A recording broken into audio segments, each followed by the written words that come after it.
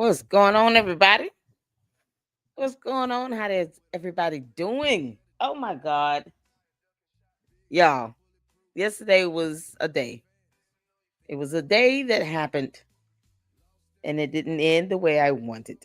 So I couldn't go live. I had so much going on. I was working late, believe it or not, because I'm trying to have my week next week be as free as possible, to be honest. Thanksgiving is next week. So we're out. Um, I'm off next week, Thursday and Friday. Yay! The kids are out of school next week. So it's just a lot of things I'm just trying to get done and clear up. And I mean, and any and everything that I just didn't want to happen yesterday happened. So I was so irritated, and I had to give my voice a rest. So I'm here, and now we're here. How are you all doing? I miss you guys. Of course, we had to talk about Candace. I mean, we got to get it in. We got to get in some Umar today. We're even doing a watch party with Nature Boy and Carbonation from the Hood Horror series. Shout out to Hood Horrors because we got to finish that up. And then hopefully we could try to do a members only live with a little bit of Spanish. And of course, I'm going to try to do a Christmas movie. I want to do a Christmas Carol so much. But I want to do one where, we could just do a test to see if it'll play. That's not, one you have to pay for or anything like that. Just a Christmas Carol that's on YouTube to see how that goes. Um, you have a couple versions that are on YouTube that are like, you know, posted up. I mean, several versions are posted up and they're free to watch. I just want to see how it would go if we played it like a regular upload. Y'all want to try it? I want to try it. I want to try it.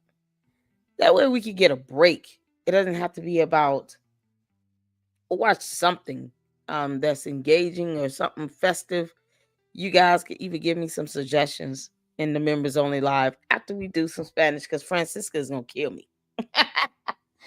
She's like, I want Spanish class. But I am gonna get back to doing that because it's something I think it would be great for us to do just to be able to learn another language together. And then after that, we talk about something that's light and that is entertaining and fun and have a movie day or something to that extent. And Christmas is coming up, so that would be just the best thing ever. So I want to be able to do that in the members only. Hopefully this evening if I can. Um, so that's why I'm starting early now. All right. So what's going on? Let's speak to everybody. Everybody speak to everybody. Make sure you guys are hitting that like button as you come in. And thank you guys so much for uh being in here with me. It's 11:36 a.m. my time, so it's a lot earlier than I typically, start. But I had to do it. I had to do it. I wanted to definitely get in from yesterday. Still do the Nature Boy series. Get back to that, and then of course do a little bit more Umar. We got some stuff to finish up with that. Oh my God, y'all see the thumbnail for this video, right? I'm just convinced that Candace is no longer a Christian.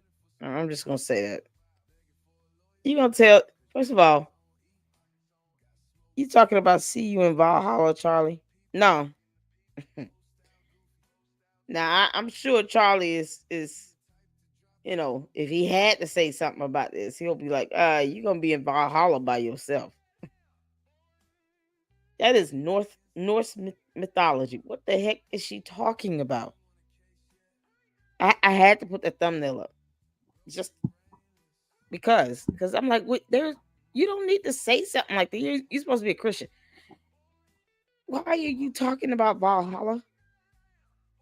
The Catholics believe in Valhalla. Is that a thing? I'm not Catholic. I'm asking. I don't think they do. What's going on, Francisca? How you doing, honey? But maybe I'm missing something here. It's so crazy. It's just Don't pull him down to your level, Candace. Stop pulling Charlie Kirk down to your level. This is probably why he did not talk to you. She pulling this man down to her level. See you in Valhalla. Oh God. Why? No. Oh, what's going on, mister? How you doing? Oh, Brandy said, I'm so glad that you do it regular and mobile. I like the regular horizontal view. I like that we could choose and that one is labeled with the phone emoji. Pretty cool. Yes, that's StreamYard for you. They just upgraded, and the first time I tried to test it out, it kept giving me like double feedback, and I didn't know why. And now, because I missed a few lives being able to do it that way. And I guess they worked it out. So now we're doing it that way. And I get a lot of views with the vertical broadcast because I think a lot of people just watch on their phones. So I do get a lot more views that way. It's crazy. I didn't think I didn't think YouTube would allow it. I'm gonna be honest, but they seem to be okay with it. So we miss you too. Oh yeah, I miss you guys. I did. Welcome in, people. Hit the like button. Thank you so much. Shout out to my mods. Shout out to all the members, to all the supporters, to all the viewers. Make sure you guys are hitting the like button. Make sure you guys are subscribing if you have not subscribed. We are growing in the Lady Luck Club. It is an absolute blessing. And I am so glad that, God has me going on the direction He has me going on, um, with the platform and with the content.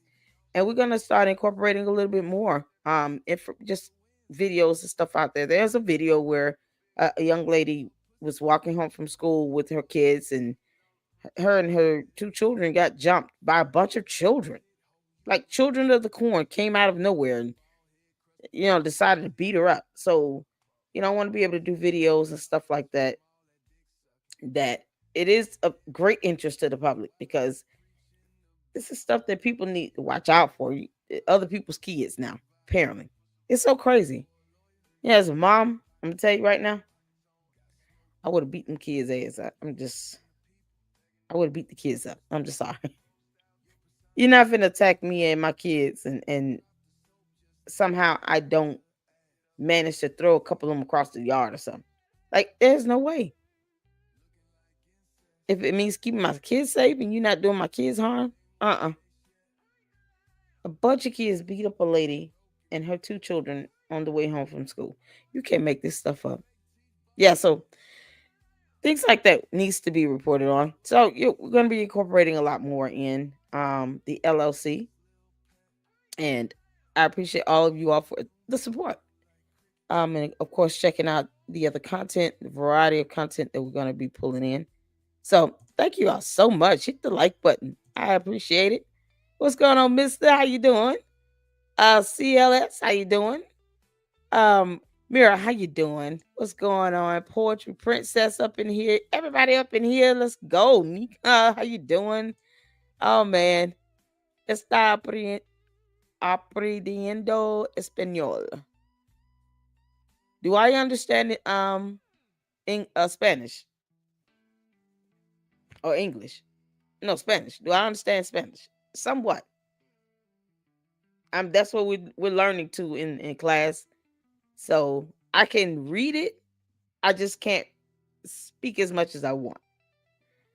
But yeah, we're getting there. It was so crazy. I took Spanish class for 2 semesters in high school, actually 2 years in high school, and then in 2 semesters in college. And still didn't walk away at least halfway fluent. I mean, I don't think it's a difficult language to learn to speak. It's just a matter of speaking it more regularly so you can, get used to it. So some schools, like I attended one high school where only for my 10th grade year, where Spanish, they made us talk even outside the classroom. We had to literally write down what we were, like a log, and actually make a point to talk outside of the classroom in just general dialogue with each other. That's how strict it was there. And I should have kept doing that, but then I went to another high school and that's where I graduated from. But yes, they would make us If you go in the cafeteria, to the library, you see other kids in your class, you know, make sure you talk Spanish to them, to engage in conversation, get used to being able to speak the language, which is what learning the language is about, is being able to just kind of practice speaking the language, in just everyday general conversations. And so, even if you mispronounce something, you can always be corrected, but give it a try and just keep speaking it. So yeah, that's what we're gonna do. We're gonna keep pushing and learning that. That way we can all be speaking that in the chat. And then next thing we'll be able to go to Candace Owens chat and light it up. Half them folks won't understand none of that. She had like 500,000 people in her chat, and we all go in there speaking Spanish. And they wouldn't know what's going on. That's called trolling, Candace. Just in case you didn't know, troll. It's so funny. That'll be funny. All right, y'all. We ready to get started. I appreciate all of you all for tuning in. Thank you so much for engaging. Oh man, y'all have no idea. 2025, how you doing? Robin is up in here. Sorry for the autocorrect. Valhalla is a military way to show respect for fallen comrades. Um, so in the history of it, I get it. It is for Norse mythology. It's like a hall of heroes, but it's Norse mythology too. So it's like, what? Why didn't you just say "see you in heaven"? You understand? Like, see you in it. I don't think is that something Charlie Kirk believed in. That's my thing. Is that something he would say? I guess I should have asked that question first. Is that something Charlie Kirk would say? Kosh Patel said we have to watch now. Rest easy. See you in Valhalla. During press conference for Charlie, somehow Candace linked that to some military operation. Oh, oh my God. Are you serious? Why would she repeat that? She's just taking this whole thing like a joke. That is her title of her video. Like, seriously, it's a thumbnail. Oh my God. Retro AI, good morning from Canada. I am Retro. Pleased to meet you all. Thank you. All right, now. Welcome in from Canada. Do you have a channel? Retro AI, do you have a channel? If you do, let us know. We'll drop the link to your channel so that you can get some support. Thank you for coming in. I can't S Files. Oh my God. So Kosh Patel, he would be someone say something weird like that. What is wrong with these kids these days? Exactly. They're losing their minds. I would have went full Step Brothers on them. It's exactly. Step Brothers is the movie, y'all. Uh, oh man. Hey, Dad, can we build a tree house? Wait, what? You're a grown man. Oh my God. Yeah, and the way it ended, it was just, I couldn't believe it. Kosh is Hindu. Valhalla or warrior. I just, that's the thing. Valhalla was a Norse mythology. It predates back to Norse mythology. What? I just don't get it. What was his point? Yeah, you can't make this up. It means y'all learning Spanish. Yeah, we're learning Spanish. Yep. That's what I'm saying. That's why we gotta keep the class. So I'm gonna have to schedule a members only live so we can do that and try to get in at least 15 to 20 minutes of Spanish, and then we can check out other. Maybe we can check out the videos about the lady being unfortunately attacked by children. These are children of the corn. Okay, they're not regular kids. They're children of the corn, y'all. That's what we are. Children of the corn. Oh man, Francisca is like, yes, we need Spanish. Yes. So we're gonna do it. In our members only live. So if you are a member, then that's what you have to look forward to. We're gonna do Spanish And then we're gonna check out the videos of the lady that was, oh my god, it was like 6 or 7 of these kids too. And she's trying to protect her baby girl and her little boy. And she was sick with sickle cell. Can y'all imagine that? I just can't. I can't. Um, retro, yeah. Oh, retro AI. Hola nuevos amigos internacionales. Les envío un saludo desde Canadá. Hey, see, I'm learning. I'm learning. I'm learning. Genial, Francisca. I'm learning. There we go. We'll warriors go Valhalla. Oh my God.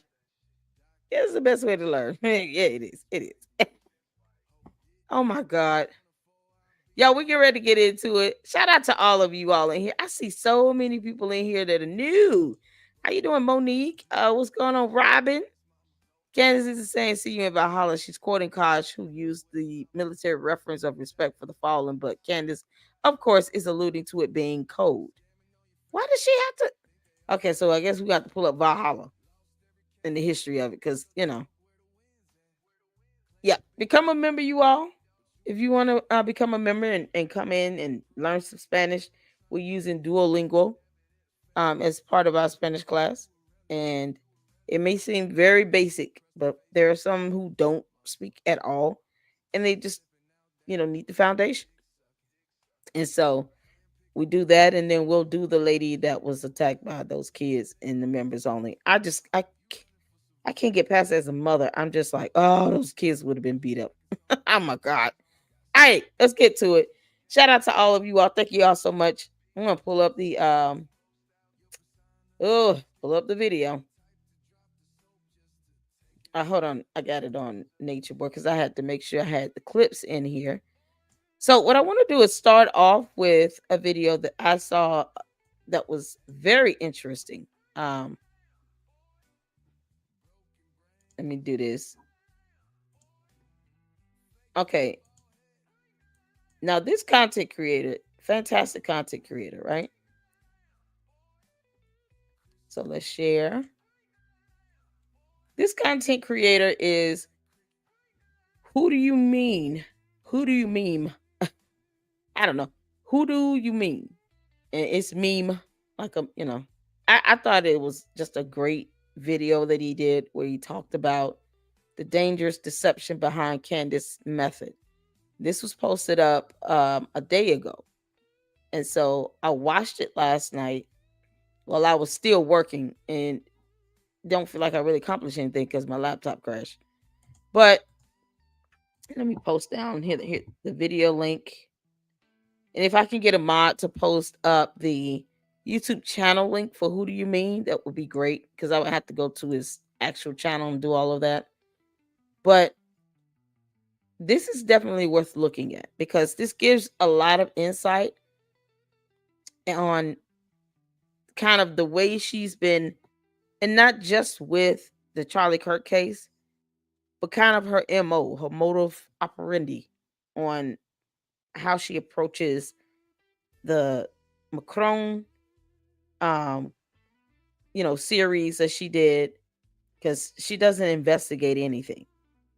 How she's approached and she barely talks about the Epstein files like this. I wish she would. Like, I really wish she would go hard in on the Epstein files like she does with Charlie Kirk. They probably would have released a lot more by now if she would do that. She could have more views, and it actually would have been something that everybody on both sides of the aisle, I'm not, a liberal left or Republican. I'm me. I'm A4 American. But both parties would have benefited from that, right? If she would have just focused on the Epstein files and went hard in on that as she has done with Charlie Kirk. Now, imagine if she does go all in on the Epstein files and put out 14, 15 weeks now of consecutive Epstein file videos. And she actually goes through everything that's been released. It would definitely create a demand for more of the information to be released. Then she could put stuff together with that. It wouldn't even have to be conspiratorial. It could be based on what she's reading. If she were to do that, she still would have probably got to the views she received, but it would have been, views on something that you can present documentation on. Nothing you have to make up and be conspiratorial about. I never thought someone's death like this would be scrutinized and weaponized and monetized to this extent by someone that claims to be a friend.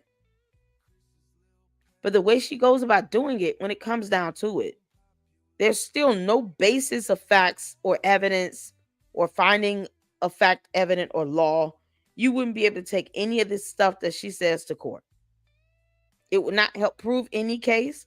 It would not help bring forth whomever this second, third shooter is that she keeps trying to imply. It would not get us any closer to Tyler Robinson somehow being proven to not be the shooter and this person is.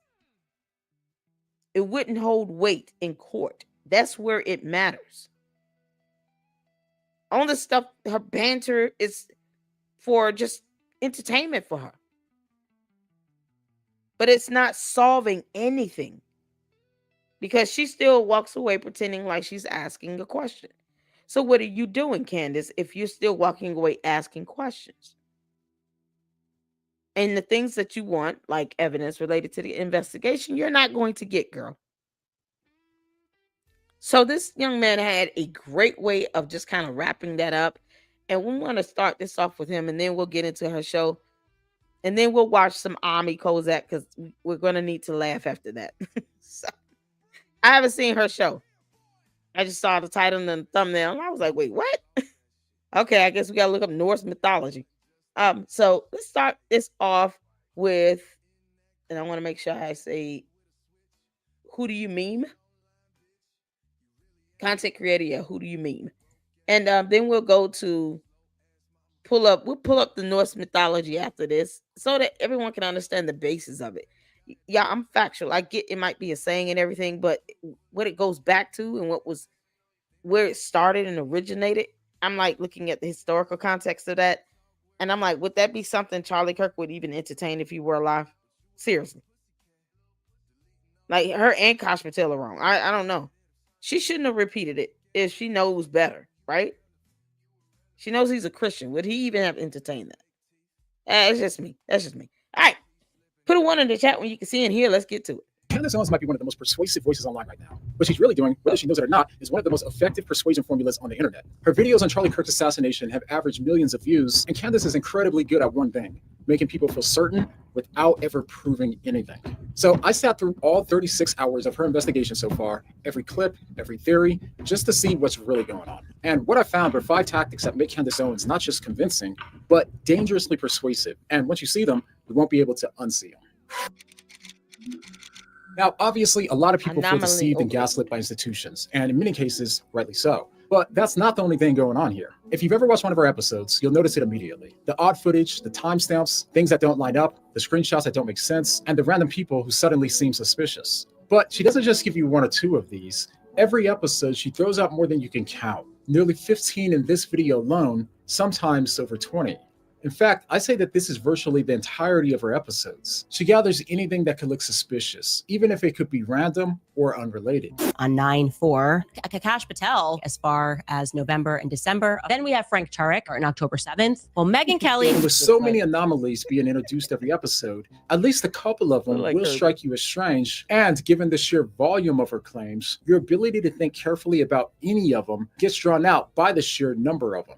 By the time you start to think critically about one date or rumor or insinuation, she's already moved on to the next. So eventually what happens is you stop paying attention to the quality of the evidence and you're overwhelmed by the quantity, leaving you to conclude that there's just simply too many strange things occurring for there not to be something more going on. This can be thought of as an anomaly overload. It's what happens when a flood of speculation starts to feel like evidence and when the gaps in our knowledge become proof that something sinister is happening. What's going on here? What are Egyptian military subcontractors doing in the middle of Provo, Utah on the day that... Still nothing to do with the case at hand. If she wants to fill in a gap, figure out how did the weapon get on the top of the roof? Exactly how was he able to carry it up there? At what point was he able to put it together? How was he able to do that? And then bring on someone who's an expert in being able to assemble those types of weapons. Maybe a test run from somebody that's done it in the field that was able to carry a weapon. And I'm talking about a complete remake of what Tyler Robinson did, because that would be directly related to the indictment. Follow the steps, they get on the roof, they put it together, because that is a gap that is, in my mind, based on what I read in the indictment, in my interpretation and understanding of the indictment, to me, that is a gap that is missing, because the indictment never mentions at what point the gun comes into camera view. So have someone recreate that so that can make sense as to how he got the gun up there, or maybe it was something he did the day before. But she's talking about Egyptian planes and all this other nonsense that have nothing to do with the shooting itself. We don't care about Egyptian planes. But these aren't anomalies. These are her just thinking about other things and talking about planes and going off the tips left in her email inbox where people are trolling her. This isn't anything to do with the actual investigation. I've even said, well, why won't Candace just go to the campus and retrace the footsteps of the shooter? Take somebody with her that's a weapons expert that can actually show her, okay, if he had this type of weapon, whatever the weapon was that was used, get a replicate of that weapon. And if he had to put it together, here's how he would have done that. This is the type of bullet he would have used. When it hits certain parts of the body, here's how these vertebral discs would have been, broken down and shattered. Here's how the bullet would have fragmented. Why don't you get someone to do that? To try to prove the indictment to be true.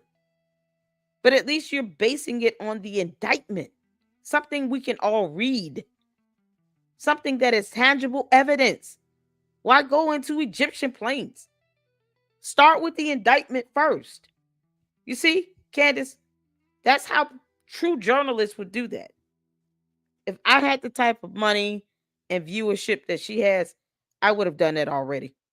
I would have flown out a couple weapons expert with me out to University of Utah Valley. I would have had them retrace the footsteps of the shooter. I would have had them do all of that from start to finish.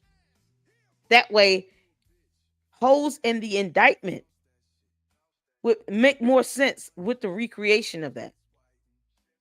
But she doesn't want to do any of that because it's not, to her, it wouldn't be entertaining. It wouldn't be sensationalism. People will still watch it, but she may not get 8 million views in the video. That's what she cares about. Charlie Kirk was assassinated. And even though she hasn't proven anything yet, within one episode, she won't already moved on from curious to convinced. And all she had to do was to keep asking questions. The crime that you were not allowed to commit, just asking questions. Okay, but her asking questions is exactly what's in question. If you listen closely to her podcast, often she is just asking questions, but in a way where people hear much more than just a question. Sometimes she makes the implications clear, as she did when implying that Donald Trump was involved in Charlie Kirk's assassination. I think it is a circumstance where we just know that he was truly betrayed. in one of the most egregious ways that I think I've ever seen. It has made me lose faith in politics. It's made me fully lose faith in Trump. And my heart aches for the fact that he gave so much of his life to Trump and to politics. And they just were like, nope, that is it. It serves us or doesn't serve us, and we want to move on. And so here's a holiday. Bro, what is with them giving people a holiday after they kill them? As soon as they give you a boulevard and a holiday, they definitely killed you. There's no question. They killed you. But most of the time, she stays just short of an accusation. Her questions are often laced with heavy inflammatory suspicion, framed as innocent curiosity, while implying someone's guilt or their hidden motives. So what was the blue plane doing sitting on the tarmac? That's what makes her question so powerful, because it gives her plausible deniability.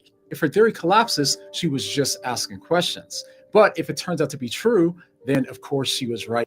I have to disagree with him on that. It does not give her plausible deniability. Because asking a question is asking a question. The question needs to be logical and make sense. Candace professes to be some sort of an investigator, even though she's not. She's not a reporter. She's not a journalist.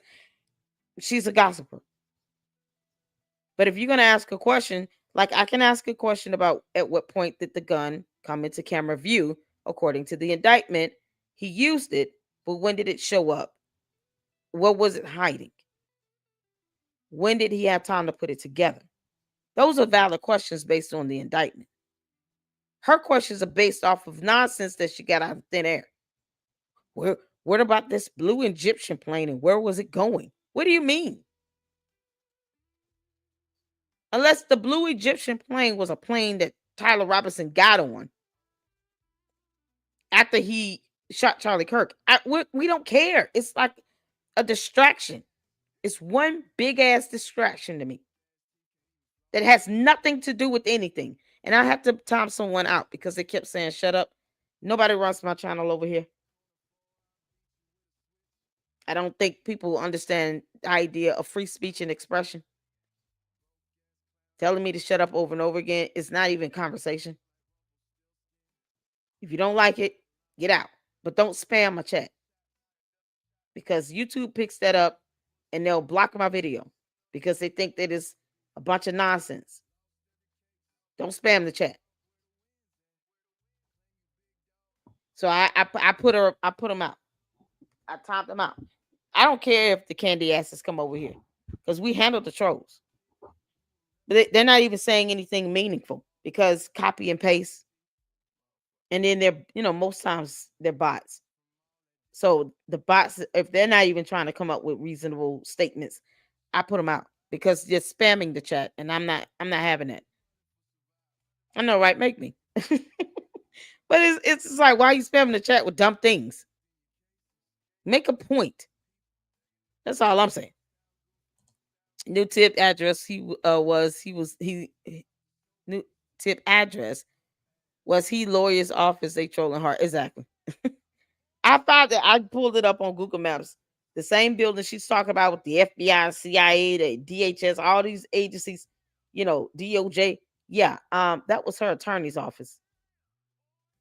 That was her attorney's office. And she's trying to actually get the people to believe that the FBI, the DHS, and the DOJ will be in the building where her attorneys are in the building. Same building.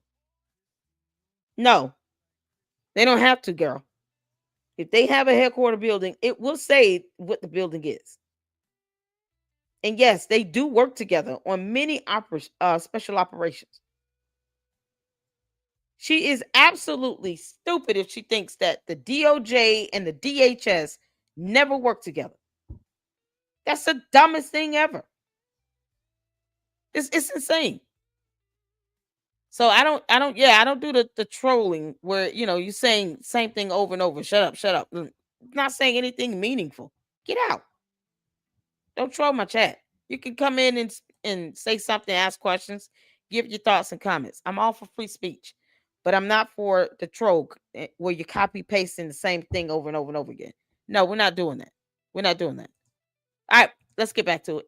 all along. And that has a powerful effect on her audience. It's 9 the million way that views. she frames the questions that makes her audience hear them as evidence for a conspiracy. So she doesn't need to directly accuse anyone because she sets it up so that way her audience fills in the blanks for her. But she has accused people. She's accused all of his friends of taking the life of Charlie Kirk. All his friends. She is accused Turning Point USA. She has insinuated by doing that Erica Kirk. She even had Erica Kirk's name on the potential passenger list. So why in the world do people still believe she's not involving Erica Kirk? The only difference is Erica Kirk is the only one that's not responding to her. Erica Kirk, please continue to ignore her. I tag Erica Kirk in my videos, by the way. Questions aren't evidence of anything sinister happening. When it comes to actual evidence, is how she controls the evidence. That's one of the most important tactics that she uses. Before we get into that, we have to take a second to thank the sponsor of today's video, Aura. Now, if you've ever wondered how scammers get your phone number or why your inbox is always flooded with spam, well, this is why. There's these companies called data brokers that sell your data, and they do it without your consent, and they make billions of dollars selling your information to marketers, scammers, or even stalkers. And while they're legally required to remove your information if you ask, they make the process confusing and hard on purpose. And that's why I'm thankful for Aura, because Aura takes care of the hard part, automatically removing your information from those sites and keeping it off. They also monitor the app comes with how Candace controls the evidence, making it nearly impossible to argue against her. Take a look at this tweet from Blair White saying that almost no one has proved Tucker or her wrong. And the reason people can say this with so much confidence is because of the way that Candace handles evidence. I have it now on a very well-placed authoritative source. To start, when it comes to a lot of her... Okay, that's not evidence. Do we have to define the word evidence? We got to do it. Evidence is not just you saying you have a source. That's just Candace lying like hell. You have to actually show evidence. So I guess we got to look up the definition of the word evidence, because it must be done. So here it is. Merriam-Webster. Evidence. All right, an outward sign, evidence of an early spring as an example. Something that furnishes proof. Something that furnishes proof. A visible sign of something. Yeah. That means we should be able to see this evidence. A visible sign of something. An outward sign. Y'all see this? Outward sign. Not something you're keeping to yourself and you're making up. Candace, you're making up your sources. You're making up emails. You're making up text messages that are missing date and timestamps. Something as, here it is, testimony, a writing, or an object submitted at a judicial or administrative proceeding for the purpose of proving a party's case. Evidence. Yeah, see, you all see why I keep saying her evidence would not hold up in court? None of that garbage she's saying would hold up in court? Because it wouldn't. And when you're talking about a criminal matter, you need to prove beyond a reasonable doubt. That is the burden of the prosecution. So if she's saying Tyler Robinson didn't pull the trigger, but she can't say who did it, she's just being disingenuous. She's not providing evidence on anything. How many times have I asked for evidence? Candace, where's the evidence of the video Tyler Robinson was walking with a woman? A video that you claim the FBI proctored based on your stupid tip line where you're being trolled. The collection of proof submitted at a judicial or administrative hearing. Let's see here. Evidence as a verb. To offer evidence of. To be seen. Because evidence has to be seen. We're not seeing anything from her. And the stuff she wants us to see is fake. She's making up text messages. They're fake. And her defense to it is, oh, here, it's my phone. And she never puts it in front of the camera. She never links it and adds it into her actual show. She doesn't have a problem playing a video from Rob McCoy, but somehow she doesn't know how to connect her phone and show the phone through the link into her show. But she's got producers and editors, right? So all of them are incompetent is what you're trying to tell me, Candace. They cannot connect your phone to your laptop and actually pull up a full view of your phone. She never ever held the phone to the camera. So we never truly saw what she was trying to show us when she held up the phone. It was nowhere near the camera. She didn't plug it in to let us see a presentation of her phone. So she never proved anything with that. We have to be able to see the evidence. These aren't things you can make up. This is a word you can define. Evidence is a word that can be defined. You know, because we read here in the Lady Luck Club and I don't play that crap. She has no evidence. None. If I had to disagree with anything he said here, this is it. She has zero evidence. She can't claim plausible deniability. If she gets sued for defamation, she's been sued because the other party would be able to prove that she does not have any evidence for this stuff. And yet she purports it to be facts. She purports these things to be true. That's the issue that she still refuses to learn. Candace, it's a simple lesson. And you still refuse to learn. Because you're bad at this, girl. All you have to do is look up the definition of the word evidence, Candace. It would have given you everything you needed, but you can't do that, because reading. Her claims, we simply aren't able to verify if they're true or not. She often cites unnamed sources, and we have no way of knowing who they are, how reliable they are, or what they actually said. We just have to take her word for it. So when people say to prove her wrong, well, most of the time you can't because she hasn't provided any evidence that she's right. Now, I'm not saying she's doing this, but in theory, she could just be making it all up. No evidence. This is why the burden of proof always falls on the person that's making the claim rather than the person questioning it. Okay, but here's where things get even more challenging. Even when we do have... Candace makes claims all the time. So the onus is on her. If you're going to claim Tyler Robinson did not pull the trigger, I believe he's a part of it, but he didn't do it. Or when she says for a fact that Charlie's neck was not damaged, was not destroyed. Okay, where's your evidence? Or it's a fact that Brigitte Macron was born a man. Nope, she's got to prove that. That's on Candace. See, what they'll be able to do is prove that she's a woman. In essence, prove Candace to be the liar that she is. But Candace will not ever be able to prove with scientific evidence that Brigitte Macron was born a man, because that's the only piece of evidence you need that is irrefutable. Forget all that other crap. I don't care about her 8-part series and none of that. When you're talking about genetics, you're talking about DNA, you're talking about science, human anatomy, things that Candace can't make up. We don't do conspiracy theories over here. We do concrete facts and evidence.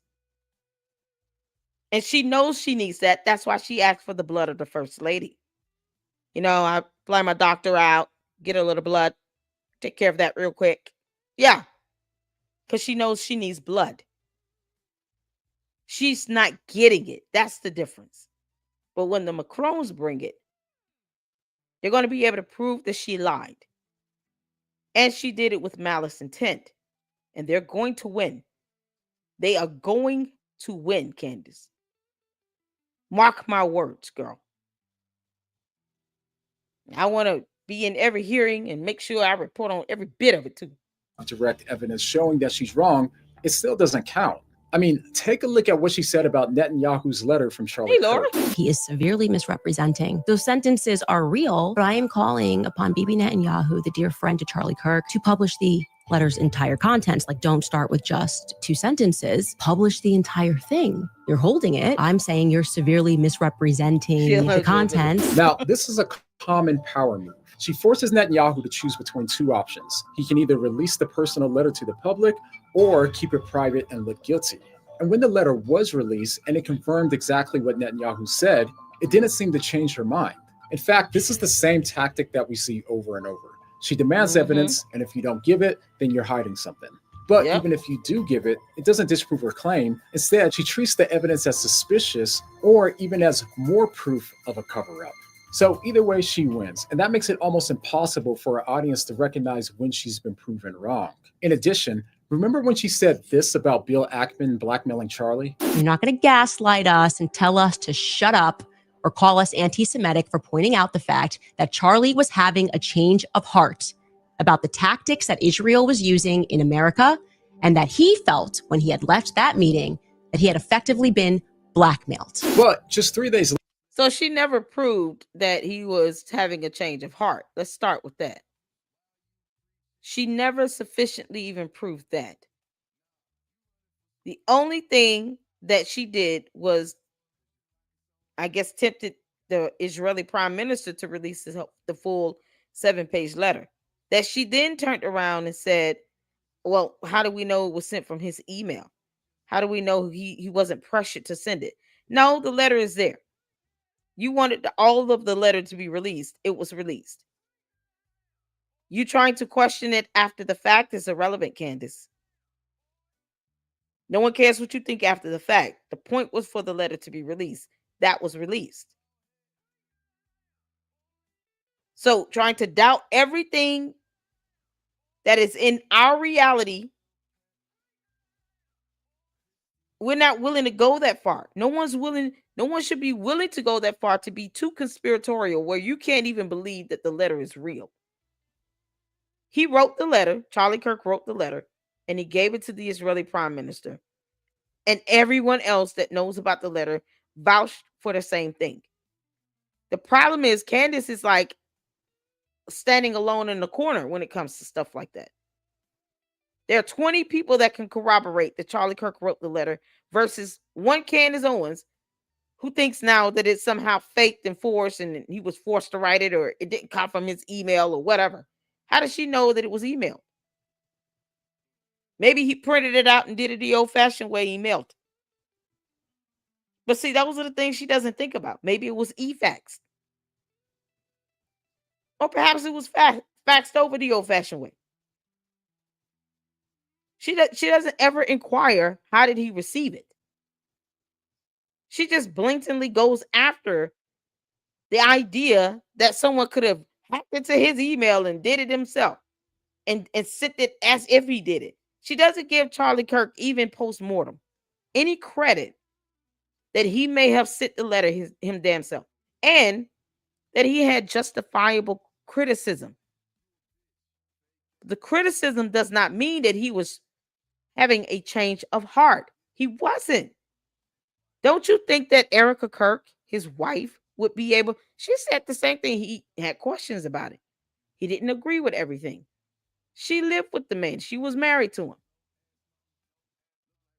Candace wasn't talking to Charlie Kirk every day like that for the last year or so, up until the day he died. But his wife can attest to him having criticisms, but he still was pro-Israel. And you get someone like a Candace Owens who did not even talk to Charlie Kirk for a full year leading up to his death, talking about he was having a change of heart, disputing what Erica Kirk is even saying. Who are you more prone to believe here?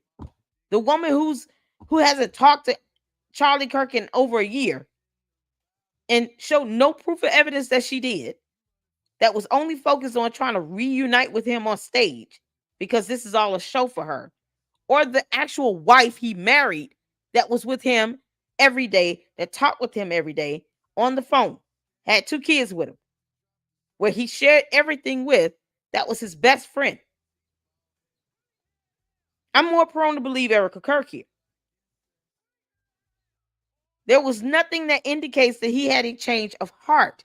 The only thing that has been produced as far as the letter and the other videos where he talks about, if you say this, then they call you, anti-Semitic.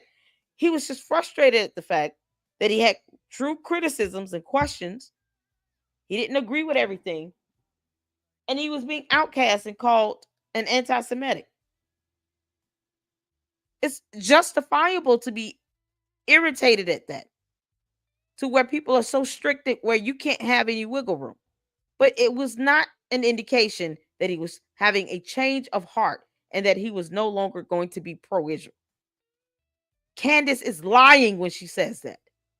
And she's lying against those who knew him that said that is not true. Candace is wrong. And she has not shown any evidence to prove that she is right.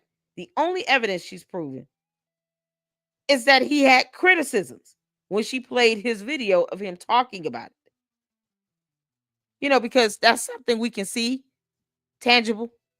Candace, you're going to have to look up the definition of the word evidence, girl.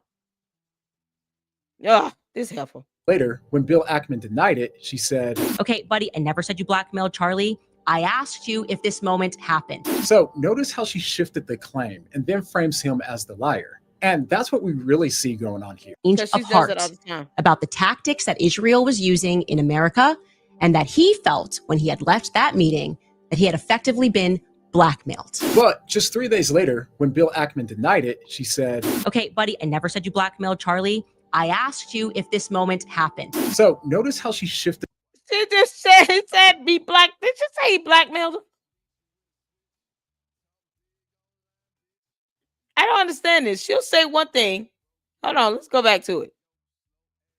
Just look for the word blackmail come out of Candace's mouth. Let's do that. Remember when she said this about Bill Ackman blackmailing Charlie? "You're not going to gaslight us and tell us to shut up or call us anti-Semitic for pointing out the fact that Charlie was having a change of heart about the tactics that Israel was using in America, and that he felt when he had left that meeting that he had effectively been blackmailed." But just 3 days later, how would she know that?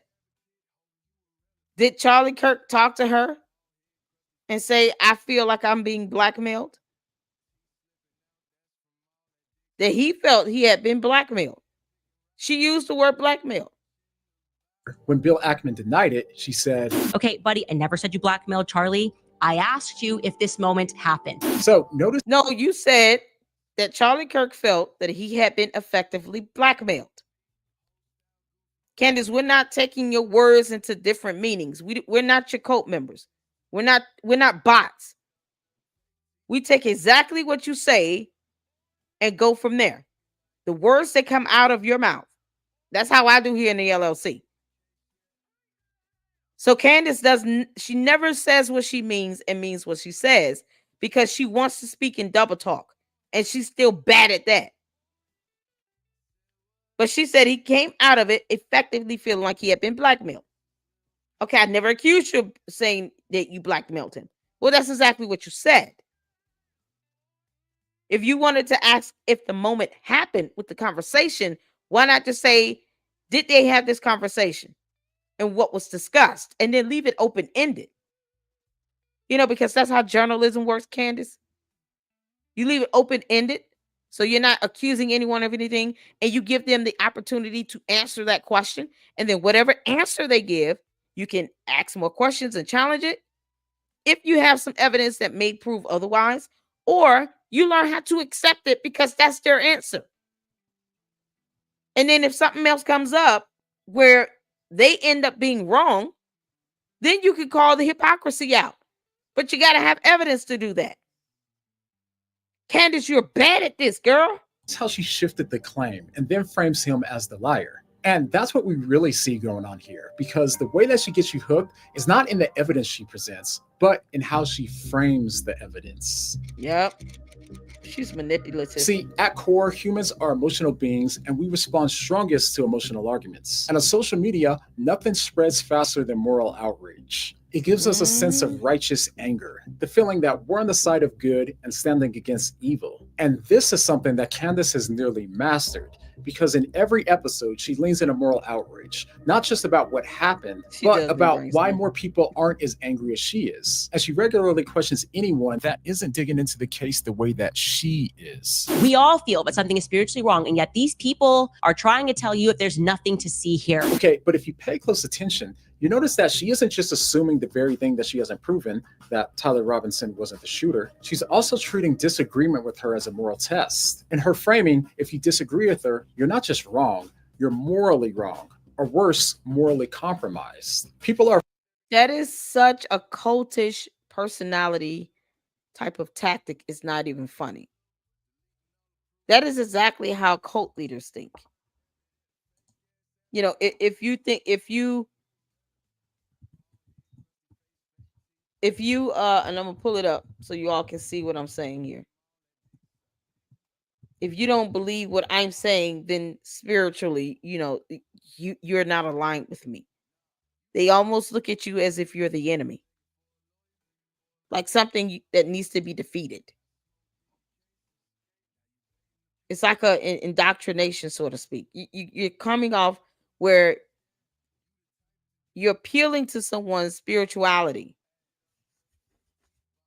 And if they have a different belief, then you want them to feel as if it's the wrong belief without saying your spirituality and your beliefs are wrong and mine are right. So they just guilt and shame you into it so bad to where they want you to feel that if you think outside the box, that you're doing something that's spiritually or morally wrong. So what that causes is the individuals to not challenge you as much, to not question as much, because they don't want to feel like they're doing something that's morally or spiritually wrong. All of that is based on feelings and emotions. And Candace claims that she doesn't operate on feelings and emotions. She operates on facts, which we all know is a damn lie from the pit of hell. All Candace does is operate on feelings. That's the same thing Piers Morgan told her when it came to reading the lawsuit from the Macrones. You have no way of pulling away your feelings into this. You're too emotional.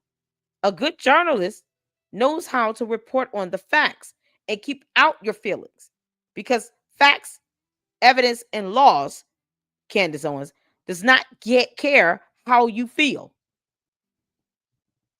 Facts don't care about your feelings, girl. But because everything she says and does is to invoke some emotional feeling and response,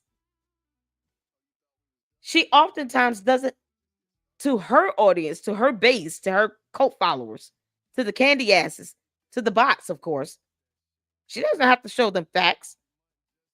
And if they ask questions, then they get attacked for going against the grain, calling her a liar. She hasn't proven anything to be true. And then they, in their mind, see everything she says as a fact. But they don't question it. They don't look up definitions of terms. They don't look at documentation. They don't research. They don't Google anything. And if they do, then they're being spiritually and morally bankrupt and spiritually and morally evil. They're the enemy. That's cult. That's a cult. So we're going to get a little bit more in, and then we're going to go over to the cult of personality, because we need to see that as well. Afraid to disagree with her, not only because they're worried about being attacked by her and her fans, but they'll also be painted as immoral, naive, or corrupt. So whether she intends it or not, she creates a powerful good versus evil dynamic. And that's why any disagreement that me or others have with her instantly turns into accusations that we're somehow being paid $7,000 by Israel. In their minds, the only reason that you disagree with them is because you're part of the conspiracy. You notice that she doesn't just argue a case, she creates a cause. And the result is what we see today. A fierce and growing community which keeps her audience loyal, even when she has nothing more to go on than a gut feeling. I don't know, but I know. And this is when we get into another powerful tactic: spiritual attacks. Yep. Lately, she's moved a lot of her attention over to the Christians who don't agree with her. And one thing that she really doesn't like is when Christians use scripture to point out what's wrong with what she's doing, as she made clear in her response to Frank Turek. Then we have Frank Turek, who engages in this same sort of act of psychological manipulation, in my viewpoint. And he defends Mikey McCoy. I think this is on his own show. Here's what he had to say. There's a difference between a possibility and evidence for a possibility. You can speculate on anything you want, but unless you have evidence, shut up, okay? Because all you're doing is causing dissension among the brothers, which is something the Lord hates. So the clip goes on, but she not only labels his correction as psychological manipulation, she escalates it by calling his argument a form of spiritual deception. The other thing he's doing, of course, is the biblical manipulation, which seems to me to be that there has been a military infiltration into the churches. I think we've covered that enough this year. I've termed that Operation Mocking Pastor, where they just try to find some scripture and justify it. And he's a pastor, he's earned trust. So he's saying she's judging people. The Lord says this. The Lord says she shouldn't look into the trial. The Lord says she shouldn't ask questions. Nope. He never said that the Lord said she should not look into the Charlie Kirk assassination. God said, thou shalt not lie. That's a whole commandment. So when you're saying things that are completely untrue and you know you have no evidence to support it, that is a problem, Candace. And that will be something God will be dealing with you on very soon. Now, you can always stop that from happening by not lying. But see, it's not just with the Charlie Kirk assassination. She lied about Brigitte Macron being born a man. She lies about any and everything except Andrew Tate, I guess. But she lies about any and everything else with ease. She created an entire 8-part series about a woman not caring about her children or grandchildren, calling her a man, saying she was born a man, saying she had a sex change. And I'm not speaking to the other part of the accusation about her getting married to Emmanuel Macron and what age he met and all the stuff that happened in France that our U.S. courts can't do a damn thing about. Because they weren't bound to our U.S. laws. They're in a whole nother country. You can have your moral thoughts about that. But legally, the court can't do anything about it. So if she plans on that being a tactic, it's not going to work. The judge will say that's irrelevant to their lawsuit. It doesn't matter. There's nothing this court can do about it. And keep living. Because facts don't care about your feelings. And the court of law is not a YouTube channel. That Judge Rennie is not going to be in the mood to play her dumbass games. He's not. So the Lord never ever said don't investigate. He said don't lie. And if you're doing nothing but lying and speculating nonsense and gossiping about stuff, but you're not inducing thoughtful questions, bringing up true concerns that are legitimate, she hasn't even read the indictment. And you're just being combative to be combative. What makes you think that's of God anyway? You think God is the author of confusion and chaos? All this is nothing but chaos and confusion with Candace. God is not the author of chaos and confusion. He wants clarity. But not at any price. This is ridiculous what she's doing. People walk away knowing nothing at all. She's just recycling the conspiracy theories now. And now she's bringing her attorney's building into it because that's all that's in that building. The office where her attorneys work. Girl, bye, Felicia. The Lord thinks that people should just shut up, right? That to me is like the sickest form of manipulation. The sickest form of manipulation is to try to present it via the lens of what God would want. You don't have to do that. Just say what you think, say what you mean, and try to manipulate people the old school way. Okay. Now, this has become more of a pattern because even more recently, she not only dismissed Ali Beth Stuckey's scripture-filled critique by calling her Christianity fake, But even worse, Candace doesn't seem to mind appealing to God in the Bible when it suits her case. There's no justification. There definitively cannot be any godly justification for what they have done and what they have always done in Gaza. Once you recognize the people defending that beyond this, you will start to look at them as possessed by some sort of a demon. And typically that demon is just money. Okay. They just want the money.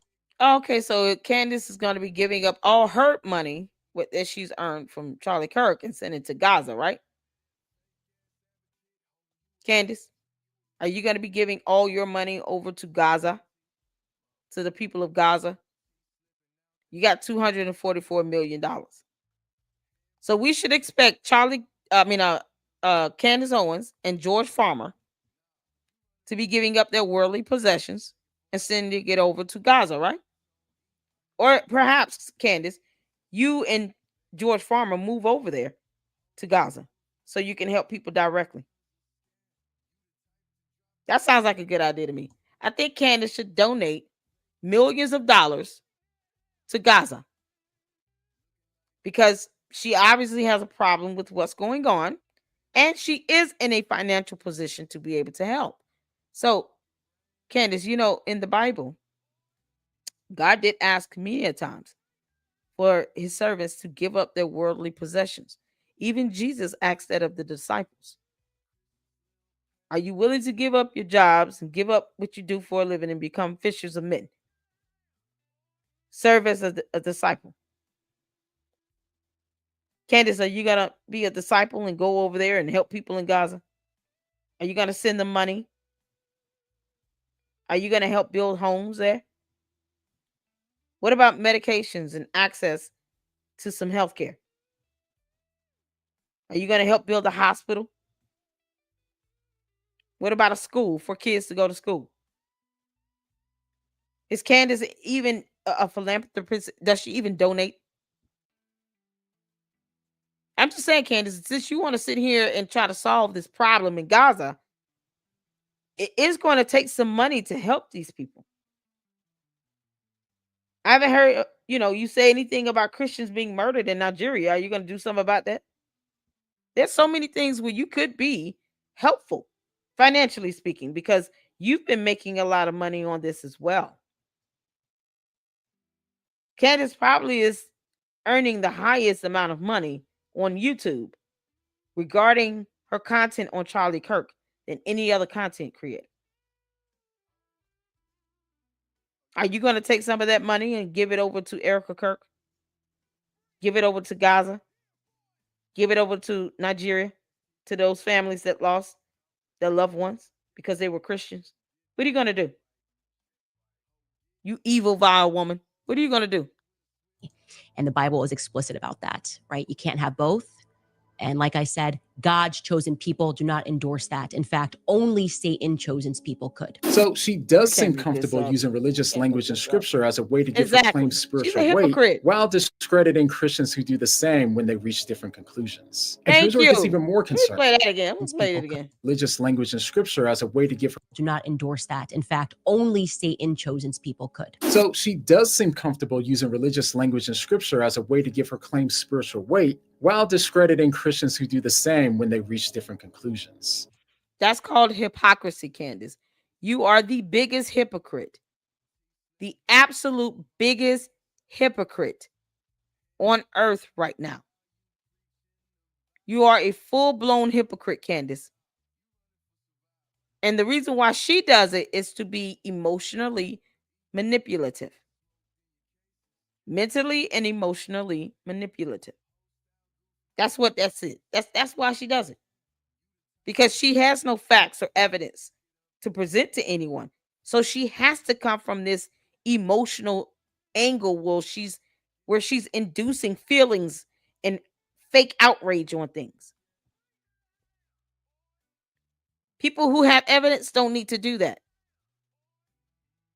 I didn't have to bring and induce anybody's feelings about the email where they confirmed that a degree was awarded to a person named Candace Amber Owens with that date of birth 04/29/89. Did I have to induce anyone's feelings into that?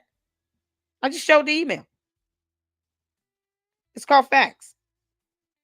We could question it. We could truly question whether or not was it a dual degree or any of those things because it wasn't specific. But I didn't have to induce anyone's feelings or emotions or get anybody fake outrage just to show that damn email. I just showed the email. Candace, you're bad at this. And here's where it gets even more concerning. Listen to how she uses spiritual language here. I am begging you all, those of you who go to these mega churches, those of you who are evangelical, who follow these evangelical influencers, you are probably noticing about now that they are mum on the topic of Charlie Kirk. They want to move on. They want to let it be known that it's just a trans shooter. Not one of them is standing up and going, no. I spiritually feel that something is wrong. We all feel that something is spiritually wrong. And yet these people are trying to tell you if there's nothing to see here. That needs to be your wake-up call. So first, she treats her instincts as spiritual signals from God. And second, anyone who doesn't share those instincts is framed as spiritually blind or spiritually compromised. They are asked, or we're the enemy, or, we're jealous, or we're being paid by Israel, because Israel, Benjamin Netanyahu, I'm still waiting on that $77,000 check, bro. Yeah, the candy asses want you to pay me $77,777.77. All sevens. Because 7 is the magical number. It's the day of completion. I will feel complete with that $77,777.77 check in my hand, or Cash App, or Zelle, or you can send it in the mail, because they don't think that you can actually send cash in the mail. I know you can't, but whatever. Let them think what they think, because they don't think about anything else. So, yeah, you can send that cashier's check in the mail. I'll take it. You to set aside your instinct, your gut instinct, your God instinct. You recognize something is wrong. However, this is ironic given that God said, leave my name out your mouth, girl. All that blasphemy. Thousands of comments that people have left on my videos saying that they did trust their spiritual instincts, and it led them away from Candace. They felt like something was off in their spirit, and not with the people that she critiques, but in the way that she's been approaching them. Hey, and by the way, hey, Kana, look at that. Yeah, you got highlighted today. Look at that. Y'all saw Kana up there? With the people that she critiques, but in the way that she... There you go. Kana Michelle. What's going on? Yeah. She said the fruit of the Spirit is love, joy, peace, patience, kindness, goodness, faithfulness, gentleness, and self-control. Galatians 5:22-23. A true Christian will display these qualities in their daily lives. Does Candace display these qualities, or do you see more of hate, gossip, backbiting, spreading lies and mistruths, accusing, and anger? I know what I see. Can we just give a shout out to Kana? That's in our chat. This fantastic LLC. One of the Luxers here. Kana. Well done. Well said. Well said, Kana. Well said. She's been approaching things lately. And by the way, if you felt that too, if you believe that something in your spirit is being unsettled by what she's been doing, go ahead and write it down below in the comments. And not to attack her, but just to see how many Christians have been sensing the same thing. I'm gonna tell y'all something right now. Even if you leave a comment, the candy asses and the cult followers and the bots, they're gonna see it as an attack either way. We just have to get to a point where we don't give a crap about what they think. We don't care about what the candy asses and the bots think. There's no such thing as not attacking to them. They see any criticism as attacking, or you're being jealous somehow. I will never be jealous of an idiot being sued by a world leader. Candace is being sued by the president of France. Why would I be jealous of that? That's a stupid thing to be jealous about. Because these candy asses, the cult leader, the cult followers, and the bots, they don't compute well. They don't compute. When you're jealous of someone, you're taking on the good and the bad.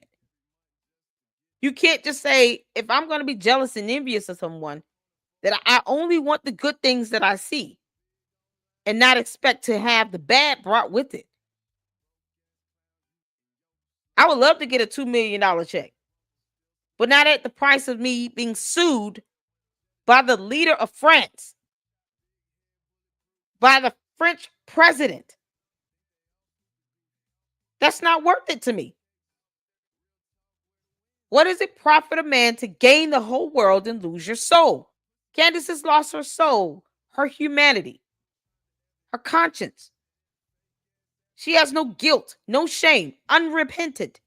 Does she even serve God at this point? Who is to be jealous of that? It's the stupidest thing ever. I will never be jealous of someone that's walking around as if they don't have a soul. Why? That's what the candy ass cult members and the bots want you to think. You're jealous. No. I'm headed to heaven. I don't care which way Candace goes. That has nothing to do with me. But at the rate she's going to be in for a rude awakening.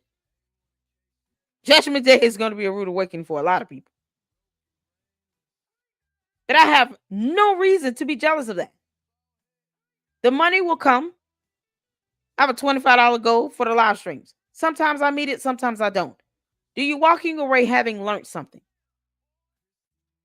Sometimes you all bless my soul with some of the comments. I can only hope that I'm blessing others through the words that God guides me through, gives me wisdom, and helping me to understand.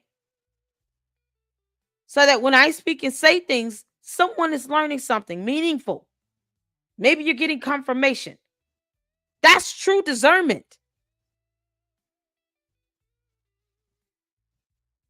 There's nothing to be jealous of what Candace Owens is saying and doing. If I'm walking away wondering if she's still a Christian, that is nothing to be jealous of. That is dangerous, by the way. But the candy asses, they're going to sit here and say you're attacking her either way. So leave your thoughts in the comments. Let me know how you feel spiritually about this. Because I've been discerning for a minute that Candace is being nothing but a deceiver. She's authoring chaos and confusion. Those things are not of God at all. She's dishonoring Charlie Kirk's legacy, his company. She's going after the faith, family, and finances. She's attacked Turning Point USA. She's asking questions about things she doesn't understand. An endowment. She's giving out false information about IRS extensions. But never once did she mention they actually can apply for an additional 3-month extension with the IRS. So she lies by omission as well. She misleads the public into thinking something and then leaves out pertinent information because it's deceptive. That's what I discern.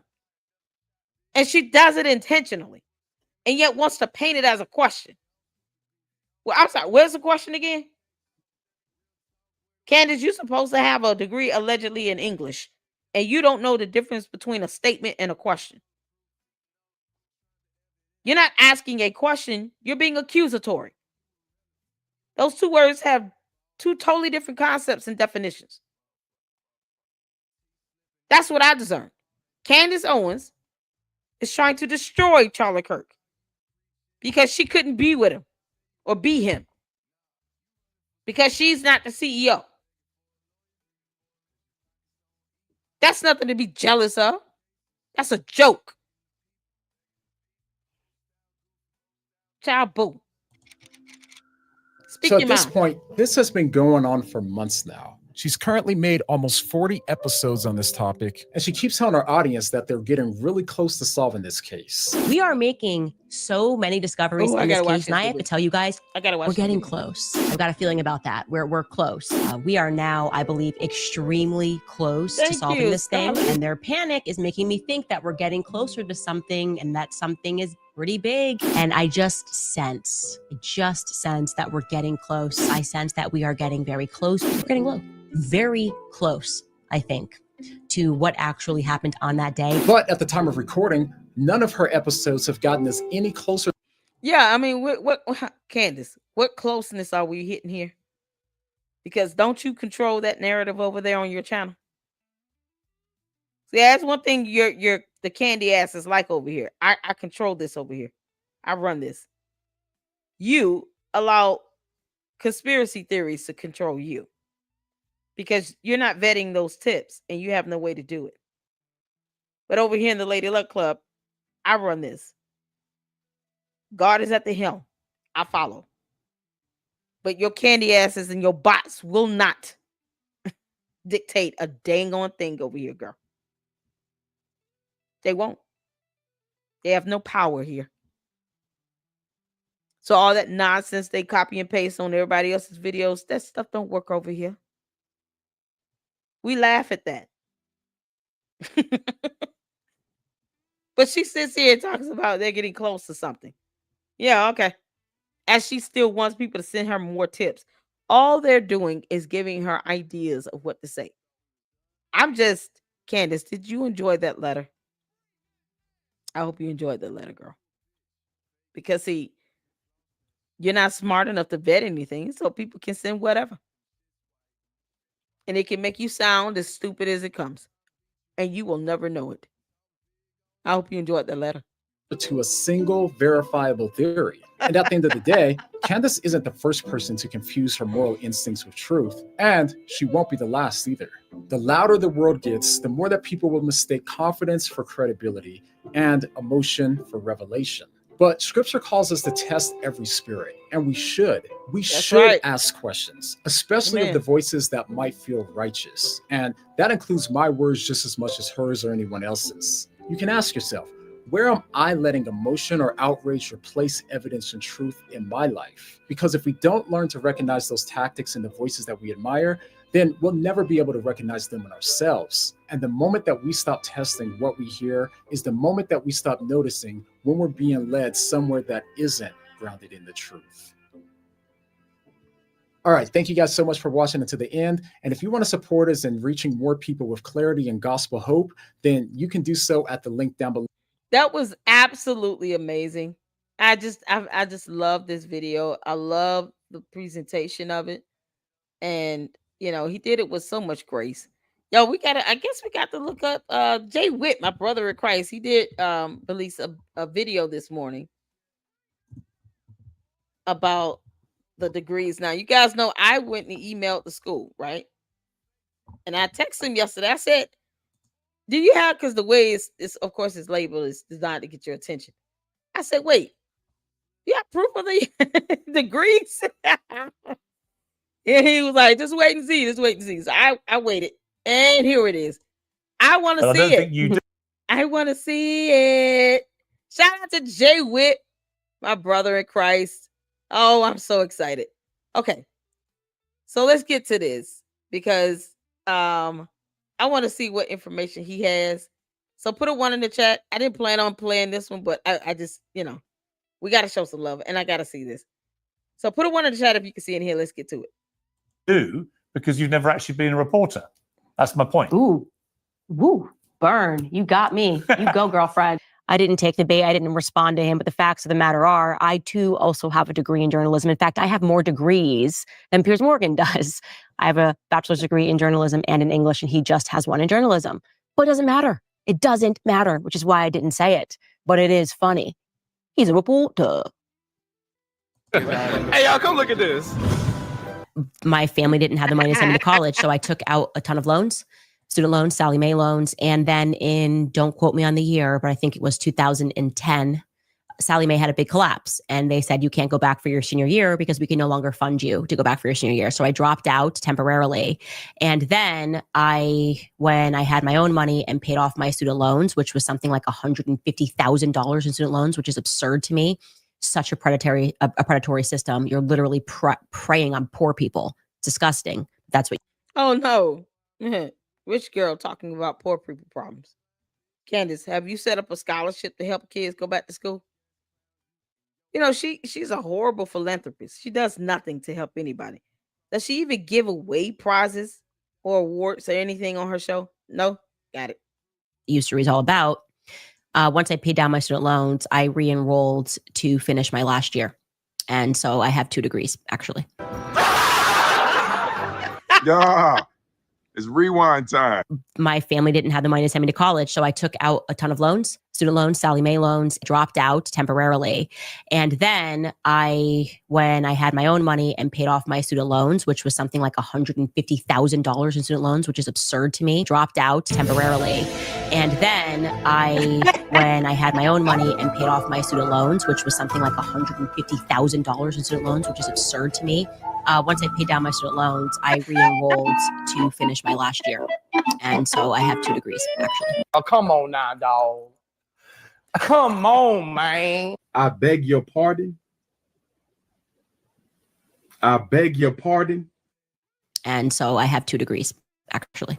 And so I have 2 degrees, actually. Halfway. Here's the difference between me and you. I've actually been a reporter for many, many years. You have. So when you say you report on these things, I can tell you no journalist who's an actual reporter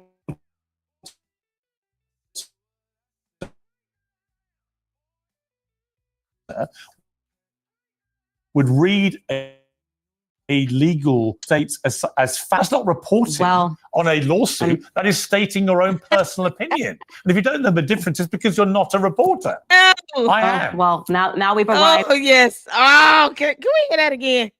You're not a reporter. You're not, Candace. You're not a reporter, girl. Whatever you think you are, you're bad at this, heifer. You're bad at this. God, you're so bad at this. It's not even funny. Your own personal opinion. And if you don't know the difference, it's because you're not a reporter. I am. Well, now we've arrived at your professionality. Professionality. Professionality. Is that a word? Candace, you forced me to have to Google definitions of terms that I didn't think I would have to look up. Professionality. I'll look that up. I guess Piers, tell me more. What school did you go to? Tell me more. I went to Harlow Journalism College in Essex in England. Well, then we better listen to you guys. You heard him. We got to trust the experts. And Piers has been a reporter and he went to a journalistic law school. And therefore, whatever conclusions he makes are the professional and the correct ones. And you should definitely listen to Piers Morgan. I do know the difference between reporting on a lawsuit where you're one removed from the contents of the lawsuit and stating something as fact. But I don't think you do because you've never actually been a reporter. That's my point. Ooh, burn. You got me. You go, girlfriend. Oh my God. Girlfriend did get me. I'm going to start talking to you guys like that. You're not a reporter. Yes, you're not a reporter. Candace, you're not a reporter. You're not a journalist. You're certainly not an investigator. And you and the other impersonators of investigators should be investigated definitely by real investigators and charged if you're going to keep going at this rate. And the damage you're causing by impersonating an actual investigator can definitely get you sued. You can be held liable for that. Watching this show, you're not a reporter. What do you know about anything? You're not a reporter. Have you lived? Doesn't matter. I'm a reporter. I know things. I know how to read the lawsuits and what to do with them. And this, my friends, is why the mainstream media has fallen apart. Constantly speaking down to people, making assumptions about people, talking about, I went to Harlow College and I've got a degree in journalism. I don't know, but I know. You know? I don't know, but I know. Yeah, Piers. Well, as a reporter, you should know that you probably shouldn't get all of your information from Wikipedia. I didn't take the bait. I didn't respond to him. But the facts of the matter are, I too also have a degree in journalism. In fact, I have more degrees than Piers Morgan does. Halfway. I have a bachelor's degree in journalism and in English, and he just has one in journalism. But I don't like little lies. When there is one lie, there's 20. But it doesn't matter. It doesn't matter, which is why I didn't say it. But it is funny. He's a reporter. How does it not matter? Y'all see this here? Y'all see this here? Candace, why is it that when people are researching this on your education, it's still coming up that you did not get a degree? Education. She began studying journalism at the University of Rhode Island, but left before completing her degree in her junior year. It never said you went back to school. Why is it still saying that, Candace? Why is it still saying that? I'm just saying.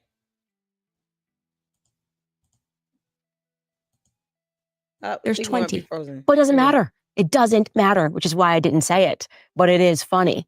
He's a reporter. Unbelievable.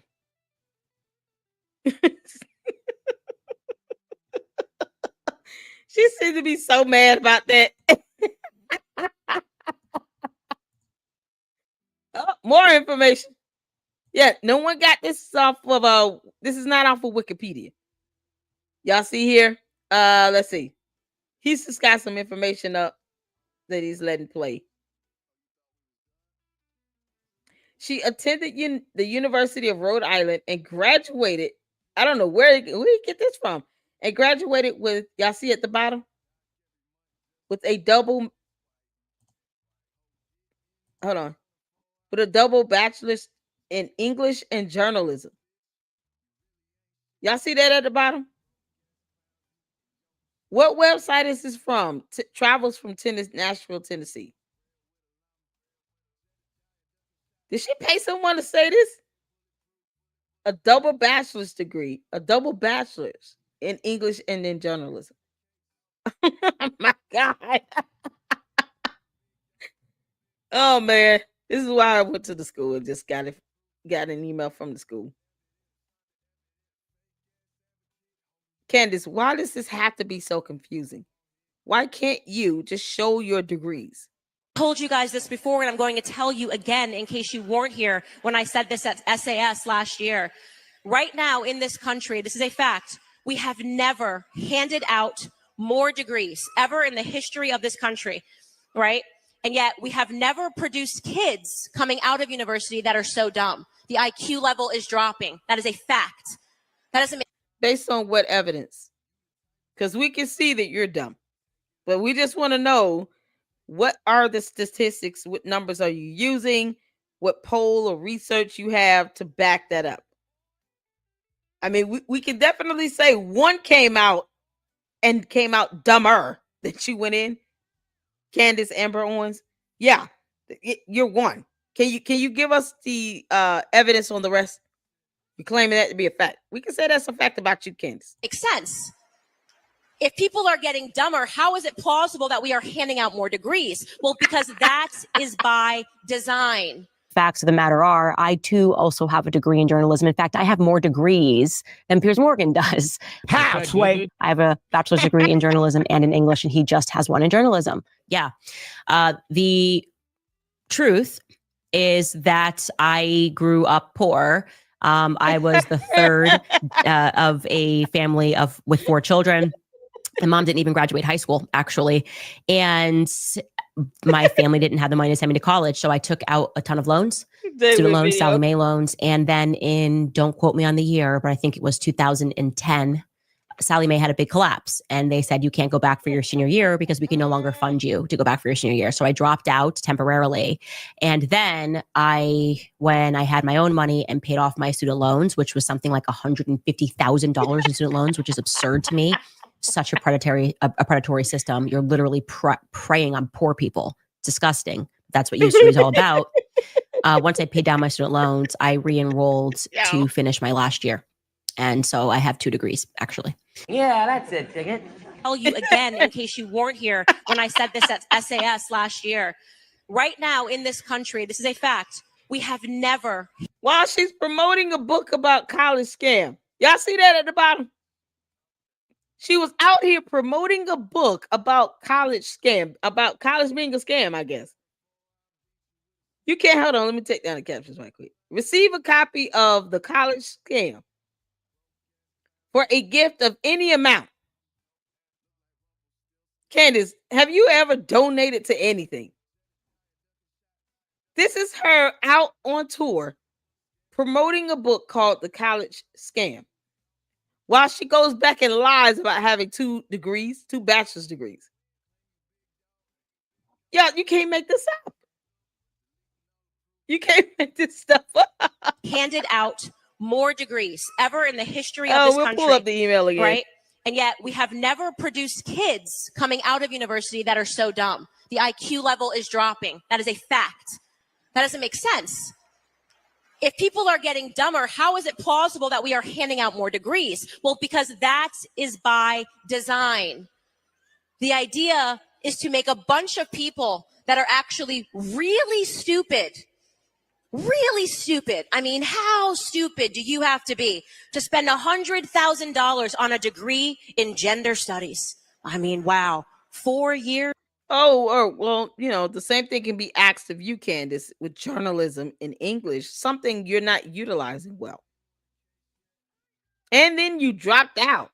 So at least they're obtaining their degree and they can show a copy of their degree. You said you spent $150,000, and that's after having dropped out your third year. You didn't even finish. Why were you taking so much student loans out? That's a lot of money to be taking out in student loans. $150,000, and you only got to your third year. Who's the stupid one here? You're studying something that I learned the first day in kindergarten. That's the boys' bathroom. That's the girls' bathroom. Okay, thanks. Thanks. She's but not funny at all. imagine that adult, that young adult who went to school for 4 years to be confused about basic facts, who spent plausibly hundreds of thousands of dollars for that meaningless degree, who then goes out into the world and realizes that nobody wants to hire them because who the heck needs a gender studies major for anything? When's the last time you looked at your phone and said, oh crap, I need a gender studies major? It's going to be a tornado out there. We better make sure the gender studies majors are alert. Oh my gosh, my AC broke. Where are the gender studies? Nobody ever in the history of the world has needed a gender studies major. No one. No, it's common sense. And not at one point did YouTube ever need people to create a channel that had a double bachelor's degree of journalism or English, because anyone can do it. Candace, and if they did, they want someone that completed it, both, and can show proof of it. Why did I have to email your school, girl? That's not a real degree. The only thing you can do with that degree is probably go right back into the education system that taught you that lie, right? You can become a professor in gender studies, something stupid like that. And so when those people get into the world and they realize that nobody not wants funny them, at all. that this is not a career path, that actually the free markets spits them back out, they become angry and they become bitter, and they don't know who to train that bitterness on. Who can I be angry at? I did everything right. I listened to my professors. I got A's. I have a degree. Right? This pompous attitude of me means nothing. What can you produce? What can you provide in this world? I don't care. I actually would prefer it if you went to a trade school, right? Learn to work with your hands.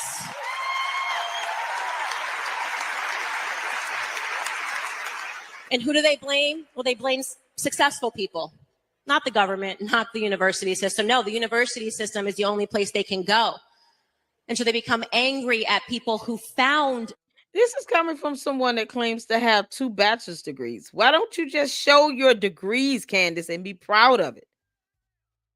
You're either mad that you paid $150,000, or you're proud that you earned 2 bachelor's degrees. Which is it? You see the spirit of confusion and dumb buffoonery coming through on her? Why not show your degrees? Why not have it hanging on the wall in your studio in the basement of your house? Why would you just not hang it up? Simple questions. Simple questions, Candace. You can't even answer that. Success. They become angry at those people who didn't spend hundreds of thousands of dollars in school, but can in fact fix an AC in the middle of the summer. People that work with cars, people that work with their hands. They think, how can this idiot be making more money than me? Oh, because the free markets responds to that person that you think is an idiot. Because let me tell you something. Have you ever had your AC break in the summertime in Tennessee? You're paying any amount, buddy. I don't care what he's charging. I know, right?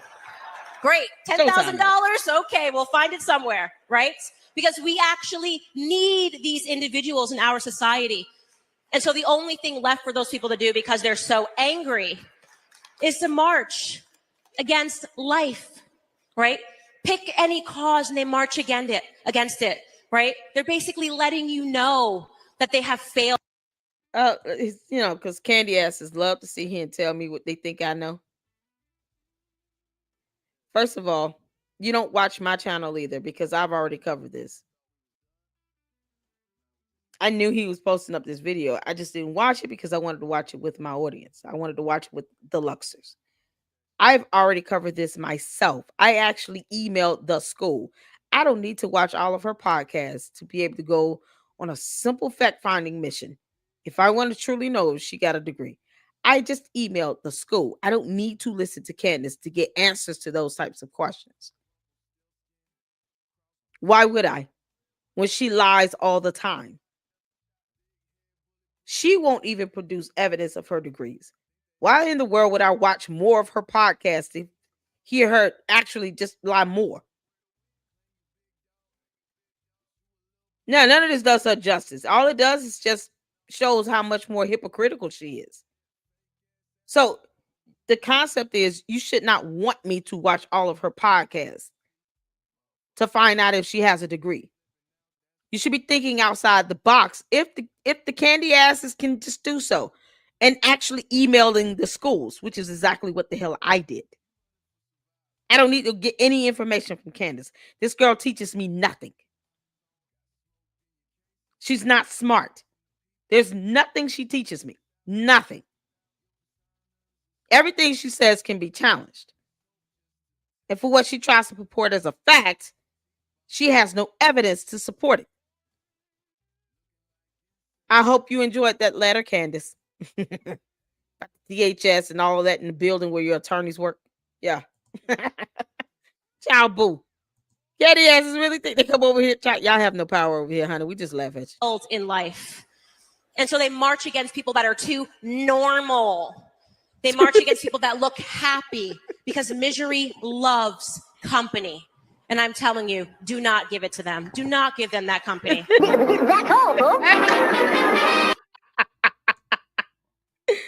Oh man, all right. That was Jay Witt, y'all. Shout out to Jay Witt.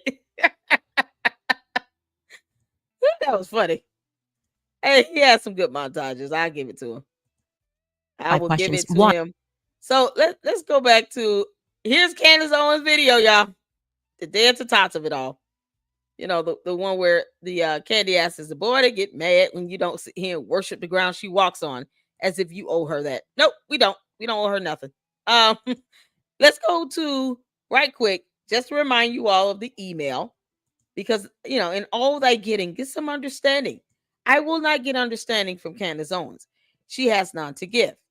But I will share the email once again that I received from the school, the University of Rhode Island, where I asked if a degree, confirmation of a degree being awarded to Candace Amber Owens with DOB. Let me zoom in. 042989.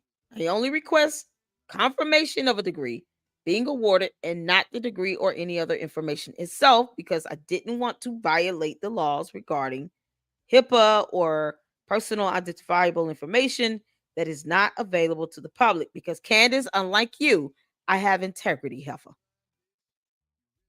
I have integrity, heifer. Your name, your date of birth, that's public information. I don't need to know your student ID number. I don't need to know your transcript or any of that. If you have a degree, you're the one that should be wanting to put that up and show everybody your degree. It makes me wonder if this guy was paid to say this. I don't know. I'm asking questions.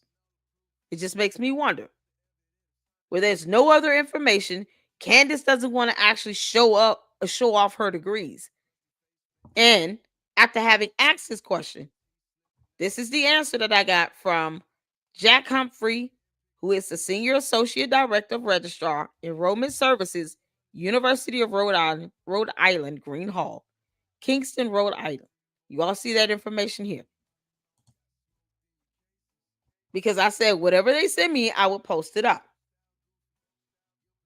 In journalism, when it comes to presenting facts and information, you shouldn't have feelings involved.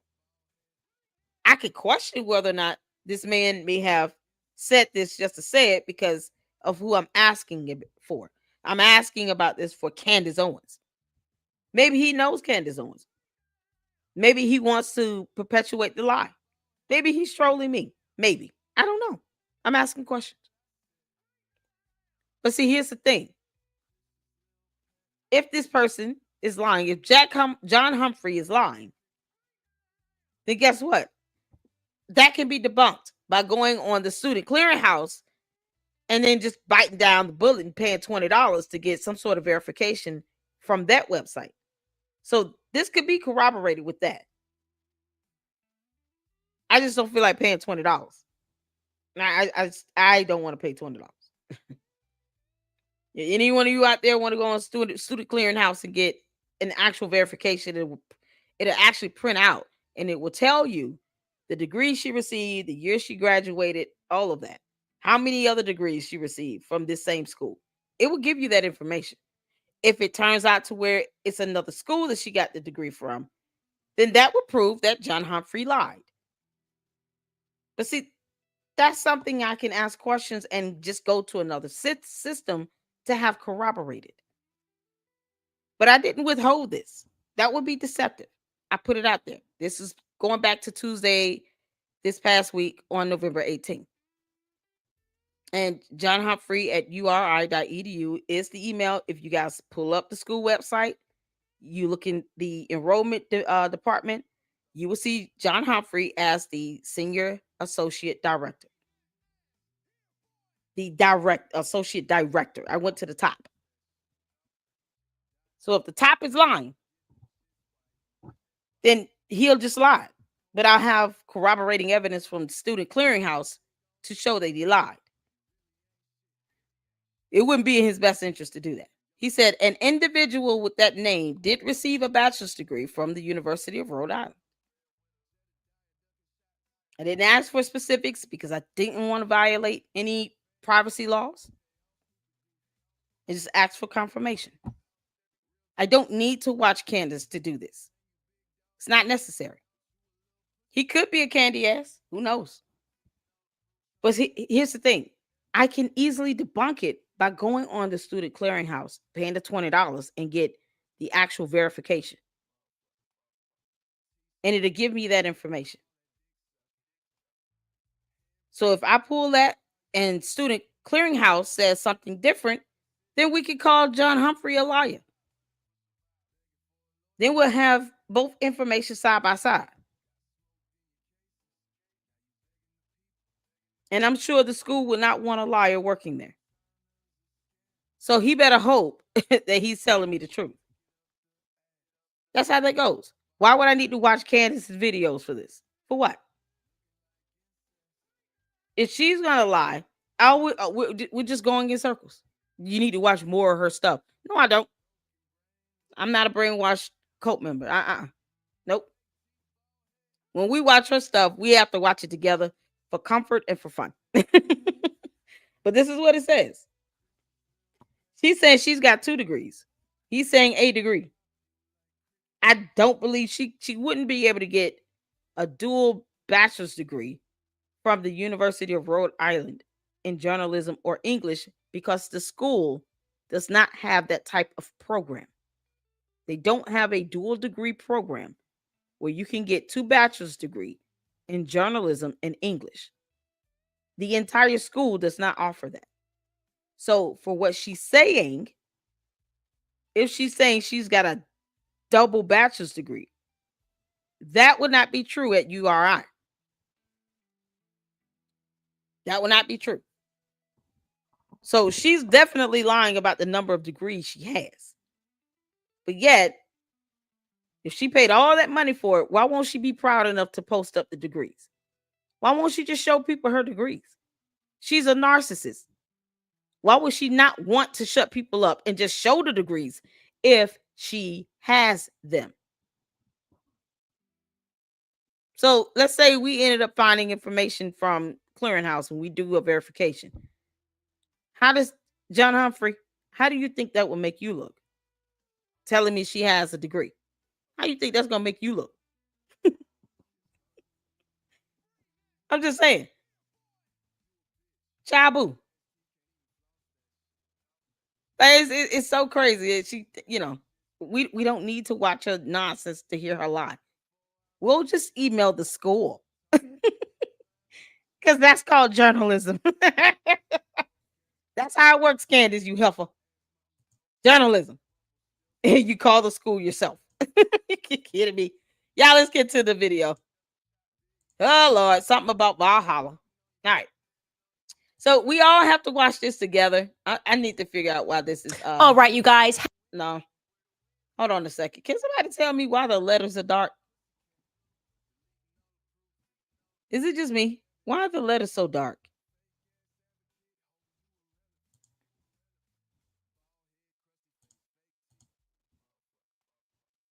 Happy Friday. Some more Explain it. I really want to brighten up these letters. Can someone tell me how to brighten the letters up? Why aren't they showing like white in the background? Anybody know? This makes no sense. It's so dark. This used to come up white. That's what I'm saying.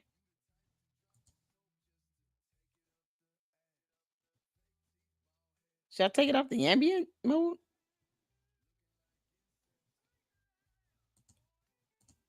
Maybe that's it. Oh, let's try that. Let's see how that works. All right. Y'all, let's get into it. See you in Valhalla. There's something, because Norse mythology. All right. Put a one in the chat when you can see in here. Let's go. Interesting tips are coming in. It seems that company. In the beginning. Yeah. Okay, so that interview that I did with Charlie back when my show was on PragerU's network is becoming increasingly prophetic. At the end of every one of those interviews, I would ask the questions from my viewers to whoever it was that I was interviewing. And this is the question that came in for Charlie, and this is how Charlie chose to answer that question. Take a listen. Okay, who is, I already know this. You kind of already touched on this. Your all-time favorite historical figure, is it Milton Friedman or is there someone else? Jesus Christ? Yeah, I would Friedman? say I got to always say Jesus Christ probably. Wow, that is a great question. Historical figure. So just for to make it fun, let's just say before 1850. Okay, he's amending your question. Whoever this is. Susie from Buffalo. I'm so sorry. Yeah, exactly. It's amazing, stunning. Right? That's the Mensa. I mean, I'm kidding. So I love the American founding fathers. Ben Franklin, I always really enjoyed. George Washington, Abraham Lincoln, Thomas Jefferson I think are too cliche. So one I really enjoy that I just love learning from is Julius Caesar. I think he's one of the most interesting historical figures. If you want to talk about someone who lived a full life, right? It's Julius Caesar. From conquering northern Germania to surviving and winning a Roman civil war, right, to an unusual alliance and quelling a rebellion with Cleopatra, to eventually ending the Roman Republic, to starting the Roman Empire, and then seeing the people that he benefited the most turn against him. Right. I think there's something very tragic and very interesting about that. So I think it's one of the most interesting, and you could learn, if there's something to learn about humanity, you could learn it through the prism of Julius Caesar. Man, that sure is something to hear him say that. The people who benefited the most turned against him. Gaius Julius Caesar, that is correct, a general who had rightfully earned the respect of the people for leading them through the Gallic wars, a statesman, and finally a leader who in the end was betrayed and famously assassinated by the very people that he helped to build up. A conspiracy, a plot to murder him, which included a lot of people, politicians, of course, the senators, military men, close friends and confidants, the most infamous, of course, being Brutus. Now, some reports say that he viewed Brutus as a son. That's how close they were. Of course, that didn't stop Brutus from plunging the knife into him. 23 times Julius Caesar was stabbed by senators, and of course, Brutus, leading to the famed Shakespearean expression, and et tu, Brute. Et tu. You as well, you too. Wow, you have turned against me as well. Now, why was he? When did Charlie Kirk ever say that his dying words was not et tu, Brute? What is she talking about? Like, what is she? You can't make this up. Candace is literally trying to destroy any and every person in his life. Y'all, whenever I do these freeze frames, I'm telling you right now, it's just, I'm just pausing the video. I haven't seen this because I can't watch this stuff by myself. I think I would have nightmares. I would have nightmares if I had to watch this without you all. So I can't watch this alone. I don't understand there's nothing behind those eyes. See, my discernment tells me, Candace, that you are soulless and sinister. You're more evil. You have no care or concern about his family, his parents, his wife, his children, nothing. You have nothing here. That's why it looks like a black void behind those eyes. Nothing's there. You can't make this up. They're assassinated because, I don't know, he was too good, too adored, too respected by the people, thereby a threat somehow to the establishment of politics. He doesn't like to see somebody come through the ranks and achieve what they perceive to be power that they can't control. Yeah, the Bible's very clear that there is nothing new under the sun, and it appears that history is present again. Judas, Brutus, in the future, when we are long gone from this world, who do you guys think is going to be the person remembered most for this act of betrayal against Charlie? Not me, that's for sure. It's not going to be Candace Owens, okay? No one's going to be saying, et tu, Candace, et tu. You're the only one betraying him right now. What are you talking about? You're lying about his company with an endowment.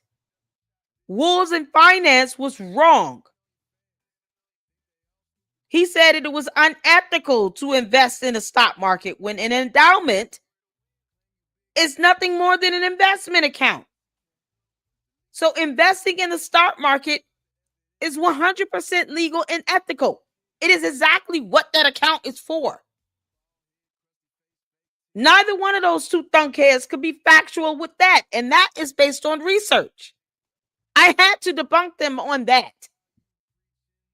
She still has yet to expand on how they can get an additional extension from the IRS for 3 months with justifiable cause. And I think that the CEO being assassinated is more than enough reasonable cause for the IRS to grant them an additional 3-month extension to submit their tax forms.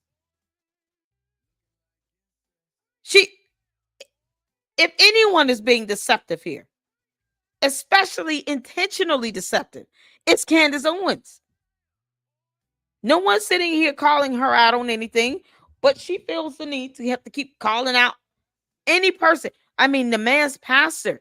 She has attacked the man of God, Rob McCoy, so many times. I just don't see how you think you can undo that. But she doesn't care. Candace does not care. And if this all comes down to, I don't want anyone saying I betrayed him. Who said you did? It's like she's guilty. And she's trying to get ahead of it because she's guilty.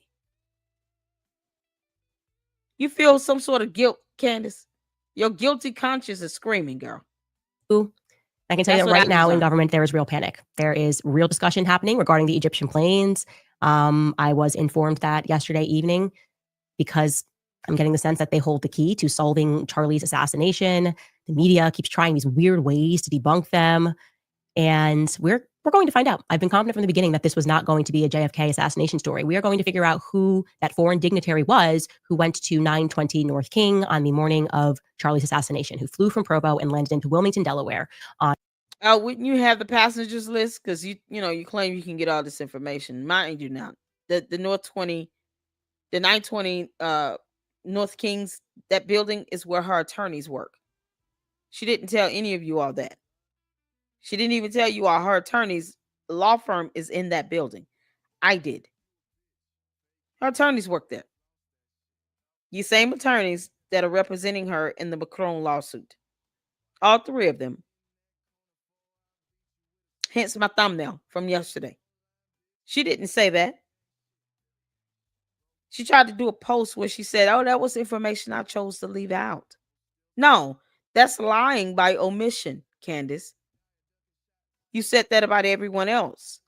And yet your cult, like, Candace think somehow you leaving that vital information out is not lying by omission because, definitions of terms change depending on what cult leader you're talking about, I guess. That's how it works. You talk about their cult leader, then all of a sudden, they don't understand complex terms. But when she says it, somehow it makes sense. No. You should have said that my attorneys work in this building, by the way, people. Because I don't want anyone to put it out there and then to try to give this idea that, I'm withholding that information. Still not going to flat out say it, girl. Yeah, okay. On the morning of Charlie's assassination is a very important question that needs answering. Gotta tell you guys that we received another email, this time from somebody in the military who informed us about another piece that we were missing that could be crucial to this puzzle, taking a more serious look into that 1 hour layover stop when our yellow plane, SUBTT, tail number, came into the United States on September 4th. You might recall it stopped for just 1 hour in Minot, North Dakota, which I learned has an Air Force base. It pretty much is just the Air Force base, by the way, before making its way onto Provo. And here, I'm going to read to you that email that I received. It says, hi, Candace, I am blank. One of the good ones, military member, one of the good ones. I think one of the keys to not overlook here is BTT's stopover in Minot, North Dakota. Why stop there at all on the 4th? Why not fly direct to Provo? Not only does Minot have an FBI office, but it also has an Air Force base. Among other tenants, that Air Force base is home to the 891st Missile Security Forces Squadron, a combined military and civilian security force that had just come off of Operation Valhalla, a training exercise in Minnesota from the 24th to the 29th of August, where the security forces practice long-range shooting practice, among other things. Remember on September 12th when Kash Patel ended his press conference with, quote, lastly to my friend Charlie Kirk, rest now, my brother. We have the watch and I'll see you in Valhalla. Yeah, very interesting thing to say. I don't believe in coincidences. That's how he ended the email telling me to keep up the hard work.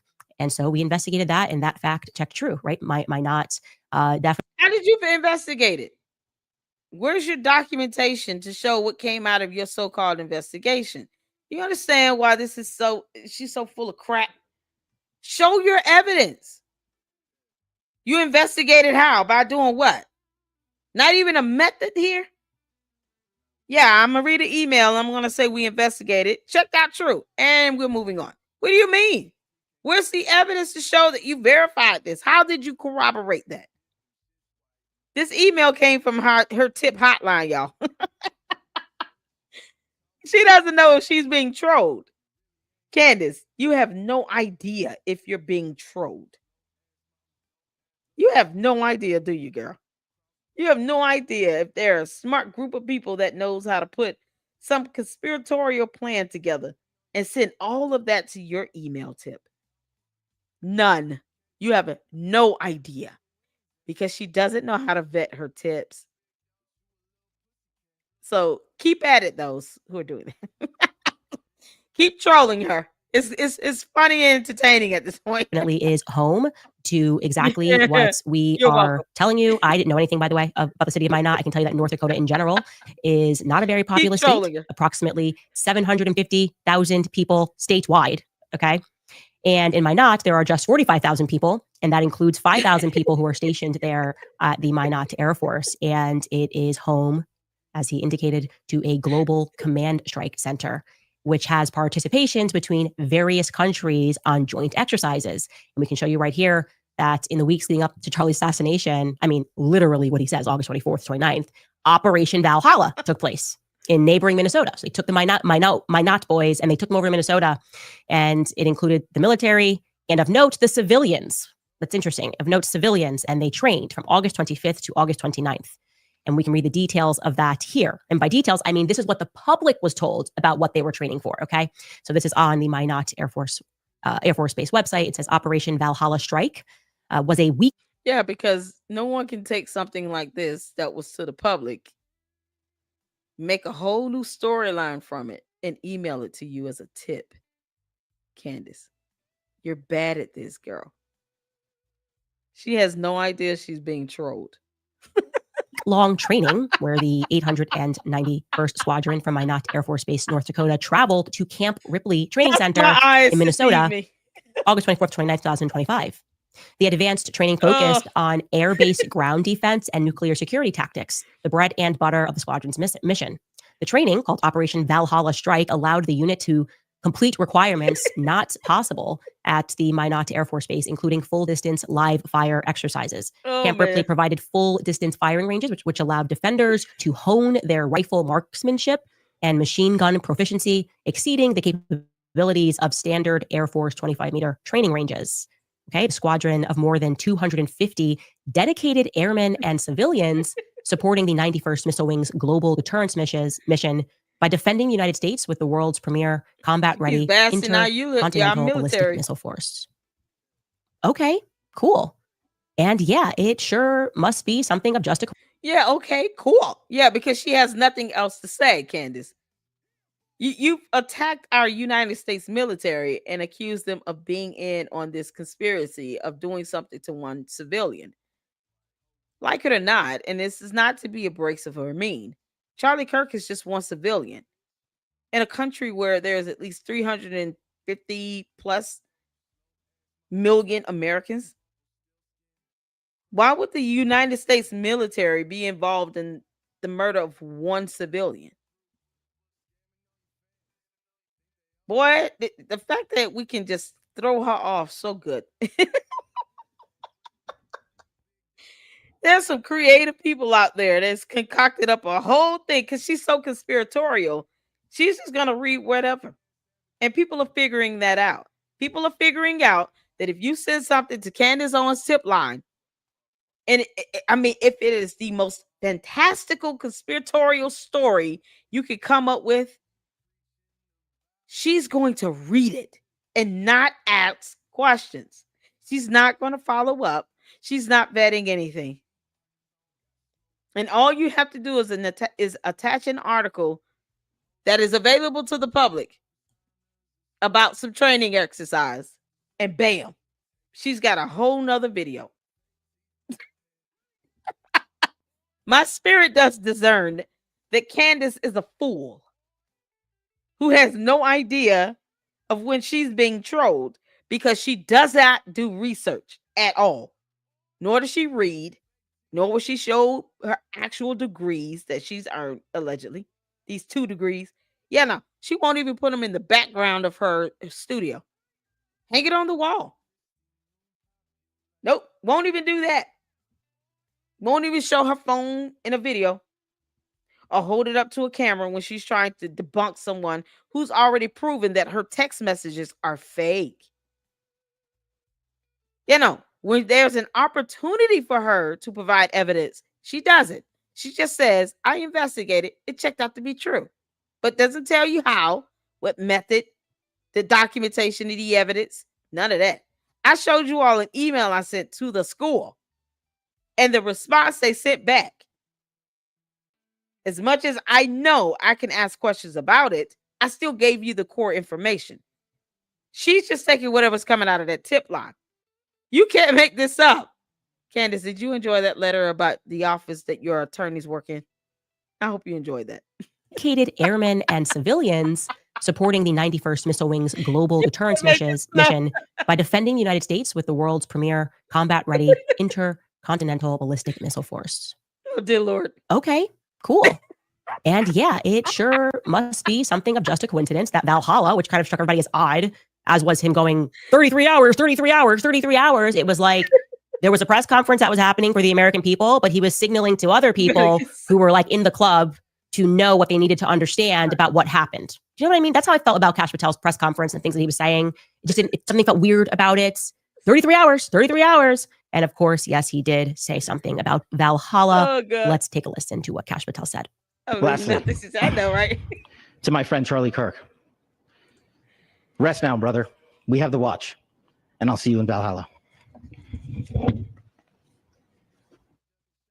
Probably just a coincidence, you guys. Oh, no. We'll see Charlie Kirk on the training field. Are you serious? We'll see Charlie Kirk in Operation Valhalla, y'all. Oh Lord, Candace, you just read those tips and you don't think twice about it. And the more fantastical they become, the more you read them. And then you try to find things to try to fit the tip that you did not research yourself. So she's concocting the story as she goes along. And then she creates a script because all her shows are pre-scripted and pre-recorded. Candace, you're going to continue to be trolled through that tip line. And I'm letting you know you are. I hope you enjoyed that letter. That this operation also fits just so neatly into our timeline. I love timelines. I love neat timelines. Oh, no. So let's pull that up again. That she's I'm also off going to by introduce 2 a couple hours of on. corrections to yesterday. First and foremost, July 20th, we talked. Yeah, the timelines need to be in Utah time because she doesn't understand anything else. Talked about BTT, which came in for its longest trip. That's correct. From Cairo, it went through to Paris, and then it went to Omaha, Nebraska. I think yesterday I said that it stayed in Wilmington for 6 days. No, it only stayed in Wilmington for one night. It stayed in Nebraska for the longest stretch yet, departing from Nebraska, from Lincoln, Nebraska in particular. And this 6-day stretch of what they were doing in Nebraska actually might offer us a clue, because during this stretch on July 22nd, the Nebraskan Secretary of State, Bob Evans, announced that they were going to put together a trade and investment delegation to Cairo, Egypt. What are the odds? You got this plane from Cairo, Egypt, and we're going to pull this up and show you. And suddenly you got this guy, Bob Evans, and he says, yeah, you know what? Let's plan a trip to Cairo and see if we can make some money with them. I'm going to let you listen to, I think we have a news clip that will show you that happened. Nebraska Secretary of State Bob Evans is inviting business and industry leaders to take part in a trade mission, investment mission to Egypt later this year. Hit the like button, Egypt's y'all. position Hit in that North like Africa button. makes it an ideal gateway to doing business in the greater Middle East region, and our state excels in several sectors that Egypt is keen to invest in, including agricultural goods, manufacturing, water management, medical technology, and more. The mission is currently scheduled for October 26th through November 2nd. However, the dates are subject to change. Those interested in joining the delegation to Egypt can visit the Secretary of State's website or contact the office to learn more. And I want to say to my Nebraskans, we should probably figure out, I didn't have time to do this, we should go through a schedule and see who we met with, because I feel like that idea might be. She didn't have time to do that at all, because that would be part of that vetting process to see if, this video is real, if someone is just not still trolling Candace. If someone is dealing with content creators that just made this video up, we should definitely vet this stuff to see if these are coming from a real news station, and that this person if they met with the individual here. We should probably go through that, right? She's admitting she had no time to vet this. She doesn't know where this came from, and she just pulled it up. It could have been a gag. It's a gift. It's a joke being played on her. She has no idea. Contact the office to learn more. And I want to say to my Nebraskans, we should probably figure out, I didn't have time to do this, we should go through a schedule and see. You should probably figure out, I didn't have time to do this. Go through the schedule. See who we met with, because I feel like that idea might be related to our planes. I just don't think people in Nebraska are sitting around like, hey, we should go to Cairo, Egypt. And it happens to line up with this plane that comes in, comes in on the exact same day. I also, minor correction, I think yesterday I said that Tucker spoke on July 18th. He actually spoke on July 11th. I just kind of copy and pasted. Yeah, because you're off by a whole week, because Utah time. That overwrong, so we made that correction. Anyways, we can then see that we've added this addition. This Valhalla is now here on our timeline from August 24th or 29th. They have this joint operation Valhalla that's taking place at Camp Ripley, and we are really getting tight here. We are talking about T-minus 12 days until Charlie Kirk is going to be assassinated. And here's what... and she still can't point to the person that pulled the trigger. Yeah, because she has no idea she's being trolled. She has no idea if half this stuff is even real. Whoever did this has told the greatest story ever in real time, just to F with Candace Owens. And I'm here for it. I hope you guys are seeing here why I have said this was so clearly a military operation. Everything about this story is military. Okay. we are receiving tips, and we had been receiving tips I had ignored previously, that the French Foreign Legion was involved somehow in the assassination. Time will tell, okay? And I will present that more formally when I feel like we have concrete evidence. You're welcome, but we have begun the process of sharing information with other content creators, because there's something about this that feels that holding information is not going to help us. We have to, as soon as we get it, spread it with people that we trust, people that are actually fighting for Charlie, people that are actually going Max and telling the truth during this tremendous time of deceit. And what I'm going Max. I went straight to URI and emailed them about their degree. I'm still waiting on you to actually show the degree. And then they never said you got 2 of them. We could go to the clearinghouse. We can go Max with that. And we have to pay $19.99 for it. But, whatever. I mean, we can go Max on a lot of things. Yeah, I went Max on pulling up the fact that your law firm, your attorneys work in that same building in Wilmington, Delaware, where you said you don't understand the importance of Wilmington, Delaware. Candace, you'll understand when you start flying there to have to go to court hearings. I've been looking at the court calendar as well. Why don't you and your attorneys, Candace, request a hearing on your motion to dismiss and to strike the First Amendment complaint? When are you all going to go ahead and request a hearing on that? Stop stalling. That case is going to happen. That lawsuit is already filed, and the matter is going to be heard in court. Stop stalling and playing games, Candace. You should be focused on that. But no, you're too busy entertaining us while you're being trolled through your tip line. So, whatever. But you need to schedule a hearing for that motion to be heard. I can say for certain thus far is that the list of military connects in this story is just too long, okay? Charlie Surgeon, Dr. Lee Trotter, the alleged surgeon who apparently spoke about the miracle, we're supposed to assume spoke about the miracle, the 30-06. Again, he's not been confirmed, but we are pretty solid. This is our guy who happens to be a pilot who did his residency at an Air Force base. Oh, okay, that's interesting. We told you that Dr. Deidre Amaro is the medical examiner, Charlie's medical examiner, who they've curiously not wanted to address publicly. Yeah, I told you she's also a major in the military. Oh, who would have thunk it?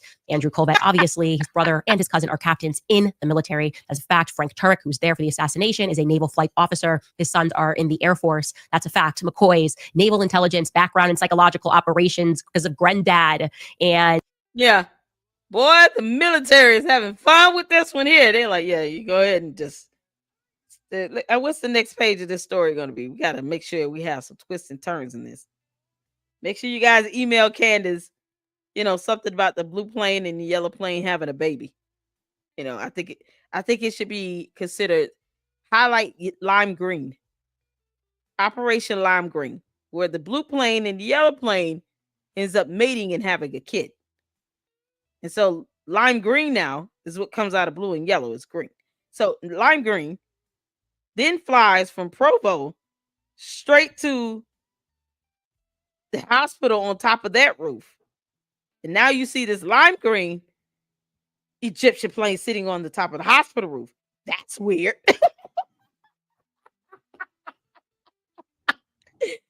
Candace, they're having fun with you, girl. I hope you know that. We're all enjoying this. Famed, actually, is granted the McCoys famed. There was like a fleet of ships named after the McCoys. Very high up military. The only 2 videos that we have that were recorded allegedly of the shooter. First and foremost, the video of him running away after the shot way too fast. If he was actually crouched down shooting, common sense, it's too fast. You couldn't be in a sprint that quickly. For anybody that's actually fired a rifle, you know that. You can't go from a crouching position to a full sprint in a split second. Well, that video was recorded by a person that is in the ROTC. I hunted that person down. Very strange. They didn't want to be involved and sent it through 3 people to release onto the internet. And then it is boosted. And that's the video that everybody sees. It's supposed to make us think that. No one needs to be involved with you. They owe you nothing, girl. Candace, no one owes you anything. That ought to show you how little power she actually has. We don't care about your bots or your cult members. We don't. When someone working on a campus is telling you no, Phil Lyman telling you kick rocks, people you reaching out to trying to get interviews, they all telling you to kick rocks. That means you have no power, Candace. You're just screaming loudly. You're loud and wrong. But I am loving the fact that people are trolling the crap out of you, sending you all of these imaginary stories to your tip line. I'm loving it. I think it should continue to happen. Please keep trolling her. Continue to troll Candace Amber Owens Farmer by sending her the craziest, most kookiest things that you can come up with regarding these planes. You know, baby green plane soon to come. That plane to be landing somewhere on the hospital. Because you just can't make this up. Yeah, keep on with that. Because she doesn't vet her tip line. And I mean, anything fantastical.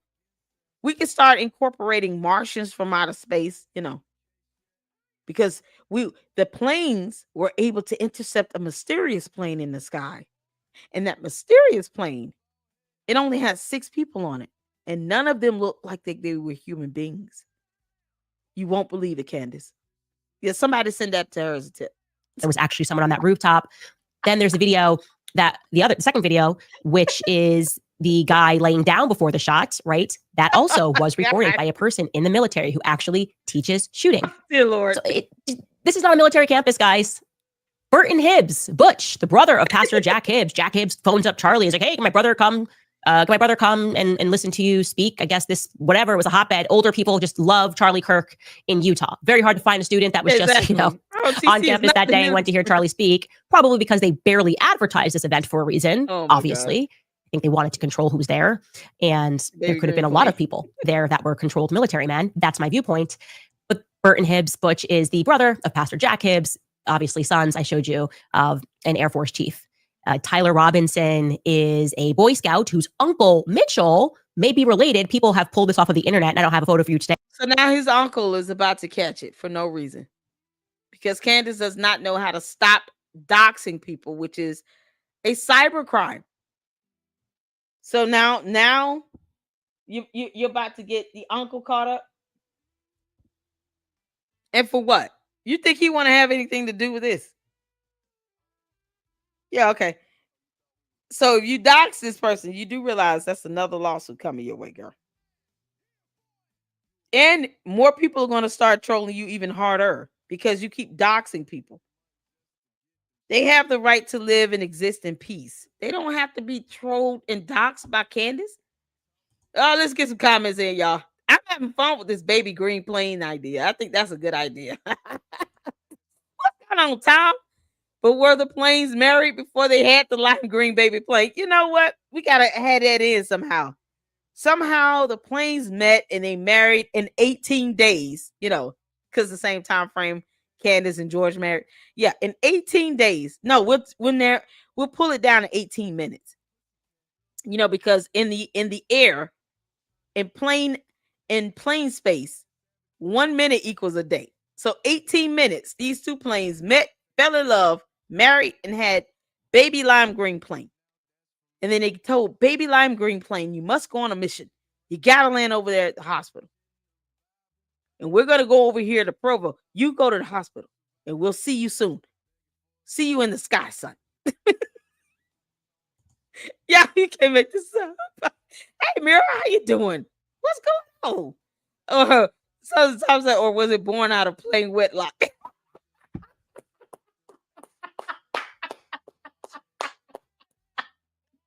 Oh, that's good stuff. That's good stuff. Yeah, it was. Let's just say they got married in 18 minutes. Utah time and all. Candace is already off by 2 hours, so they could have gotten hitched. See that 2 hour time loss? Blue plane and yellow plane could have gotten hitched. They had time to have some marital fun, and then next thing you know, yellow plane's pregnant because we're just gonna say yellow plane's for the mommy. And she gave birth in the air. Baby lime green plane just popped out. He came out and he advanced real quick, within that 2 hour flight. And then they gave him a mission to go to the hospital and wait there. While the blue and yellow plane entertained the idea of going to a military base with subcontractors, something with, Valhalla.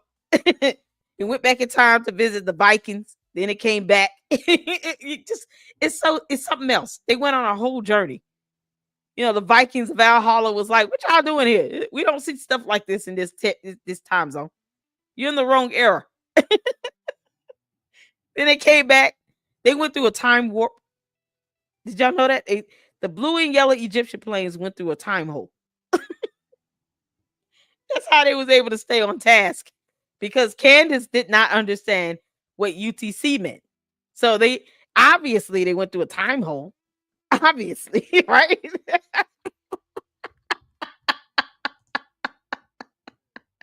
Plane fornication. Obviously, they went through a time hole, because you got to make up for the 2-hour time gap, right? So they went through a time hole. In that wormhole, they saw the Vikings actually fighting on the field. And then they were like, wait a minute, we see the Vikings of Valhalla below. And then the Vikings of Valhalla are looking up in the sky like, is that a blue and yellow Egyptian plane? Does my eyes deceive me? Do we see the machinery of mankind flying in the air? Valhalla! Then they came back through the time hole, and here we are. You can't make this stuff. Yeah, my stomach hurts. I should have grabbed it. Amber Robinson, there's just photos of them visiting an Uncle Mitchell. Is this a Mitchell that allegedly convinced him to turn himself in? Who's working? He's very much involved in the military. I believe with shooting in Ukraine, of all places. It's getting shady. And of course, our now infamous planes, SUBTT and SUBNT, are Egyptian military planes. And every plane that seems to be flying over UVU that day is somehow military contracted planes. So are we supposed to think that this is all by coincidence? Or are we looking at... It's all made up. Y'all keep trolling her in that tip line. This is getting good. Please let the planes have a baby. It's got to be called Baby Lime Green. Operation Baby Lime Green. Okay? Please throw that in there for me.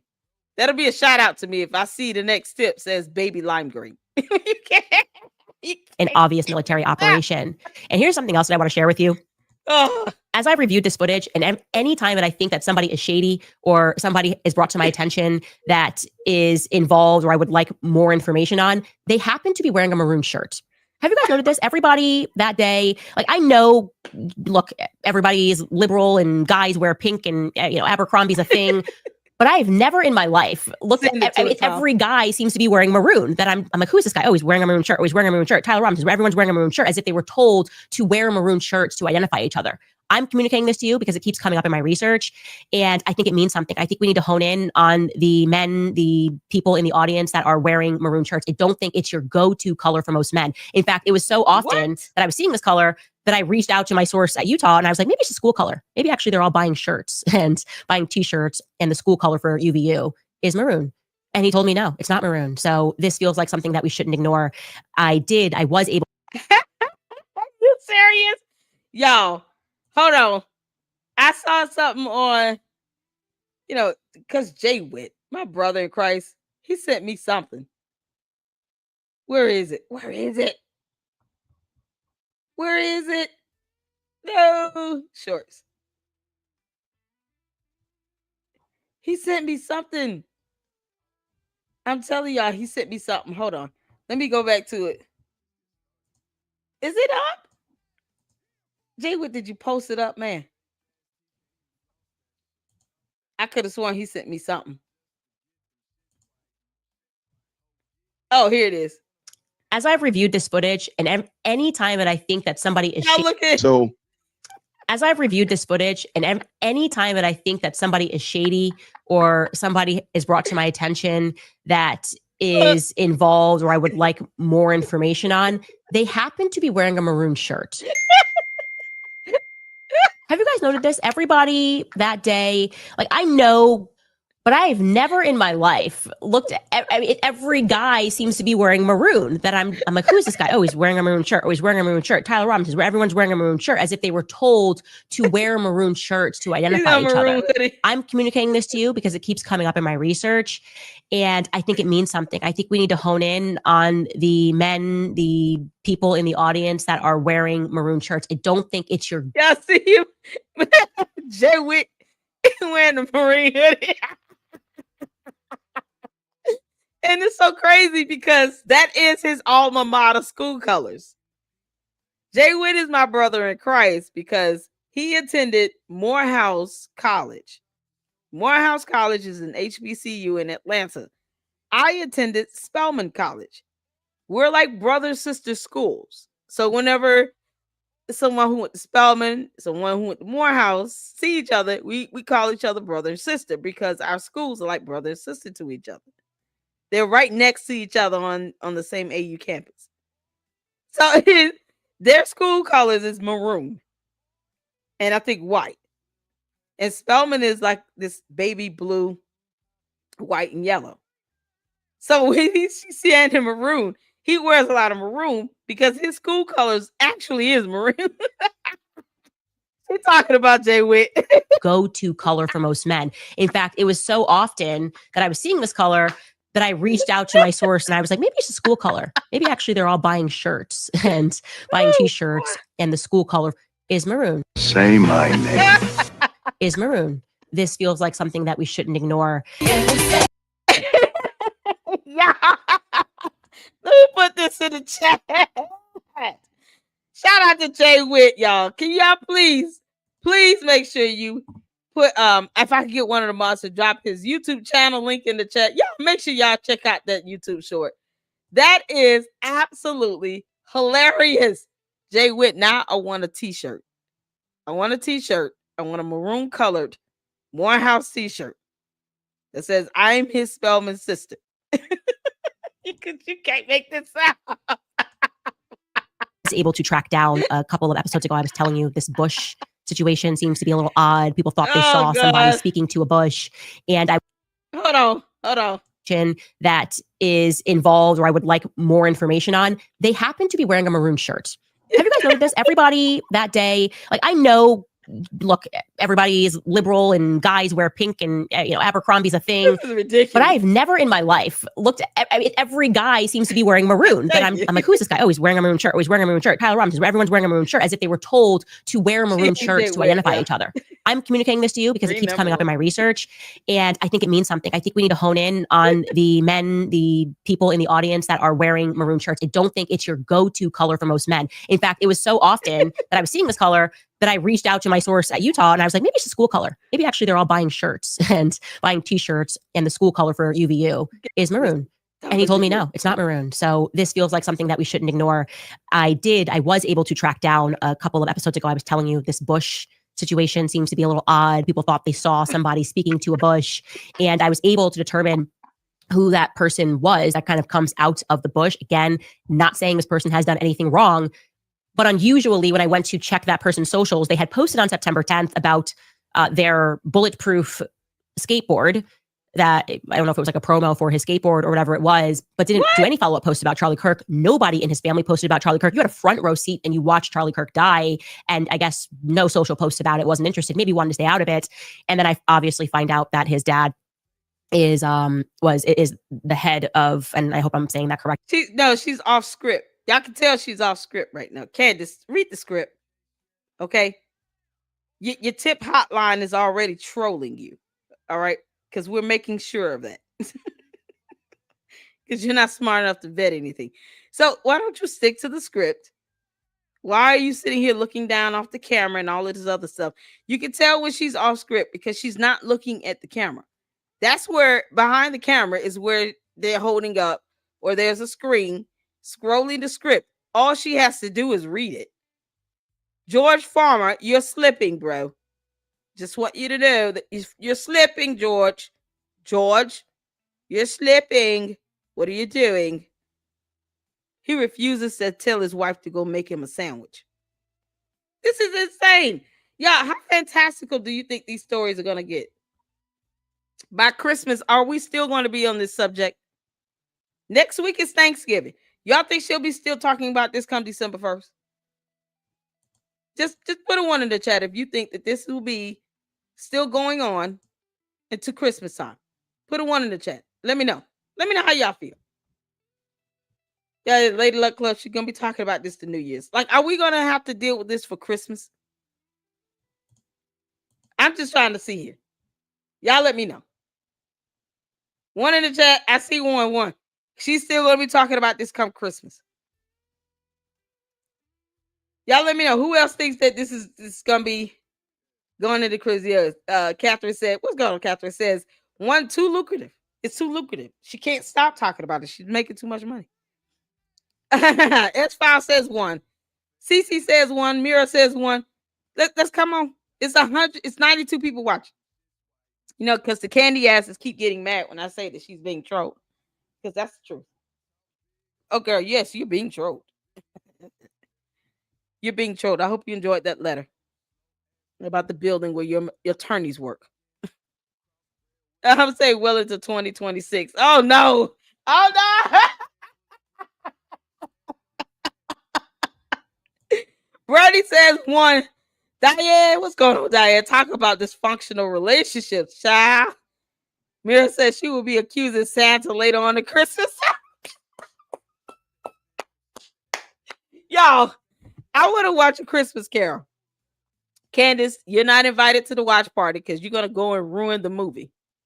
She's going to be coming out talking about how Ebenezer Scrooge came back in time and he gave a letter and he was the one that came and visited me as the ghost of Christmas past. You know, the one I said where Charlie told me to avenge him. Y'all, it was really the ghost of Christmas past. That's how she gonna tie this in with Christmas. Y'all remember the vision that I had? Yes. So I had 3 ghosts visit me, actually. Okay. So I do believe that one of them, you know, was like a stingy old miser. And he had this British accent. I just couldn't understand it for the life of me.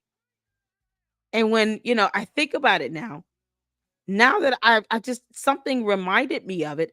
And now I'm beginning to believe that it was like, you know, 3 ghosts that came to me.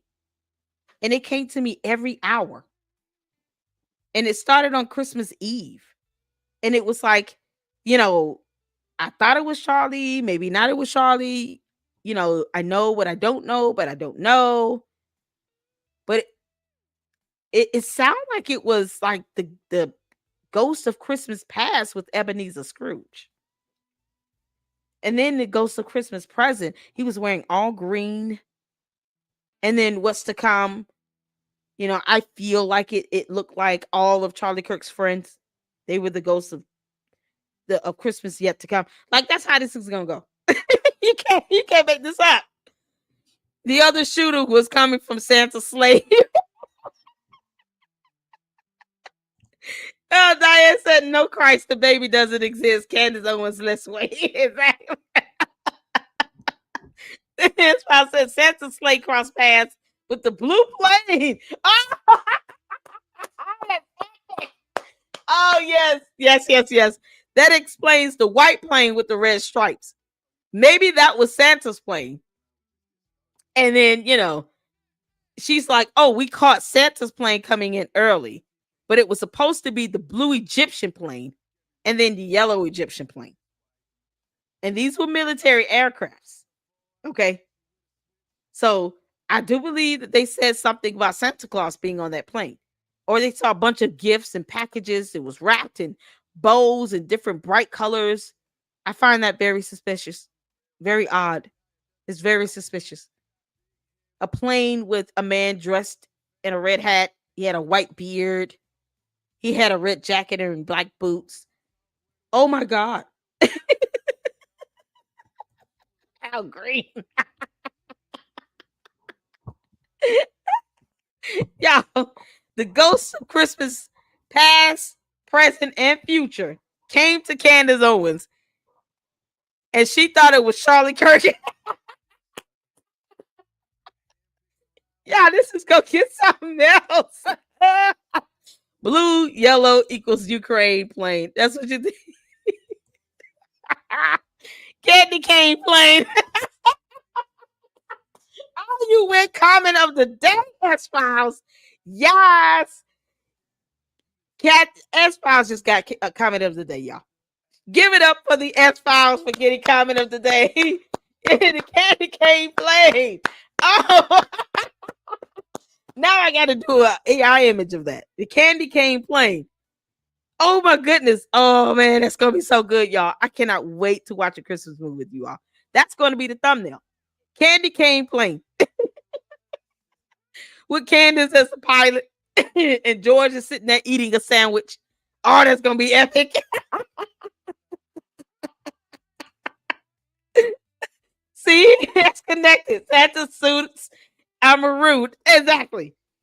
You know, we call it red. She wants to think it's maroon because she's colorblind. Whatever.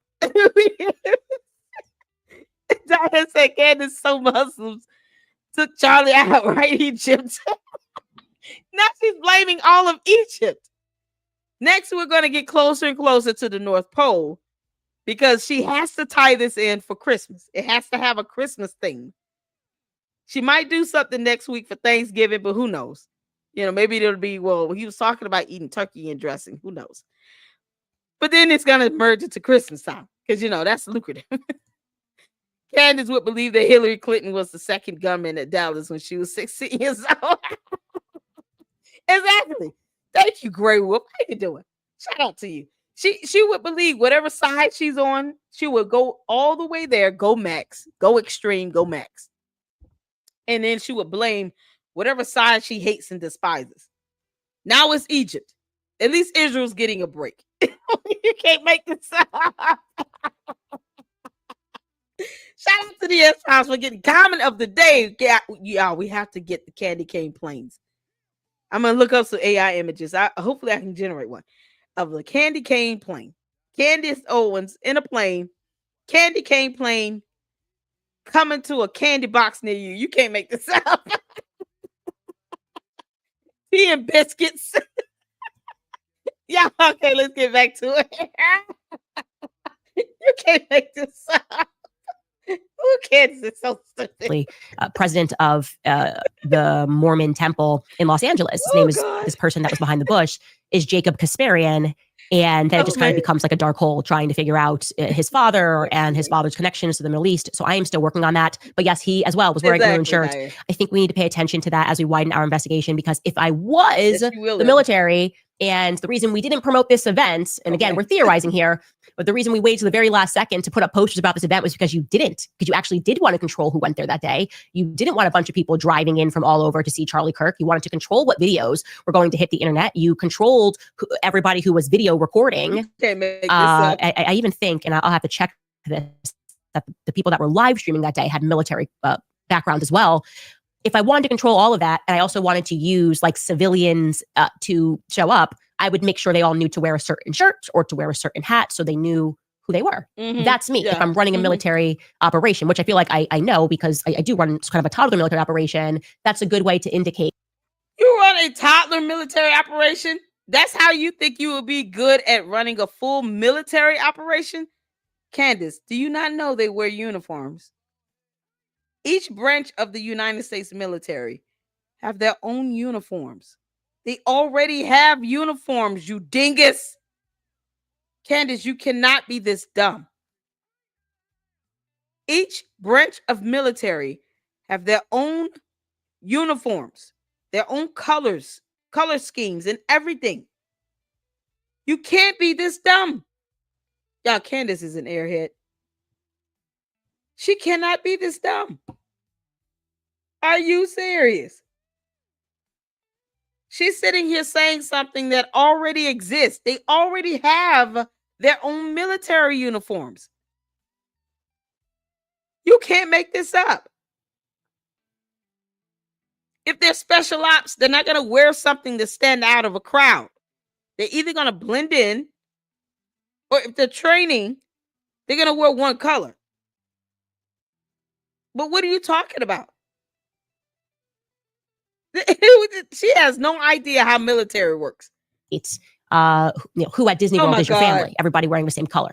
So I think we should be clued into that. Continue to follow our instincts and to get as much information as we can, because we are getting close. They are getting, radical in these non-debunkings. Yesterday, they were trying to make it trend that I got pranked by the person who wrote me the email. I told you I had run that up the chain for weeks to make sure everything was legit about that location. And it is 1000% legit. And it caused a lot of panic. And we're getting a lot of phone calls now. No, it's not. Your attorneys work there, and your attorneys are mad at you for reading something that has their address where they work at it. Now they can't work in peace, and you are definitely going to lose that Macron lawsuit. Oh my God, this is epic. Her attorneys work in that building. Just so y'all know. Her 3 attorneys representing her in the Macron lawsuit work in that building. The end. That's it. People telling us it has caused panic. The Egyptian planes definitively were pulled into Satis, and that person was then escorted for whatever reason. That foreign dignitary was escorted to that facility where they have joint operations going on between the DHS and the DOJ, being the Secret Service, and the FBI and the DEA. None of this is normal. We all sense that none of this is normal, and it very much feels to me like it was a deep state operation. And like I said, they're not going to get away with it. So we're going to take a brief break and throw to some of our sponsors. Yeah, they're going to definitely get away with it because there's nothing Candace can do about it because Candace has no power. None. You can't make this stuff up. Oh, we back to the Israels. Okay, we back to Israel again. I don't know. Good grief. Yeah, this is something else. /Candace. Okay, so one of the things that is just getting weirder by the day is the general public having to pretend like the United States is not completely infiltrated by Zionist psychopaths. And it's just getting odd, right? They're going through extraordinary lengths to let us know that they have all the power and they're going to do whatever it is that they want. Candace, if we could trade you and the candy asses over for all of Egypt, we would right now. Okay? For all of Israel, Egypt, we'll trade you for all of them. Because at least they'll be willing to read a book. Well, she's just kind of saying whatever at this point. Y'all notice that? I'm glad she realized she knows she's being pranked. Yeah, y'all keep flooding that tip line. All the fantastical stories. She wouldn't know the difference between, if you were sending something from a Harry Potter book versus the Lord of the Rings. She wouldn't know the difference. Candace would not know the difference between you sending her a page out of Harry Potter versus the Lord of the Rings or the Hobbit or Fantastical Beasts and Where to Find Them. Like, she wouldn't know because those are all fantastical stories. Vikings of Valhalla. I mean, that's a whole show. Keep flooding those tip lines with all of the craziest, wackiest things you could come up with. Keep letting that happen. And they're just engaging in naked propaganda to serve the state of Israel. So I'm going to show you a couple of these headlines. I guess we'll start with Mike Huckabee. He is the ambassador to Israel and apparently is completely shameless. Now, just to go back, in case you missed it back in October, Mike Huckabee and the former U.S. ambassador to Israel, which was David Friedman, took to the stage in Jerusalem to perform Sweet Home Alabama. And by Sweet Home Alabama, I mean Sweet Home Jerusalem in Hebrew or something. Just watch it. And hey, challenge, no cringing. You're not funny. What's she trying to say? Sweet Home Alabama? Let me tell you something. The candy asses love sitting here trying to challenge someone because they don't read either. She's being trolled in her tip line. The end. You don't have to believe me on that. I don't expect people who don't read to believe me on that. Candace, I hope you enjoyed that letter, girl. I laughed at it. She has no idea. Yeah. We're just gonna keep this, as entertaining as possible if we have to hear her cringy voice. Might as well laugh at it. Tucker and Fuentes could have made Tweedledee and Tweedledum. How do you know? She just said she was pranked. What are you missing? Government love people like you. Do they? No, they don't.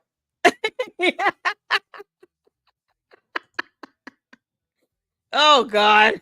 Later, like it's funny. Yeah, I'm waiting for this to start merging over into a Christmas Carol. You're right. So many beliefs are similar to Harry Potter. You can literally just create some fantastical story as long as you include the Egyptian blue and yellow plane. It could be a script from the Harry Potter book. She wouldn't know. She wouldn't know. She wouldn't know if you're telling her Harry Potter, the Prince of Azkaban. She wouldn't know that. Why would she know that? She won't. She doesn't read books. Her greatest compliment came from Kanye West, who admitted that he's a non-reader of books. He actually said that. That is a quote where he said that in an interview. He is a non-reader of books. And this is someone that she fiended upon for years. A non-reader of books. You know she doesn't read books. She would not know you're quoting Harry Potter and the Green Goblin. She wouldn't know that. Oh, God. This is something else. To Israel, which was David Friedman, took to the stage in Jerusalem to perform Sweet Home Alabama. And by Sweet Home Alabama, I mean Sweet Home Jerusalem in Hebrew or something. Just watch it. And I'm having hey, fun. Challenge, no cringing.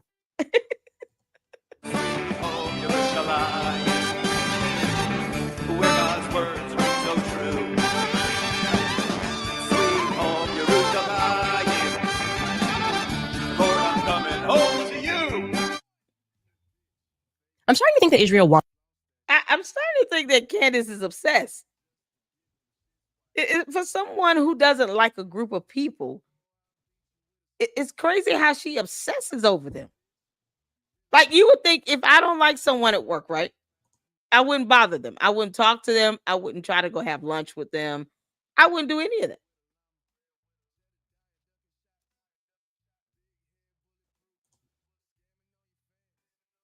And I want to let you know I packaged you research up into a security packet and sent it to RLF and to Clear and Lock. Both law firms are well aware of what she said and what she did. Thank you. Kanye went to a Jewish rabbi for forgiveness, so she stops talking about him. Exactly. She hasn't said anything about Kanye West apologizing to a Jewish rabbi. Candace, why won't you address the fact that we all saw in a video with our own two eyes? Kanye West apologized to a Jewish rabbi. You and the candy asses are sitting here ignoring that because we understand you've dipped into some alternate reality. But can you address that? Because you were a fan of Kanye West, remember? Now you barely say his name. Why won't you say something about that? If I couldn't stand somebody at my job, I'm not going to sit here and have lunch with them or sit next to them in team meetings, especially if I don't like them and I know they don't like me. I'm not going to sit here and try to break bread with them. I'm not going to talk about them. Why is she constantly talking about Israel if she despises Israel so much? I'm just asking a question. We're just asking questions. And yet, Candace, you will not even speak on the fact that Kanye West apologized to a Jewish rabbi. This is crazy. Comedy of famous books rewritten to create comedy. Yep. Keep an eye out for next week. RLF will be forced to withdraw representation. Ooh. You think so? I think so too. I said that. You know what's so crazy? I did say that on Thursday. I said I wouldn't be surprised if they withdraw the representation, because now she's put them out there. When she put their address out there, she challenged over 5 million people to look up the address and to Google it. And she put them out there like that. And now they're being subjected to harassment and bullying and stalking and all this other stuff. Her own attorneys. You think they really want to sit here and represent her after this? The only thing I don't want is for the judge to grant any new attorney she gets any additional time to do anything. Nope. And the Macrons are in a better position to get a some sort of mediation or a settlement, because she's tainting the case single-handedly. She's still calling Brigitte Macron a man, doubling down on it with no scientific evidence.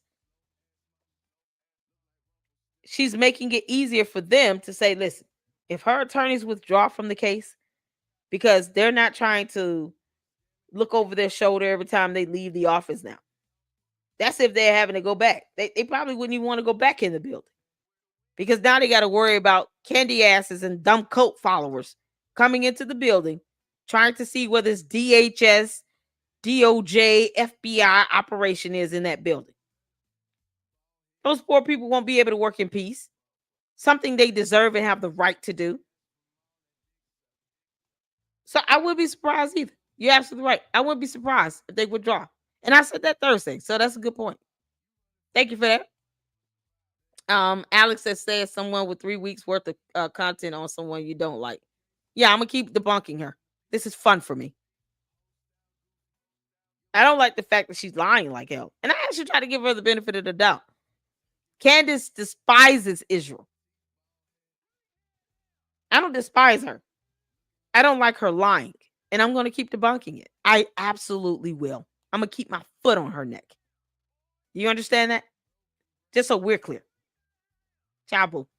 I kind of took it as a joke. Like, Captain said she said she was going to do everything in her power to destroy Israel. Now she's battling the one true living God. Yeah, she got it coming. What the hey, Alabama Israel? I don't know. Lily Locke will file a motion to compel RLF to withdraw. Yeah, because they are also, these attorneys, y'all. They still regular people. They're still regular people. Why would she throw her own attorneys under the bus? Because she didn't tell anybody, hey, my attorneys work in this building, so please don't go there harassing them. I need them to stay focused on this lawsuit. She didn't say anything to protect them. She played yesterday. I wasn't watching screen, just listening, so it just seemed like a little parody. Every tip she gets is going to be a parody of something now. It's going to be nothing but her being trolled because she's too stupid to realize she's being trolled. RLF will bring a defamation lawsuit for using RLF address in her conspiracy. RLF said Candace Owens was 100% on the 4th floor of that building, the same floor she said the feds were on. What?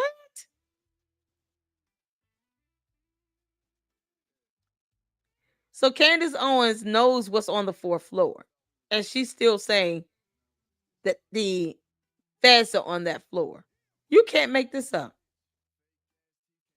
Did anyone see? I didn't see the directory. I didn't go that deep. I just showed the kiosk of the outside of the building from Google Maps.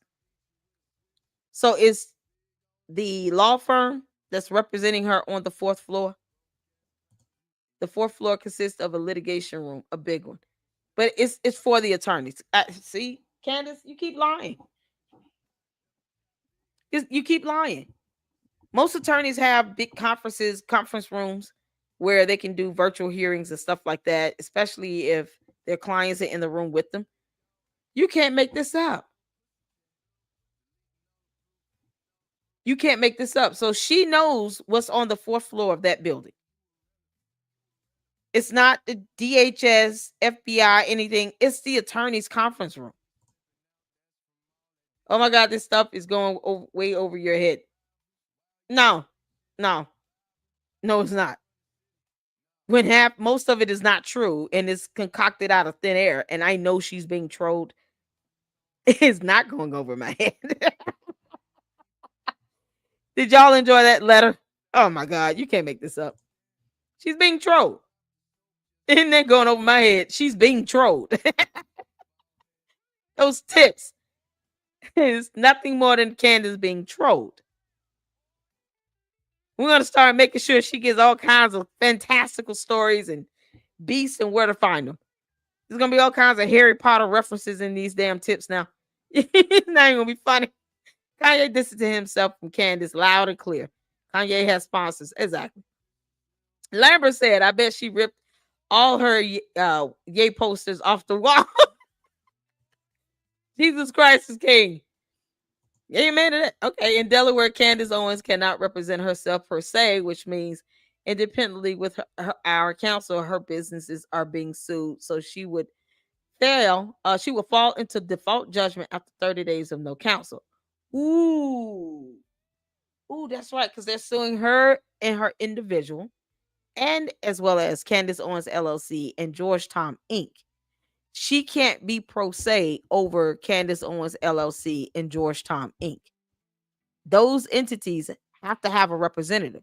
And because she's not an actual bar licensed attorney, Candace cannot represent the entities Candace Owens LLC and George Tom Inc.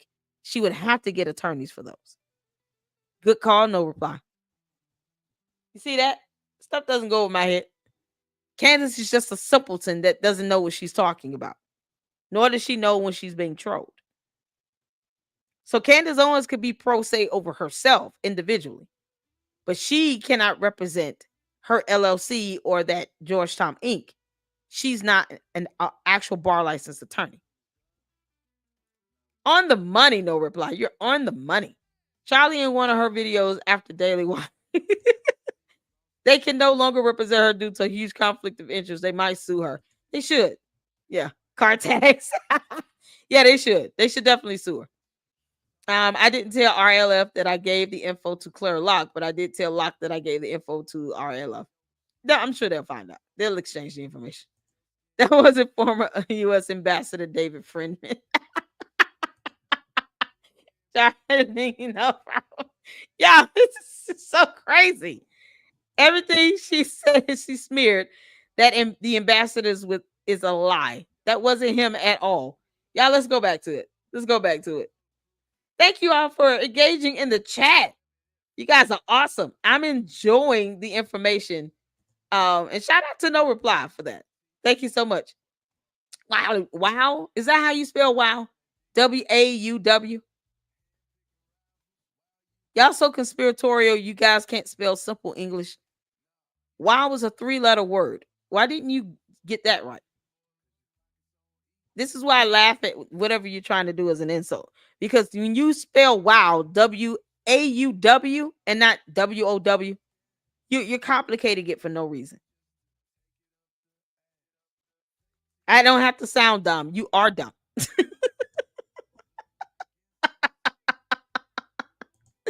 The law firm owns 8 floors out of the 11. Exactly. They have majority of the building. You can tell based on the marquee. There's another company there, and then there's some sort of grill, like a restaurant. They have 8 of the 11 floors. That's what's so crazy. And you can easily look up the directory, y'all. I'm just saying. I didn't do it because I don't have to, but I know you can look up the directory. If you want to debunk me, go ahead. I challenge that. But you can look up the building, or you can call and say, hey, how many floors does this law firm have? How many floors total in the building? There should be a directory as well to look up. That's something that can be corroborated. I don't have to make this up. You're on the money. No reply. On the money. The devil is a liar. There's no truth in him, aka Candace. I know, right? We laughed at CEO. She's not getting into our heads. Exactly. We don't do code over here. No reply says the firm's offices after a recent renovation span 8 floors of the building.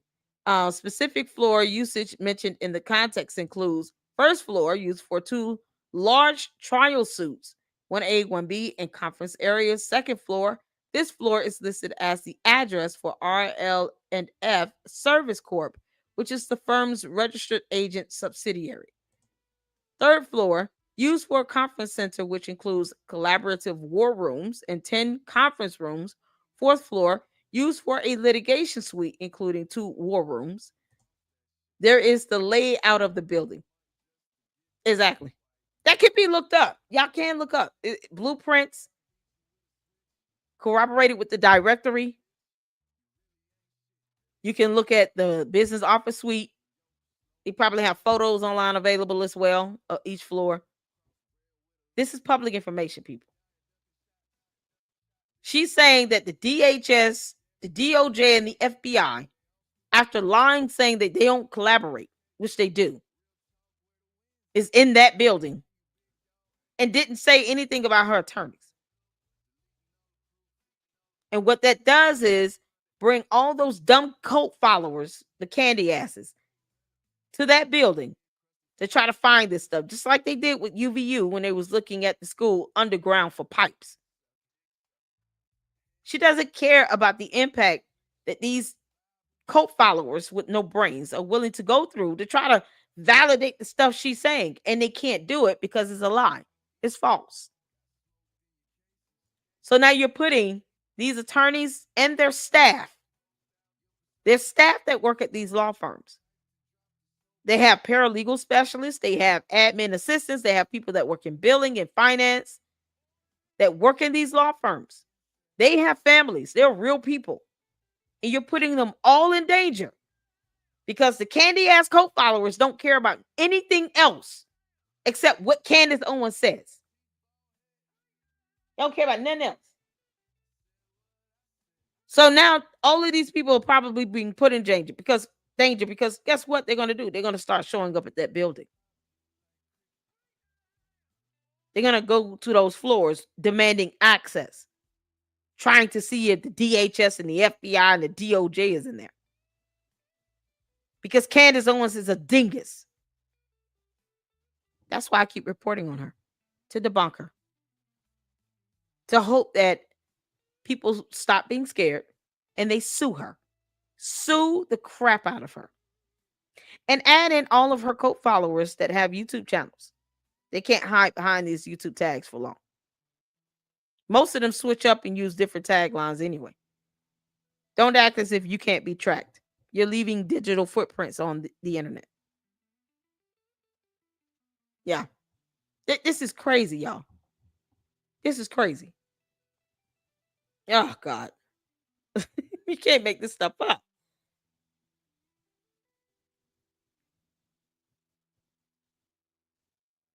So I'm getting some of you guys comments in.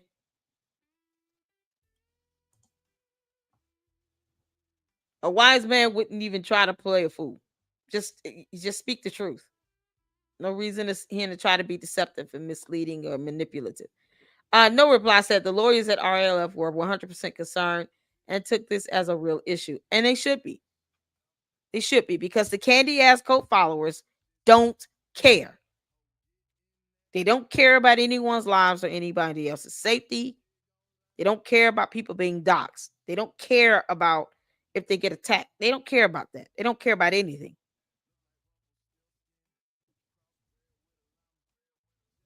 So, I'll be looking at the court docket activity to see if they do file something. Yeah, I will. Because you can pull up the court docket, and I'm good for that. And I'll be looking out to see if they do file something. A statement to the court, or a motion to withdraw to see what's going on with it. Yep, I got you. I got you. I got you. We'll look at the court docket and we'll see what's going on with that. All right, y'all. Let's get back to it. Thank y'all so much for watching. Make sure you hit that like button now. We got a few more to go, and then that will be the end. We'll be moving over to Umar very shortly. Let's go. He is the ambassador to Israel and apparently is completely shameless. Now, just to go back, in case you missed it back in October, Mike Huckabee and the former U.S. ambassador to Israel, which was David Friedman, took to the stage in Jerusalem to perform Sweet Home Alabama. And by Sweet Home Alabama, I mean Sweet Home Jerusalem in Hebrew or something. Just watch it. And hey, challenge, no cringing.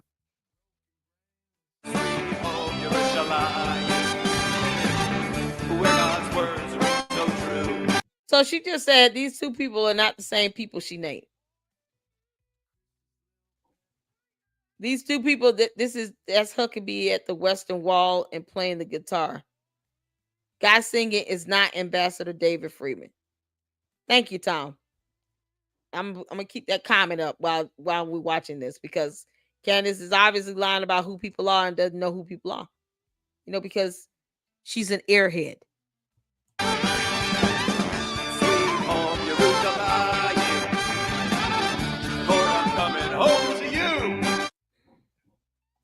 I'm starting to think that Israel wants us to hate them.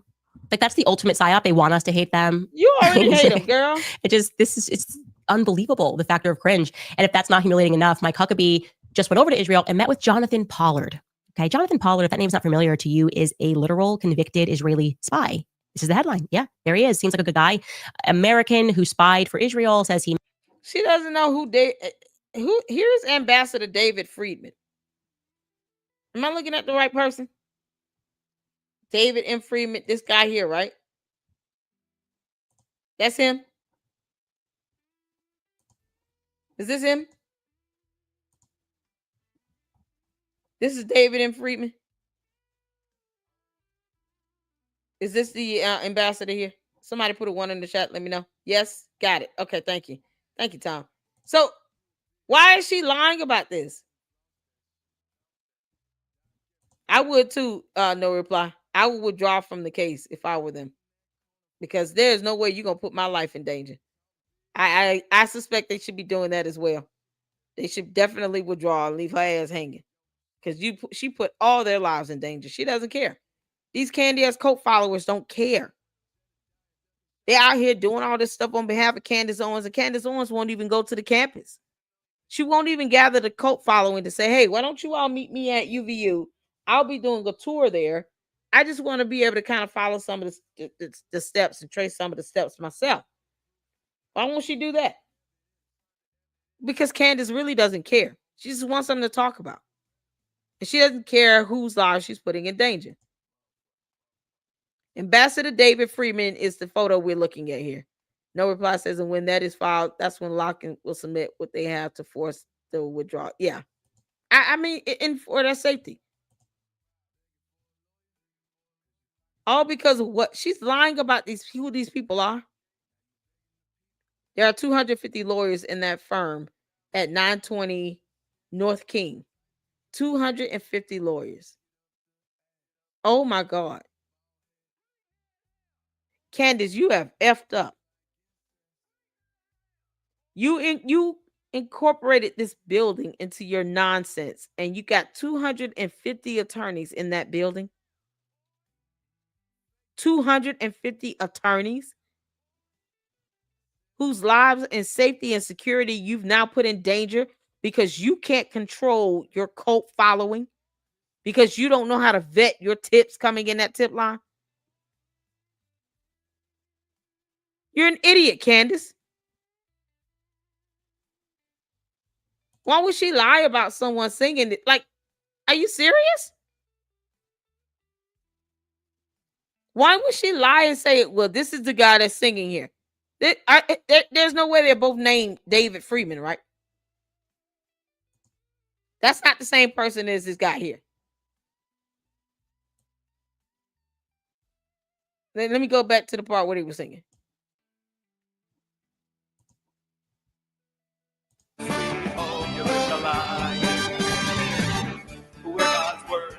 That don't look like him at all.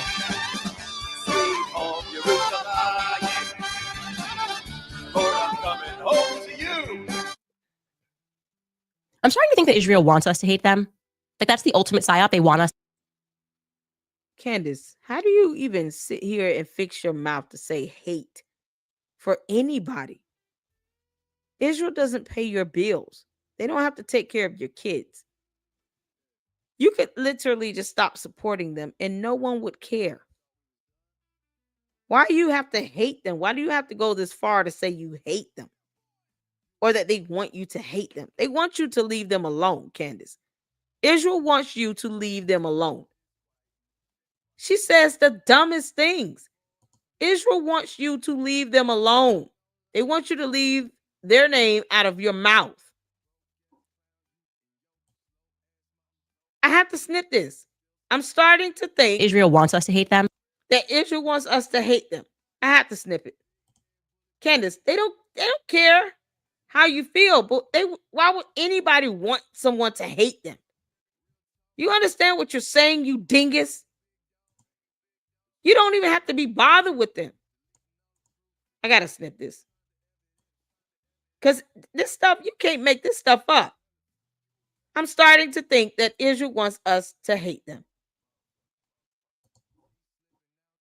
This is absolutely insane. When she could just stop talking about them. It's that simple. Just stop talking about them.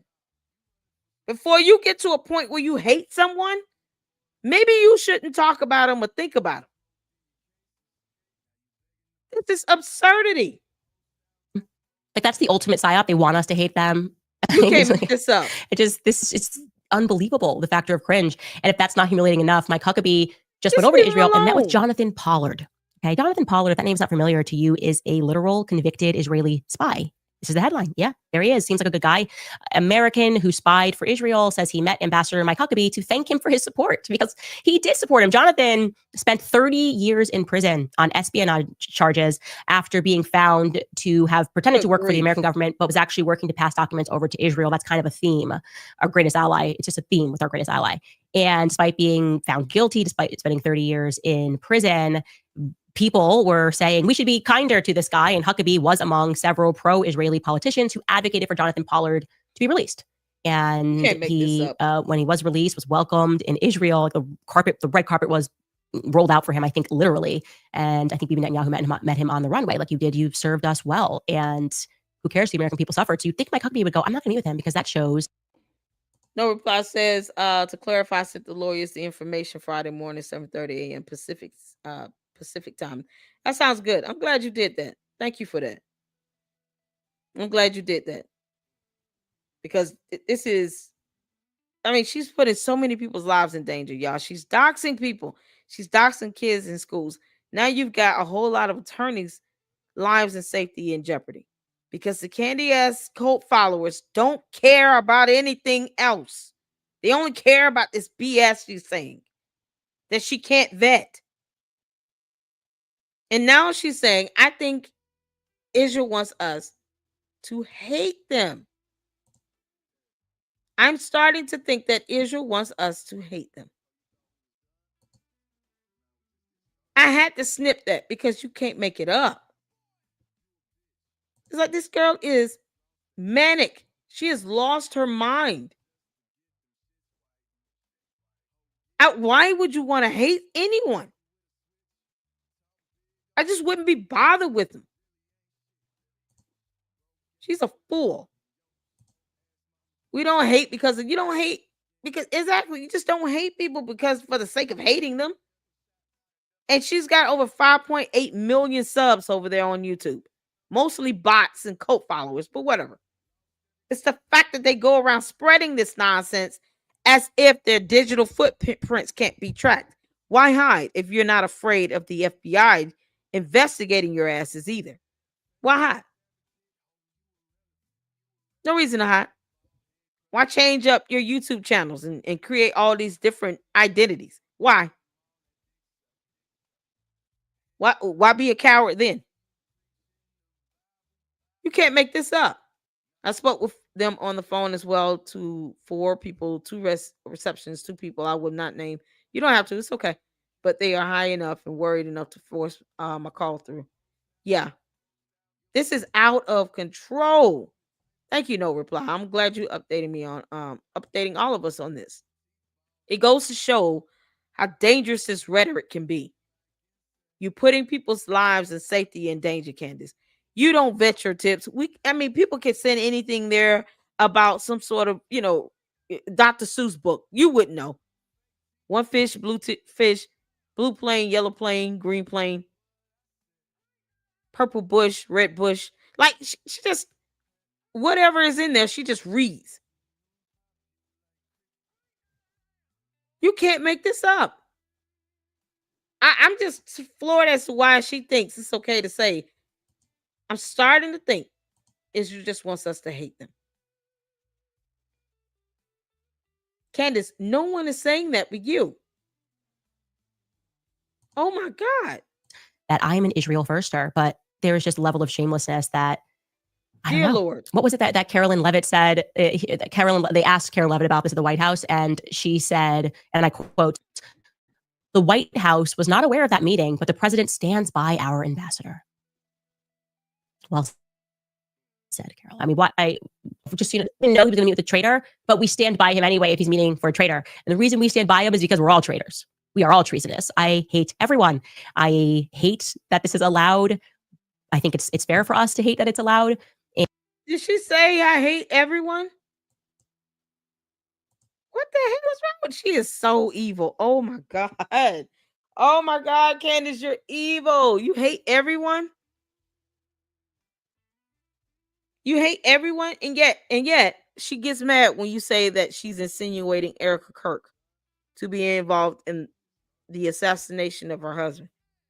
She gets mad when you say that about her. But she never ever says an exception. President stands by our ambassador. Well said, Caroline. I mean, what I just, you know, this, I didn't know he was going to meet with a traitor, but we stand by him anyway if he's meeting for a traitor. And the reason we stand by him is because we're all traitors. We are all treasonous. I hate everyone. I hate everyone. Well, no. Who is we? Let's ask that question. Candace, who is we? Because you're not including me in the Luxors and your nonsense and your buffoonery. Who is we? The Bible states that we are to stand apart, be separated, like from the wheat from the chaff, sort of thing. We don't have to sit here and be included in your nonsense. So we're not. Who is we? Now that we're clear on it, not including the Lady Luck Club and the Luxors, who is we, Candace? We're all traitors. This is the same heifer that is sitting here doxing people and sitting out her so-called impersonating investigator mommy slews, who are not licensed and credentialed to investigate a damn thing, by the way. To do 15 hours of research on something about a plane, to which she can't even prove that plane exists. And yet and still, never mind the fact people are being doxxed and cyber harassed and cyber bullied. Dumbass bots, cult followers sitting here leaving digital footprints all over the internet. She underestimates anyone else's ability to do research. But everyone is a traitor. Who is we? She says, I hate everyone. Ugh. No exception to that. She didn't say except Erica Kirk, except, the kids. Nope. I hate everyone. Okay. That this is allowed. I think it's fair for us to hate that it's allowed. And we do have a bunch of treasonous spies. Their job, I guess, is to further enslave us to the gang colony in the Middle East that is pretending. Define treason. She keeps using this word so frivolously and has no idea what treason means. Girl, you're an idiot. That they have been ordained by God to murder.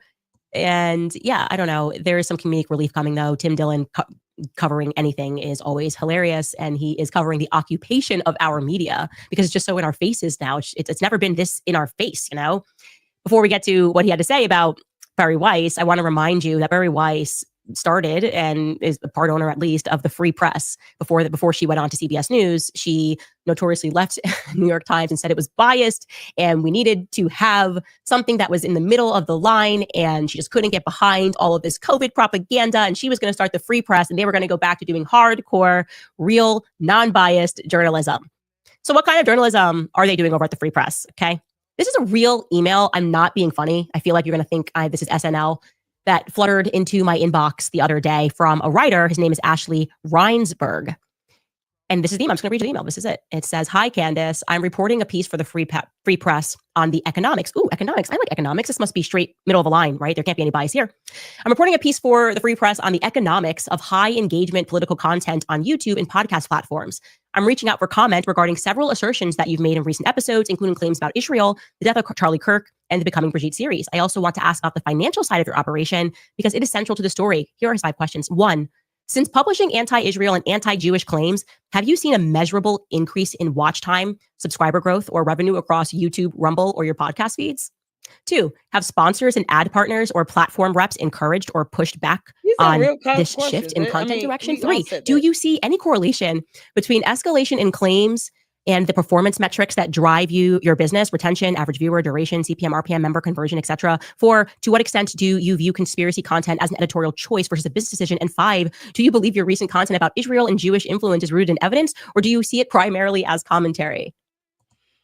He's asking you questions, dingus. You know, the thing that you claim that you're always asking others when it's just accusations. See, Candace, this is how you ask questions. Y'all know why she's confused? Because she doesn't know how to ask a question either. Because she's not a journalist. She doesn't know how to ask a question. She just throws out accusations and blanket statements and then hope that someone responds so that she can say, oh, see, I knew they were lying. Well, you know, they put up the 7-page letter, but I don't trust that it was actually from him. So that she can invoke doubt on every level, regardless. This is how you ask questions. You ask questions to where people can either answer yes or no, or depending on what you answer, you can give some sort of response, provide context. It's not just a straightforward type of thing. But he asked questions. These are reasonable questions we've all been asking here. Everyone's been asking about this influx that she's getting in views and subs. People have been asking about that for a while. Why is that somehow, oh, it's biased? This is not going to be biased or anything, but it's not. It's only biased based upon your responses, Candace. You could just give straight numbers and it wouldn't be biased one way or the other if you just give some statistics and give some numbers. Hey, here's my analytics. Here's the table on this. Here's a chart on this. This is my SEO. Here's my growth in the last 30 days, blah, blah, blah, based on the topics here. You could keep it very neutral if you wanted to. But because she's not smart enough to do that, of course, she's going to try to make it seem like, oh, they're just being biased against me. Oh, no. This is what journalism looks like. This is what questions look like. Did it break your brain to have to read these questions, Candace? Did it hurt you to have to sit here and read questions, Candace? You know, read words that have more than 4 syllables? Was this painful for you? So she thinks that she's the only one that can ask questions when she's not asking questions. But someone asks her questions, it's a problem because she doesn't have a spine. She can't handle what she dishes. Mighty funny how you demanded an interview with the Macrons, but when they actually send documentation and evidence, you dismiss all of it. That's not going to work in court, you dingus. And your stupid cult followers, guess what? None of them are attorneys. They won't be able to represent you there either. They won't be able to help you when you go to court, Candace. The fact that she filed that motion to dismiss speaks volumes. It shows that she's never trying to pursue the truth. She's trying to run from it because she's a coward. Opportunity for her to be able to get to the discovery phase. And what does she do? File a motion to dismiss and a motion to strike the first amended complaint. Why not just respond and then request a hearing so that you all can move to the next phase of the proceeding? Nope. She wants the whole thing dismissed. Same thing she did with Kimberly Klacik. She always wants to get sued. She doesn't understand subpoena power. She's now put 250 attorneys' lives in danger because of her nonsense and buffoonery, giving out the address to a building where her attorneys work. And for what?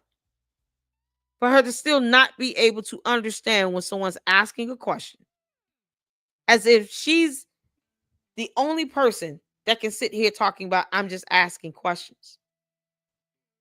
Nope. Fair game. Fair game, Candace. That's what this looks like. Content about Israel and Jewish influence is rooted in evidence, or do you see it primarily as commentary?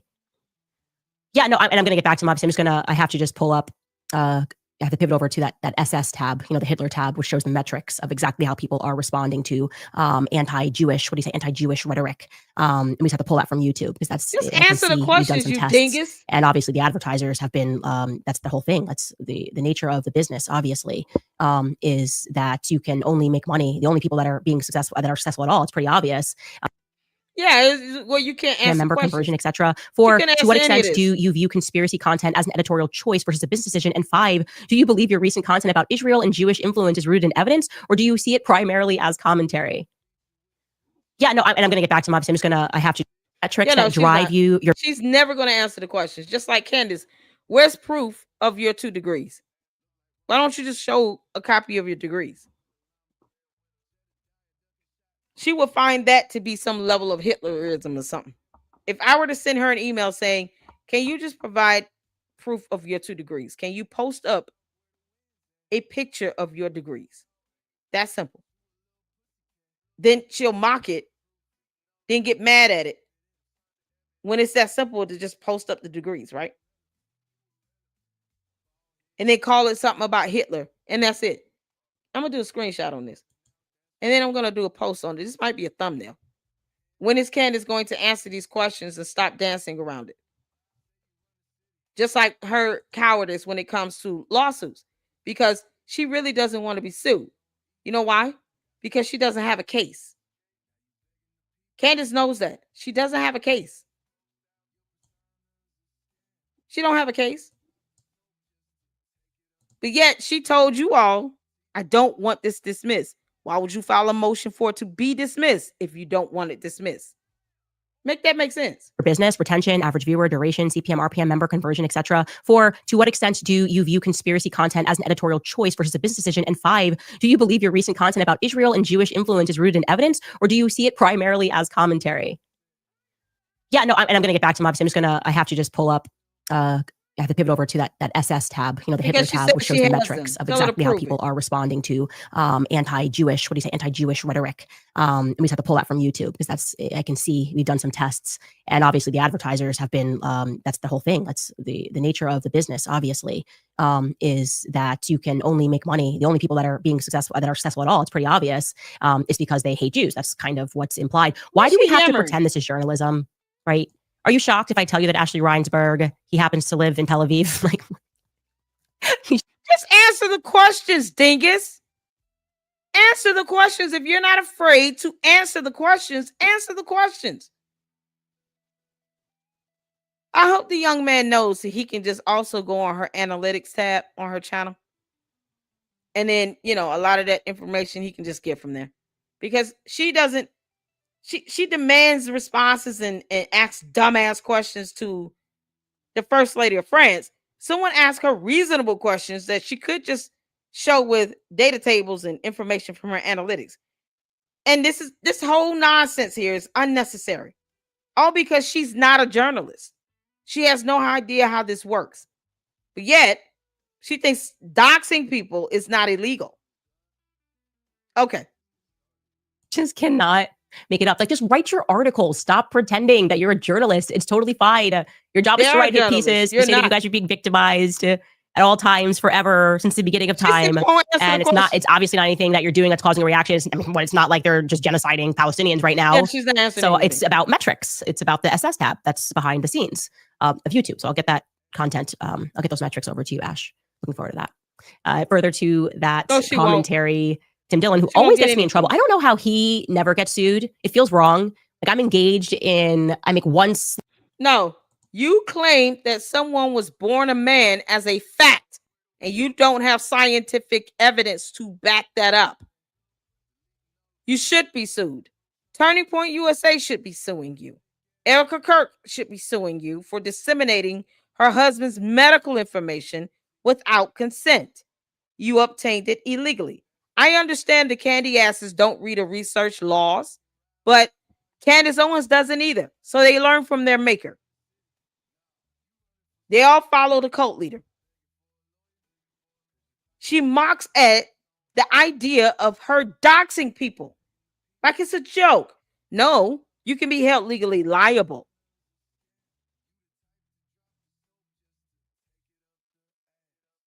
You can be held legally liable. All I can say about this is that someone who can't stop talking about Kirk was involved with the unaliving of Kirk. Exactly.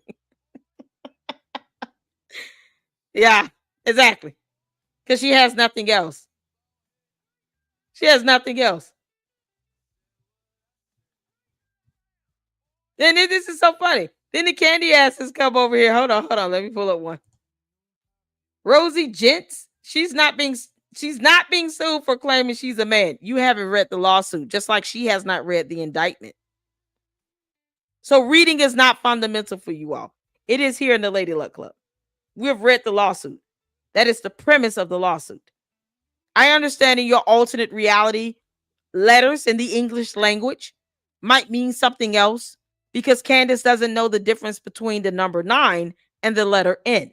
So I don't expect you all to be that intelligent if this is who you're following. But we read the lawsuit, and that's what it is. See, none of that shit flies in court. I want you to understand that. None of her dumb excuses she's putting out on YouTube will ever be an excuse that the judge would want to hear in court along with the jury.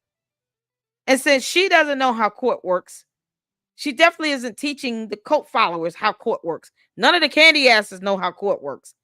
None of this nonsense you're putting in my comments is going to fly in court. Therefore, I don't care. Clearly, when you don't know how to resolve it, it's not clear. Yeah, that's why we read. Because in reading, you find the truth. But her tip line will continue to be flooded with Harry Potter stories so that she can make an ass of herself. We're going to enjoy that. Is that a mommy sleuth? I don't know. It could be. We're going to continue to troll your cult leader with Harry Potter stories in her tip line. I hope you know that. I hope you enjoy that coming.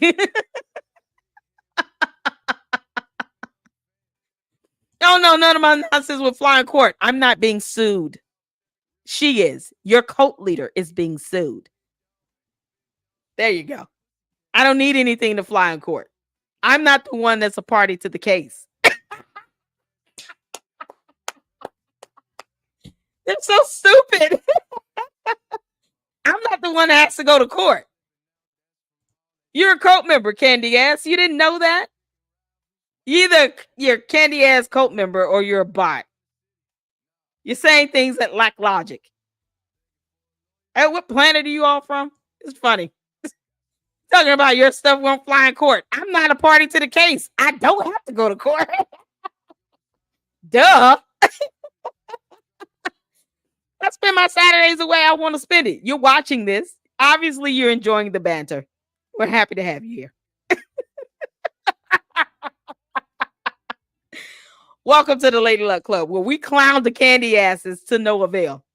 That's all we can do with you people is laugh at you. Of course we're laughing at you. Are you kidding? You have nothing else to offer. Yeah, I'm fascinated by stupidity. Tell Candace to read a book. Maybe she wouldn't sound so stupid. Or you know what? Better yet, tell her to answer these questions from an actual journalist, you know, the free press and all. She can't stand our guts, and yet she pretends to be us. And no matter how hard she tries, she still fails. Why does she want to sit here and utilize the CIA logo if she wasn't trying to purport herself to be an investigator? Then why would she need to sit here and copy the CIA logo without their permission, without consent, because no one owes her that, by the way, and then risk violating federal laws to get sued? Why do that if you're not trying to come off like you're some investigator or reporter? She could just be a blogger. You know, she's not even smart enough to just be in her own lane. She doesn't have to be an investigator, reporter, journalist, or anything. She just be a blogger. Yeah, I just gossip over here. That's what I do. That's all she has to say. At least you will be honest about it. You're such a great example of people who go online and spew hate when they know nothing. Do you understand the definition of the word hate? Put up the definition of the word hate. Let's go with that. Let's start from there because we got to dissect this comment. I want you to put up the definition of the word hate, the definition of the word stupid, because I think you're just throwing out words you hear her say, and you're not reading and digesting this yourself. I don't hate Candace. I laugh at her. That's not hate. She just said she hates everyone. Do you want me to pull up the post? Let's go back. Because the candy ass here missed the part where she says she hates everyone. So if anyone is spreading hate, wouldn't it be the person that says, I hate everyone? Correct me if I'm wrong here. Correct me if I'm wrong. The one who is sitting here accusing me of spreading hate after her cult leader said that she hates everyone. You ready? Let me go back just a little bit so the candy ass cult follower can understand what hate truly looks like. Here it is. I mean, I didn't know he was going to meet with a traitor, but we stand by him anyway if he's meeting for a traitor. And the reason we stand by him is because we're all traitors. We are all treasonous. I hate everyone. I hate everyone.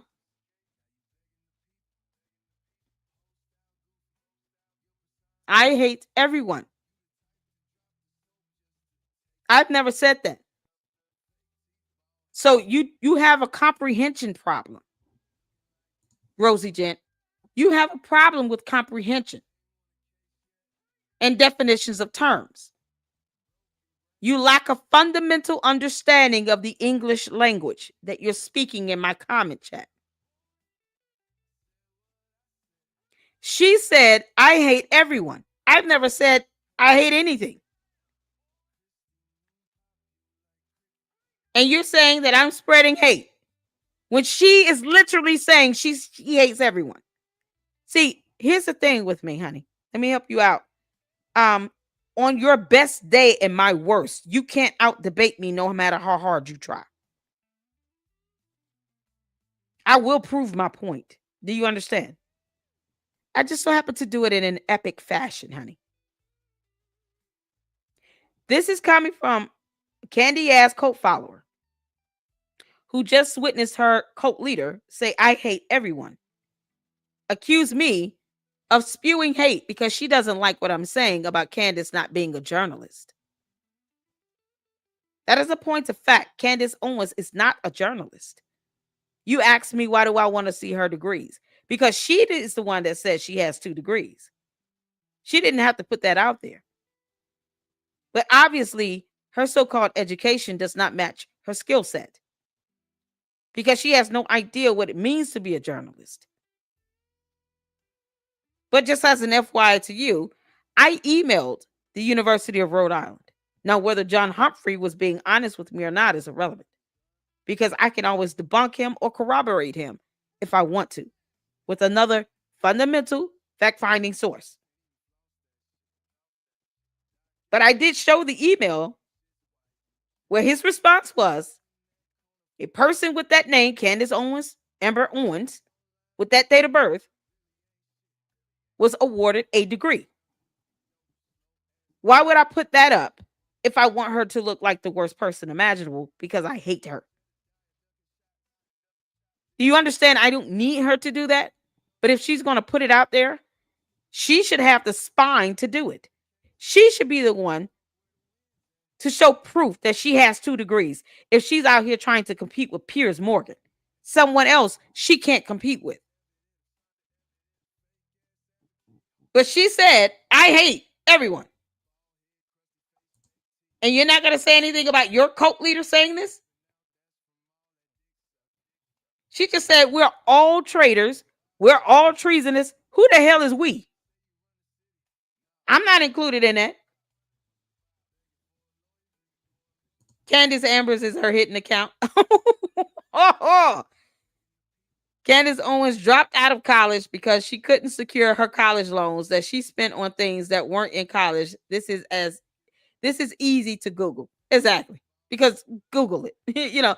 Google is giving us information where she still does not have a degree. I emailed the school where their email response was, a person with that name was awarded a degree. Anyone can go on the National Student Clearinghouse website, order verification of her degree for $20. $19.99 to be exact. Rosie Gents, are you a transformer? Who knows? I'm not a traitor. I don't believe in treasonous behavior. And Candace still has no idea what that word means. I told you, on your best day and my worst, you cannot out debate me if you try. Because we just research here, we read, and we look things up. Why is her name not Candace Farmer? You know what? That's a good question. Maybe she changed it to try to fit somebody that may have a degree so that she could lie about it. Who knows? She got engaged after 17 days over FaceTime. Exactly. This is the person we're talking about here. She got married to a man she barely knew 18 days after meeting him, allegedly from just using Charlie Kirk's credit card, by the way, to purchase airline tickets to fly out to UK. And now this dude, who already had over $220 million, has given her long-term security, financial security. She's not wealthy because of her. She's wealthy because of George Farmer. And she gave him 4 kids. So if nothing else, she walks away with child support if he divorces her. You can't make this stuff up. And yet, she says, I hate everyone, and we're spewing hate for criticizing her for her nonsense. The candy asses and the bots takes another L from the Lady Luck Club. Try harder. You can't make this stuff up. Okay, let's go over to here. Who's Tim Dillon? So it's about metrics. It's about the SS tab that's behind the scenes. That's what he's asking you about, content. That's what he's asking you about. He's asking you specific questions, Candace. He's asking you, do you see any correlation between escalation in claims and the performance metrics that drive your business? To what extent do you view conspiracy content as editorial choice versus a business decision? Yes. In other words, he's asking you, are you talking about this to make more money? Is that more simple for you, Candace? Because I know you watching, you heifer. Is that more simple for you? Yes, it comes down to this. Because otherwise, you could be talking about anything else. Why won't you do a 20-part series on the Epstein files? Or the Christians that were slaughtered over there in Nigeria? Or why don't you just go to Gaza and go help them? Yeah, okay. Because those aren't good business decisions for you. Your husband taught you the market is always right. So since the market is flooding on your channel, when you talk about Charlie Kirk, you're going to go where the trends are going. Candace, anyone can say that. It's funny that you think that you're the only one that's just doing this for a righteous purpose while you say you hate everyone and whomever we is are all treasonous. You can't make this stuff up. I'll get those metrics over to you, Ash. Looking forward to that. Further to that commentary, Tim Dillon, who always gets me in trouble. I don't know how he never gets sued. It feels wrong. Like I'm engaged in, I make one slight mention joke about Alexis Wilkins referring to Tim Dillon's content and us getting a strike. And she goes on a rant against me, not against Tim Dillon. Okay. I'm speaking about Brigitte and MK Ultra. Brigitte sues me, not Tim Dillon, who she mentions in a lawsuit. So I'm just asking if anybody wants to sue Tim Dillon. That's all I'm saying. Okay. Go after him. No. We're going to sue you because you posted up a screenshot of Charlie Kirk's medical information. You disseminated it without consent. You don't get to do what you want to do without consent. So now's a consequence you're going to have to suffer. Just like with you putting up the building, 920 North King Street, where there's over 250 attorneys working there. They went to law school, Candace Owens. You did not. They're going to sue the crap out of you for putting their lives in danger because your candy-ass cult followers don't know how to act. Are you going to ever condemn the actions of Nicholas Ray, who sent death threats online to 3 Jewish conservatives? Are you ever going to condemn that? No? No, okay. But yet, We're spewing hate because we're criticizing her, while she's inspiring people to send death threats to online Jewish conservatives. While she's ousting Jewish donors because they're Jewish donors. You can't make enjoying this his content. It's his up. fault. Here's what he had to say about Barry Weiss's installation, because that's what it was. She just installed. It's not a meritocracy. At the head of CBS News, take a listen. Barry Weiss is basically telling people, why don't you pretend I'm not here to destroy this whole thing? Because that's what I'm here to do. I'm not going to pretend that. I'm not pretending that. I don't have the time to pretend that I have not been sent on a mission to destroy this legacy broadcasting institution. I'm here to destroy it. I'm here to make it a vessel of state propaganda. Which state? Well, we know which state. It's not America. It's to be a vessel of state propaganda. It's all it's supposed to be. It's not supposed to be anything else. And Barry Weiss, to her credit, is not pretending she's there to do anything else. She's going, why are there standards and practices? Why are they showing the Palestinian reach for the cookie when we blow their head off? Why are they doing that? Why are they asking these questions? Why are they saying this? She's very, very much 100% on board. My job is to get rid of any independent voice at CBS. We're here to destroy the network and get rid of anybody that would stand in our way. We are here to deliver state propaganda. That's all. That's what they're there to do. And not the United States, not the United States propaganda, by the way. She's there to deliver Israeli propaganda. She knows it. We know it. Larry Ellison hired her to do it. That's okay. They've already got a blacklist of actors. Why won't Candace Owens and Tim Dillon go to Gaza and help those people? What type of philanthropists are they?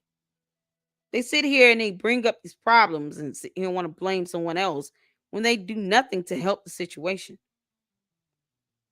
Why won't Candace Owens speak on Nicholas Ray sending death threats? I don't care how big her voice is. She's loud and wrong. I don't care. You think I care that she has 5.8 million views? I'm also not being sued by the first lady of a country either. So all that money she's making, guess what they're going to do? Ask for that in the judgment. And she has many more to come. Sometimes you pay the price for being the loudest person in the room. There's a price to pay when you are being defamatory to no avail with malicious intent, making false allegations and accusations that can be debunked with evidence. And just because you have 5.8 million subs does not mean you will be spared from the consequences that you're sure to face, Candace Owens, when you step into that court of law. She's going to get sued out the ass, and we are here to laugh and report on it. People's lives are being put in danger, never mind people being doxxed, people being threatened with death threats. She's posting up pictures of college kids. Now she's put 250 attorneys' lives in danger. 250 attorneys. And they're going to take her down. They're going to sue the crap out of her. And it won't even be hard. She won't be able to even get enough attorneys to represent her if she starts catching lawsuits from actual attorneys. Because she doxed them, putting up employment information out of nowhere. No one needed to know where they were. Doesn't matter. She doxed them. She doxed them. Free speech, the First Amendment does not cover doxing. Go read a law. Read the First Amendment. She doxed them. She won't be able to find a team of attorneys that's going to protect her from what's coming. That's not an if. She did it. Once again, when you're ignorant of the law, you have no idea what's considered personal identifiable information. She doxed them. She doxed these kids at the college campus at UVU. Phil Lyman, his family, she was looking for his mother. Why would she need to look for Phil Lyman's mother? People are being doxxed. These donors, they're not available to the public? Why would she oust that donor? She had no legal reasoning for doing that. We're here for it. We're going to cover these lawsuits. I've covered 4 or 5 of them so far. And Candace loses her lawsuits. The one she filed against USA Today, she lost. The one she filed against the apartment when she was choosing to live with mold for 6 months, she claimed was, killing her and all, while she sat here and had recurrent yeast infections, according to the court documents, she lost. Shout out to Sheriff Denise. She was charged. She was actually arrested for harassment. Like, she has no boundaries with that. When you have a criminal history connecting you to harassment, it's her MO. It's who she is. She literally said, I hate everyone. The candy ass cult followers, they are what they are. Dumb. But what they fail to do is read. She said these things. She said, I hate everyone. She just said we're all treasonous, and she doesn't understand the definition of that word. Candace can and will be sued. Oh, she will be sued. I'm waiting on Erica Kirk to sue the crap out of her for the medical information. I'm waiting for it. She'll get sued.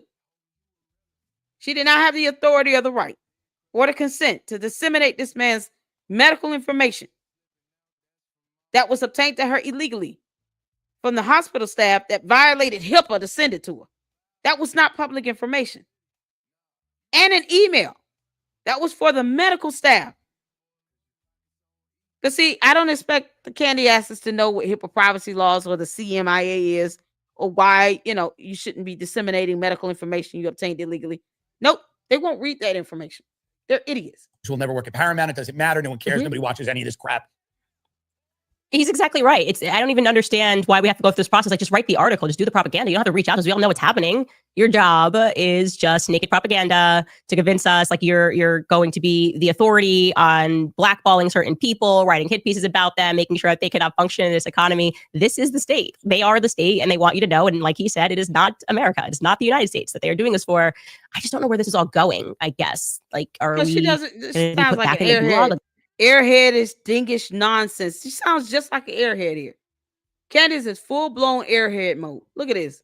Job is just naked propaganda to convince us like you're going to be the authority on blackballing certain people, writing hit pieces about them, making sure that they cannot function in this. How are you the authority on blackballing people? Hit pieces about them, making sure that they cannot function. What are you talking about? Economy. This is the state. They are the state, and they want you to know. And like he said, it is not America. It's not the United States that they are doing this for. I just don't know where this is all going, I guess. Like, are we like, I just don't know where we're going. She just kind of resorted back to this airheadish nonsense. She sounds like a total airhead. Like one of those babbling bimbo Barbie dolls or something where they only learned 6 words and then they just try to recycle it around. Like her candy ass cult followers just keep saying, either they're saying something that has nothing to do with anything, or they keep copying and pasting the same comment. I don't expect these people to say anything intelligent. I just find it comical that they want to engage in my chat and boost up the engagement. Thank you so much. Going to be put back in the gulag? Like, are Christians going back in the gulag? I don't know. But we're certainly going to find out. We're going to take a brief break from our sponsors. I'm going to get into some of your comments. Okay, you guys, you have heard me speak a lot about Nimi Skincare. I love what it's out. It's a good time to get stuff for the holidays. Yeah, all top of that comments is illegal. So she's selling stuff for the holidays. Got it. So let's just go to treason. Because we read here in the Lady Luck Club. I expect the candy ass cult followers to leave now because they don't read and words are hard for them. So just in case you all want to understand why it's disgusting to hear someone say we're all treasonous. I don't know who we is. But treasonous is a rare but very serious crime. Treason is the highest of all crimes, as defined as intentionally betraying one's allegiance by levying war. Here's what treason means: intentionally betraying one's allegiance by levying war. You can't separate this definition. You can't just stop right there. By levying war against the government or giving aid or comfort to its enemies. That is the full definition of treason. Who the hell is we, Candace? Who is we? Because she's an idiot and an airhead. She has no idea what she's talking about. She won't even look up the definition of the word treason. Candace, are you sitting here levying war against the government or giving aid or comfort to the enemies? And who is we again? Does she not understand the penalty for treason? Candace, do you know what the penalty for treason is? Yeah, y'all see the candy ass cult followers, they leave because, you know, they don't understand. Words are hard for them. They don't read nothing. Then they cite case law here. Charged the grand jury to Kurt CC 630. This is the Massachusetts Circuit Court, 1851. It's the most serious offense one can commit against the government and punishable by imprisonment and death. Treason prosecutions are rare, with around 40 federal prosecutions and even fewer convictions in U.S. history. And yet, she's saying we're all committing treason. Who is we and all? The hell you say, girl? You and the devil are a liar. No, Candace, you're committing treason. You stand alone in that box. You and the candy asses and the box. Y'all stand alone in it. You're not going to pull everybody into your nonsense because you refuse to look up definitions of terms. And she dare not read case law on it. This is case law. She's not going to ever read that. Federal crime of treason. Treason is the only crime defined in the U.S. Constitution. According to Article 3, Section 3, treason against the United States shall consist only in levying war against them or in adhering to their enemies, giving them aid and comfort. What the F is she talking about when she calls someone treason?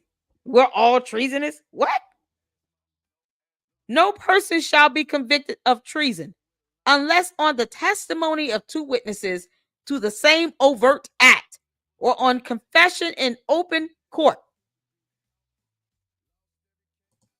So, Candace, is that your confession you gave of you being treasonous? Is that your confession? I just want to know. Because if you're confessing this, then I'm going to make sure I'm going to screenshot it. Because only Candace is the one running around here talking about some treason. We're all treasonous. I don't know who we and all are. But Candace, you can keep that crap to yourself, girl. You're using terms that you can't define, concepts that you don't understand, and you're failing to use any level of intelligence that God gave a Billy Goat. You're failing to read. You definitely won't read case law. You can't make this up. So she wants to sit here and say somebody's treasonous. Is that your admission? Candace, is this your admission? Because we're all traitors. We are all treasonous. I hate everyone. That's a snippet. Because only Candace is the one sitting here confessing it is. No one's forcing you to say this, Candace. You're saying this on your own accord. You know, because you're an idiot and all of you and your candy ass cult followers are airheads and dingus who failed to read. You can't make this up. This section authorizes Congress to set the penalties for treason, but not to charge the definition or create degrees of treason. The federal treason statute, 18 U.S.C. Statute 2381, mirrors the Constitution's language and imposes minimum penalties of 5 years imprisonment and a $10,000 fine. A conviction bars the defendant from holding any federal office and carries the possibility of the death penalty. You can't make this up. What are the elements for treason? Okay, let's get here. The elements of treason are the same under state and federal law. the defendant owes allegiance to the government and the defendant intentionally betrays that allegiance by either levying war against the government or giving aid or comfort to the government's enemies. Candace, you have to define Israel to be an enemy first. And no one has done that. Through Congress, the legislative branch of government, in correlation with the executive branch, Israel is an ally, not an enemy. Because you're bad at this, we don't care what you think or feel about it. The legislative branch and the executive branch have already established the state of Israel to be an ally of the United States of America. So, Candace, how are you intentionally trying to portray that allegiance? Because otherwise, you're trying to insinuate someone is doing that. When the United States recognizes Israel to be an ally, not an enemy. But yet you claim, Candace, you want to go to Russia. Are the United States and Russia allies? Are we allies somehow with Russia? Because Candace wants to go to Russia. I say we pack her up and move her there. Are the U.S. and Russia allies? Because last time I checked, we weren't. No, we're not allies. We're not allies with Russia. Candace, why do you sit here talking about you want to be Russia now? You want to be a country that we're not even allies with. And you're supposed to be a U.S. citizen. We're not allies of Russia at all. You don't find that to be treasonous? For you to want to sit here and to say you want to go and become an upstanding citizen of Russia because Kash Patel, blah, blah, blah. If anyone is being treasonous, wouldn't that be Candace Owens? She wants to go to live in Russia. She said, I feel like I want to be Russian now. Don't make me have to play the video where she said that, because she did. Candace, a good case could be presented against you for that. You want to move and go be a citizen of a country that we have deemed to be an enemy for decades. Decades. We're not allies with Russia. Now, if you want to go, no one's stopping you. But you would rather give some aid and comfort to Russia than to Israel, a state that we've recognized to be an ally. Because treason must be intentional. Someone who unintentionally aids, it must be intentional, because she intentionally said that she wants to move to Russia because she can't stand Kash Patel, because she's the only one that's really spewing hate by saying she hates everyone. Oh, God. Yeah, it's very intentional. Someone who unintentionally aids the enemy or is forced to by duress or coercion isn't guilty of treason. There can be no accomplice liability for treason. Every participant is considered a principal. So that basically means you can't be seen as a co-conspirator.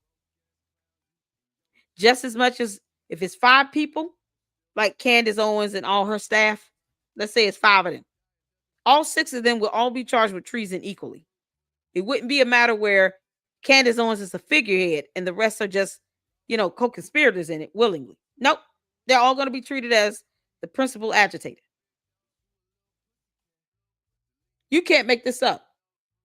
Can't use that First Amendment defense. It's the primary limitation on treason prosecutions. Freedom of speech allows people to express anger toward the government, even a desire to overthrow it, but it doesn't protect speech that is likely to incite others to violence. But, because the candy asses can't help themselves, they're out here cyber harassing and bullying and doxing others, threatening people's lives online. to commit violent acts. Nicholas Ray is sitting in jail in Florida for 12 counts because he listened to Candace Owens and a neo-Nazi.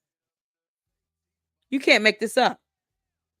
But although words usually can't constitute treason by themselves, they can serve as proof of the speaker's treasonous intent.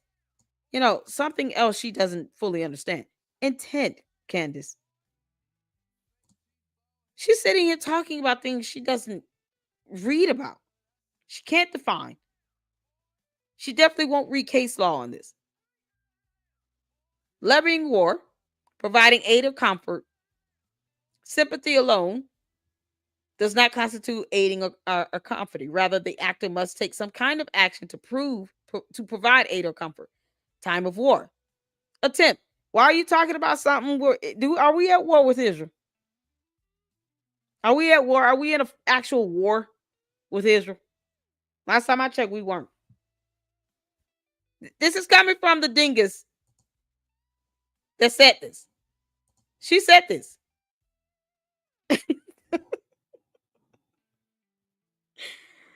We're all treasonous. I'm sorry. I'm missing the whole war that's happening here. You can't make this stuff up, is my point. This girl is just saying things.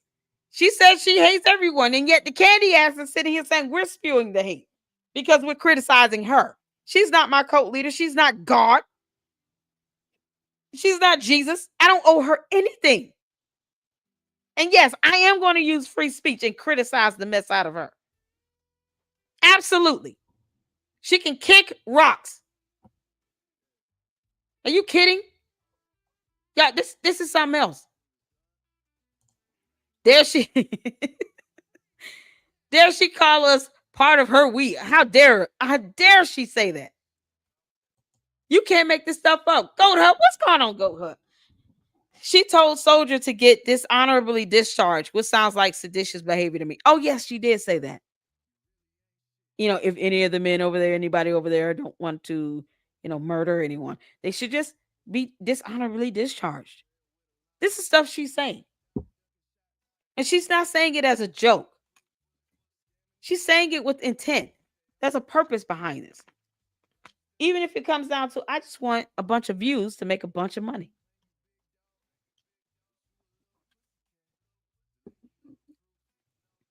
It's so devilish, it makes no sense. 2025 says she can make it up straight from the horse's mouth. She is treasonous. 5 years. Exactly.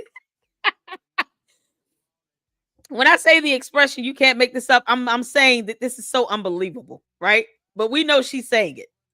Let me not, get too far out of reality, because I dare not go out there to the to Candyland. The candy asses out here, boy. They're recruiting like hell.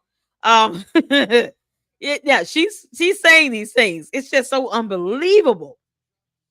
And it sounds like an airhead at the end of all of this.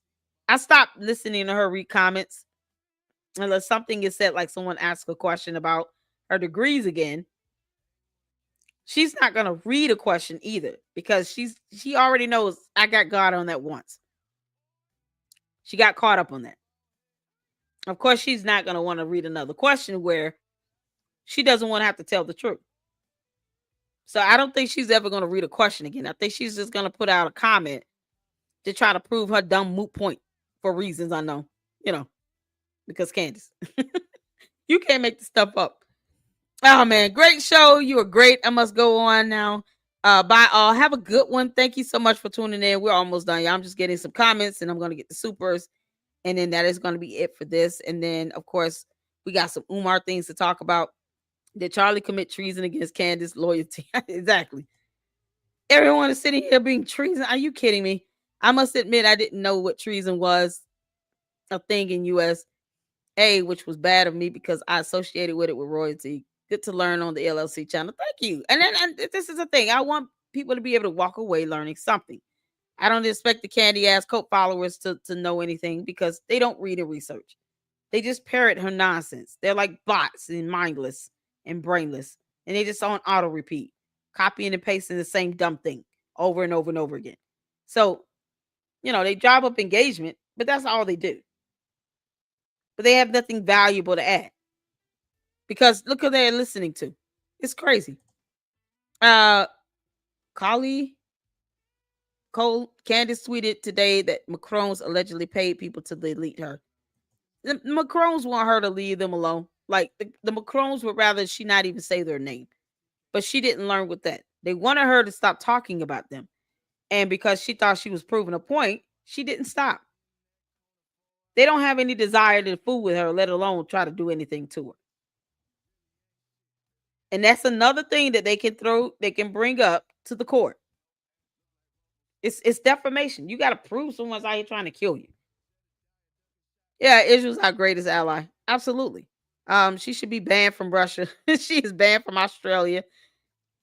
Any sensible country. Communism is right up her street. Russia wouldn't take her either way. Lois says this is the second time she has kind of alluded she has been sued. There is a case we have not yet heard about, in my opinion. Exactly. No reply said freedom of speech is an amendment that applies to the government against its citizens, not citizens on each citizens. Yeah. He hasn't once mentioned him either. This is why defamation is a thing that can cost you 50 million, like Candace Owens. Exactly. She learned nothing from Alex Jones. Yeah, everybody kept saying, well, Alex Jones has free speech, as he sat here and talked about paid actors from a horrible school shooting incident.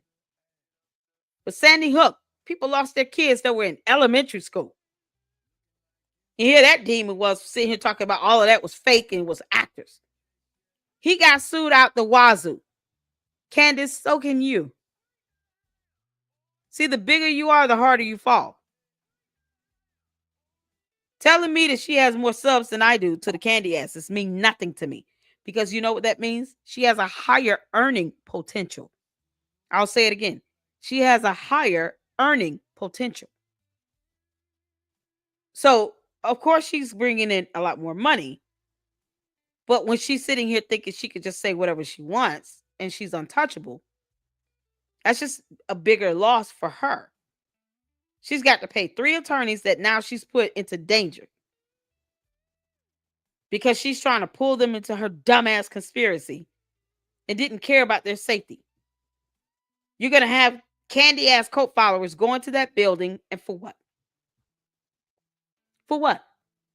Looking for the DHS, the FBI, the DOJ, when they're just going to find a business full of people that are law firms, that are lawyers working for a law firm, in a restaurant, and maybe another company. All of that would have been for naught. When did she say she was Jesus? She acts like she is. I mean, she might as well just say it, but she acts like she is. She has this godlike personality. It's crazy. Old Soviet Union became cannibals because they believed in communistic nonsense. Oh, man. Candace says, so tell us what happened. Tell us her purpose. Upper doing exactly what you're accusing. Huh? So tell us what happened. Tell us her purpose. Upper doing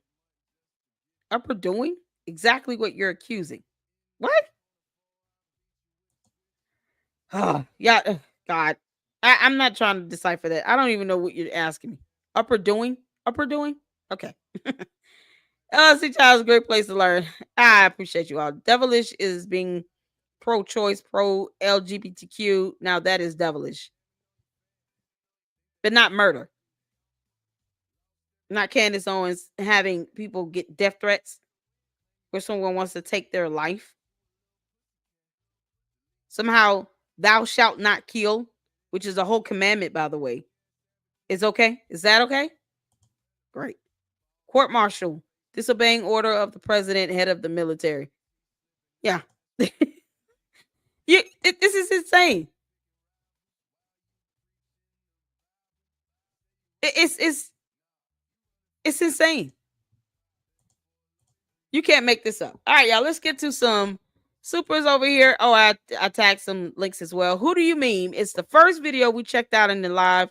Make sure you guys go over to his YouTube channel and check out his content. I did post the video link in the chat. It will be in the description of the video as well. So check out that video. It's a great video. Well done. That talks about some of the dangers of Candace Owens, conspiracies and her nonsense and deception. And it goes right into, the characteristics of a cult, the profile of a cult and a cult of personality, things that we talked about here in the Lady Luck Club. I'll show a tab here while I read these other supers about the psychological control tactics used in cults. So the same tactics the young man was talking about from the Who Do You Meme channel, it's the same tactics that's used in cults. Key takeaways: cults employ various psychological control tactics, including mind control, manipulation, and isolation to dominate members. Fear, intimidation, guilt, and shame are used to coerce compliance and maintain control within the group. Positive reinforcement, like love bombing, creates emotional dependency and loyalty to the cult. Information control and strict rituals limit members' access to outside perspectives and enforce obedience. Yeah, because the candy asses will go to any channel where they're not saying the exact same thing that Candace Owens is saying, and then they'll sit here and just say, oh, you're attacking her, you're hating on her, you're jealous of her, you're being paid by Israel. It's the same thing. It's the same nonsense. The same way bots operate. When you're trying to have some sort of level of control over the perception of certain topics online, yet the bots do the same thing. And they feel like the more they say these dumb things, that I guess people will be convinced when we're not. Nope. It doesn't work here. None of that nonsense works here. God is in control over here, not Candace Owens or her bots or her candy ass followers. None of that works over here. That stuff doesn't work on me. It doesn't work on my Lucksters. It doesn't work. Leaving a cult. And I always challenge, and here's the thing, people have the freedom to watch what they want to watch. I'm never going to ever tell the Luxers, don't watch this, don't watch that. I've never said that. Now go out and watch. Watch any and everything you need to watch to help you be able to come to your own conclusion. I encourage research. I encourage people to read and to educate themselves. You don't have to be ignorant. Knowledge is available at your fingertips. Research and Google. But that's the difference. The candy ass cult followers, they don't research and Google anything. They don't read information. They just follow along and copy and paste. That's cult-like mentality. Leaving a cult involves overcoming deep psychological impacts caused by these control tactics. And this is more information on here you guys can read. I encourage you all to read this information. It's up to you. They have the percentage of cult members reporting fear, the common course of techniques, average duration of intimidation sessions, impact on member autonomy, frequency of fear-based punishments. You get punished with these dumbass comments where we have to read this nonsense. It's like a punishment. When the candy asses, cult members are sitting here leaving these comments, it's torturous to us journalists, true journalists, to have to read this stuff. Sometimes the grammar syntax is wrong. You'll see all this misspelling, all this nonsense that makes no sense. Yeah, it's torture. The psychological effects. Fear is a powerful motivator, and cults are adept at it, using it to maintain control over his members. Sort of the aspect of cyber harassment, bullying, doxing, words that they can't define still, laws that they don't care anything about. Candace believes that she's above the rule of law. She has a superiority complex where she does not feel that she is bound by laws until it affects her. She knows the law when she feels that someone is breaking the law against her. But when she does it to others, she's trying to say it's for a holy cause or some sort of justification of defending and avenging someone. No. You're violating the law. You're doxing people. You outed another donor because she was a Jewish donor. That woman didn't have to be outed. No one needed to know that. No one needed to see the print screen of Charlie's information from the hospital about him going to that hospital. We didn't need to see that. But because she doesn't know the law or care about it, she disseminated this information without consent. Candace Owens is not Erica Kirk. She does not have the authority to disseminate medical information about Charlie Kirk without consent from Erica Kirk. Whether you're dead or alive, you still have the right to your medical privacy. Why do you think the autopsy is not released? No one needs to see it. He deserves the right to some level of privacy. We have laws for a reason. And yet, she sits here and cries the victim when it comes to her being sued. Candace, we will be watching those hearings that are available to the public. Yeah, the hearings on this matter with the lawsuit with the Macrons, they're going to be a link from the court. And spectators can actually log into those hearings. I'm going to be doing just that, Candace. Oh, yes, I will. Your candy ass cult members will not, because they don't want to give up their real names. You can't go in there playing nonsense with the court. The court will not be able to watch and log in under all these fake profiles. You can't do that. They won't allow it. That's going to be fun. The use of guilt and shame, cult of personality, how leaders use charisma and authority to manipulate. You know, because she has 5.8 million followers. Somehow we're supposed to care about that. Why would I be jealous of that when I have to take on the aspect of her? If you're jealous and envious of someone, you're wishing their life upon you. So all this good people think she has, you're bringing in the bad as well. You can't separate the two. So you might see, oh, she's making all this money and she's getting all these subs and views, but that's all they care about. But then she gets mad when someone actually genuinely questions her about it and says, oh, it's all about the metrics. Yes, it is. To the candy ass cult followers, how many times do they leave comments in my chat saying, she has 5.8 million followers, you down. She has more followers than you. That's what they care about. That's all they care about. All they care about is how many followers she has, how many views she has. She's wealthier than you. She's more rich than you are. It comes down to money for them, not facts and evidence and documentation or reading or anything. That's all they care about. They show you all exactly what they care about. And yet they get mad when you point that out.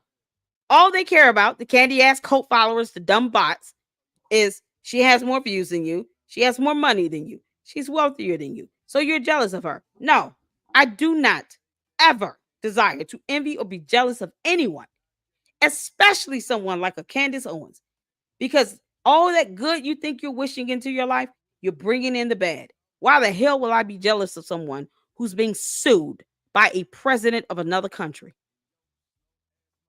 And she's going to lose. She's trying to run from it by filing a motion to dismiss. Why would I be jealous of that again?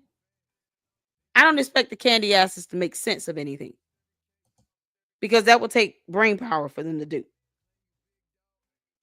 But they're the main ones that sit here and they care about the charisma, her ability to manipulate. Off the charts. Same thing that, what do you mean? The video, the content creator was talking about. She has this ability to manipulate people. And unfortunately, she's manipulating all these so-called mommy sleuths that are impersonating CIA agents, which is a felony. And they don't care, because they don't care about the rule of law. So all they do is go around channel to channel, questioning everything. Why are you saying this? Why are you saying that? Go and read something. Then you can come back and ask me a question. Well, you sit here and talk about treason, Candace. Perhaps you should have defined the term. We're not at war with Israel. We are not at war with Israel. We're not in a physical war with them. And you have to be in order for treason to even fit and apply. They're not our enemy either. Those are facts. Whether you're pro-Israel or not, Those are fundamental facts when it comes to the definition of treason. You have to meet that criteria. And she's not even smart enough to pull that shit up. She chooses to be stupid. Candace, this is why I call you an airhead. You're a dingus. So, of course, here's some other information on leaving cults and recognizing and resisting psychological controls and those tactics. Breaking free. The candy-ass cult followers, I think many of them are bots either way. So when they're inanimate objects, I don't really care. There's nothing to break away from. But there are people who are posting up videos saying how I broke free from the Candace Owens cult. That there are content creators that are sitting here making videos saying that. How I broke free from the Candace Owens cult.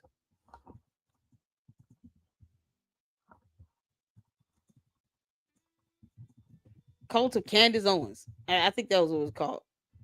You have people doing videos on this. People doing whole videos on this.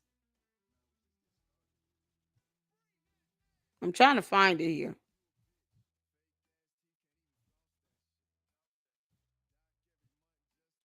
Because I saw something the other day. Someone posted that up. If you all find it, let me know. It was a content creator. And I'm not the only one saying she has a coat here. There are other people out here that are saying she has a coat.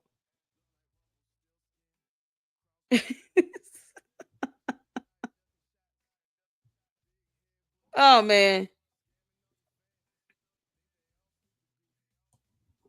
Hold on. I'm trying to find. It was a video that why I left.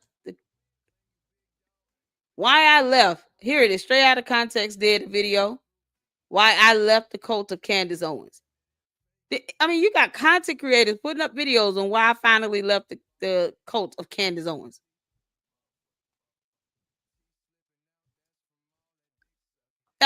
You got people putting up the stuff.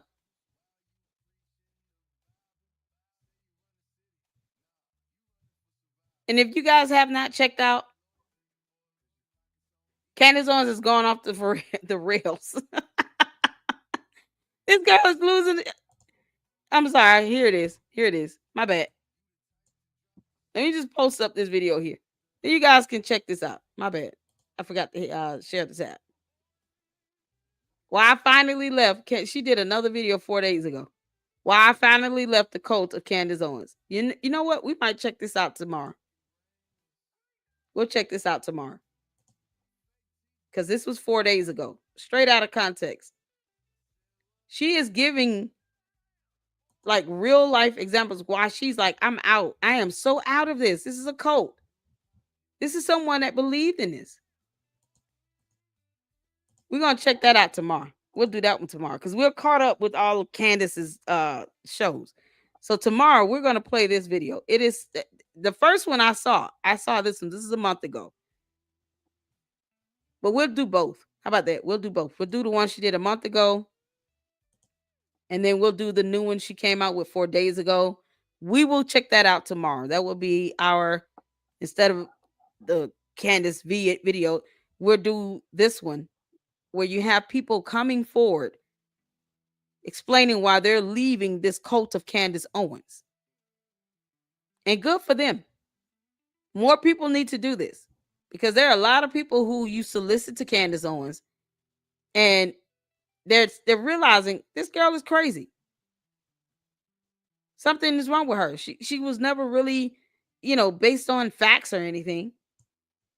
Her cult followers, her so-called supporters act like a cult. They're a cult. I'm so glad people are starting to wake up to this. This is encouraging to see. This is very encouraging to see. And I try my best to be neutral with Candace in the beginning. But when she started blaming the U.S. military for the death of Charlie Kirk, I was done. I was done, y'all. I was done. So tomorrow we will check out Straight Out of Context. I'll put up the thumbnail because you just can't make this stuff up. And we'll check that out tomorrow. So let me get back to the rest of the supers here. Thank you all so much for your support and your patience. Scarlett Rose with the $5 super. Thank you for being a Christian warrior. Let me tell you something. I've been a Christian warrior since I was 12 years old. And I said it at any time God needed me to fight or just go out and rightly divide the word of truth, I'm going to do that. I may not get 5 million supporters.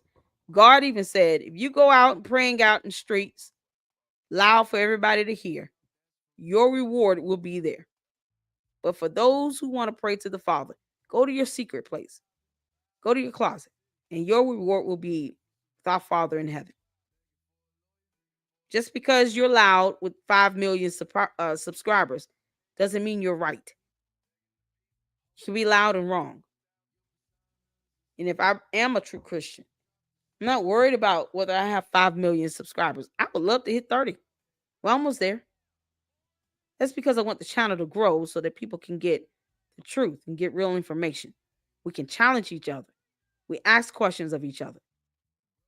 I've been corrected, and I've had to say that. I've had to share information where I've been corrected. Factually corrected. I'm not above that. And I don't have to make up stuff off the top of my head. I just Google and research and read information. And then I give my commentary and my thoughts on it. I know I'm not for everybody. But I do want to stand for truth. And I do want God to continue to bless this platform. And the only way he's going to bless it is if I continue to tell the truth, if nothing else.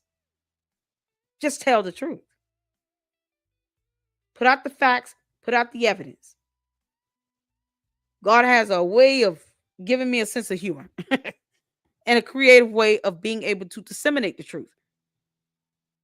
But I don't have to make anything up either. And I bless God for the supporters that I do have that do share the content. Hit the like button and subscribe. That become members. That support the channel financially. That's a blessing to me. Because there's over 1 billion users and you guys could be watching anyone else, but you choose to rock with me here in the LLC. And I am grateful for that. And that is because God is blessing this channel and blessing me to have that type of growth and to have that type of support. And the least that I can do is just tell the truth, present the facts and the evidence, and then I let you all take it from there. So I'm happy to be in the army of the Lord. Amen. Thank you so much for the 5 super. Thank you, Tracy, for the $10 super. Keep bringing us facts and spiritual awareness. Thank you so much. Yuck 2.0, you are off the Thank you, Yuck. Oh my God, Yuck 2.0 gifted 20 memberships to the LLC. So there you go.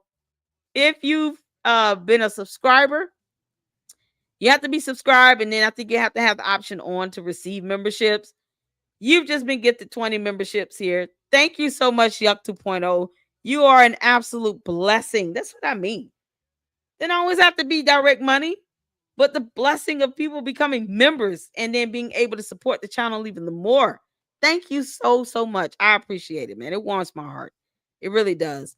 And here is a YouTube short from Jay Witt about the maroon shirt. Sometimes it's a hoodie, sometimes it's a polo that represents the colors of his alma mater, Morehouse College. Oh man, y'all check that out. And of course, S-Files got the comment of the day. Candy cane planes. Since Christmas is coming up, I'm going to try my best. We're going to do a test run in the members only live. Probably tonight. We're going to try to watch A Christmas Carol. And now it can't be one of like the bigger ones. Just maybe one that's on YouTube. We're going to try to watch it. Okay? We'll see how that goes. Hopefully it doesn't get blocked. Because Superman, boy, they were mad. YouTube was mad. They gave me a warning. Maybe if it's like a YouTube video that, it doesn't have any restrictions with it, we can watch through it. Got to pause it, talk through it, stuff like that. We should be okay, just like watching any other video. So we'll try it out and see how that works. All right. And that'll be what we'll do in our members only as well as some Spanish, because Francisco wants that Spanish. We're here to get it. And we should all want to learn something new. So thank you so much, you all, for tuning in. I appreciate you guys. This has been a lot of fun. All right. And you guys make sure you tune in. And if you can, for the Umar, we're also going to do 2 videos, do a watch party for Nation Boy. That's another cult. I think just people shouldn't know about the aspects of cults in general. So that was another cult that was here in Atlanta, Georgia. The cult leader is now in jail for the rest of his life, plus 10 years. So, Candace, keep on with that nonsense if you want to. Collected it. But cult leaders go to jail too. They get sued, and we'll be scheduling hopefully tonight we can try to do something. Well, I just want to do a test run, even if we do another members only live for tomorrow for the Spanish class. I really want to do a test run to see how well it works with us being able to check out a Christmas Carol movie in the members only tonight, because the holiday is coming upon us and I want to watch a movie with you all. So we'll try that out and see how that goes this evening. And if we're able to watch it, we'll watch it. If not, then I know exactly where we stand with being able to watch a Christmas movie on YouTube. God. All right. So until the next one, you all, thank you all so much for your support. Hit the like button on the way out. And I will see you all later. Lady Luck Club out. Deuces.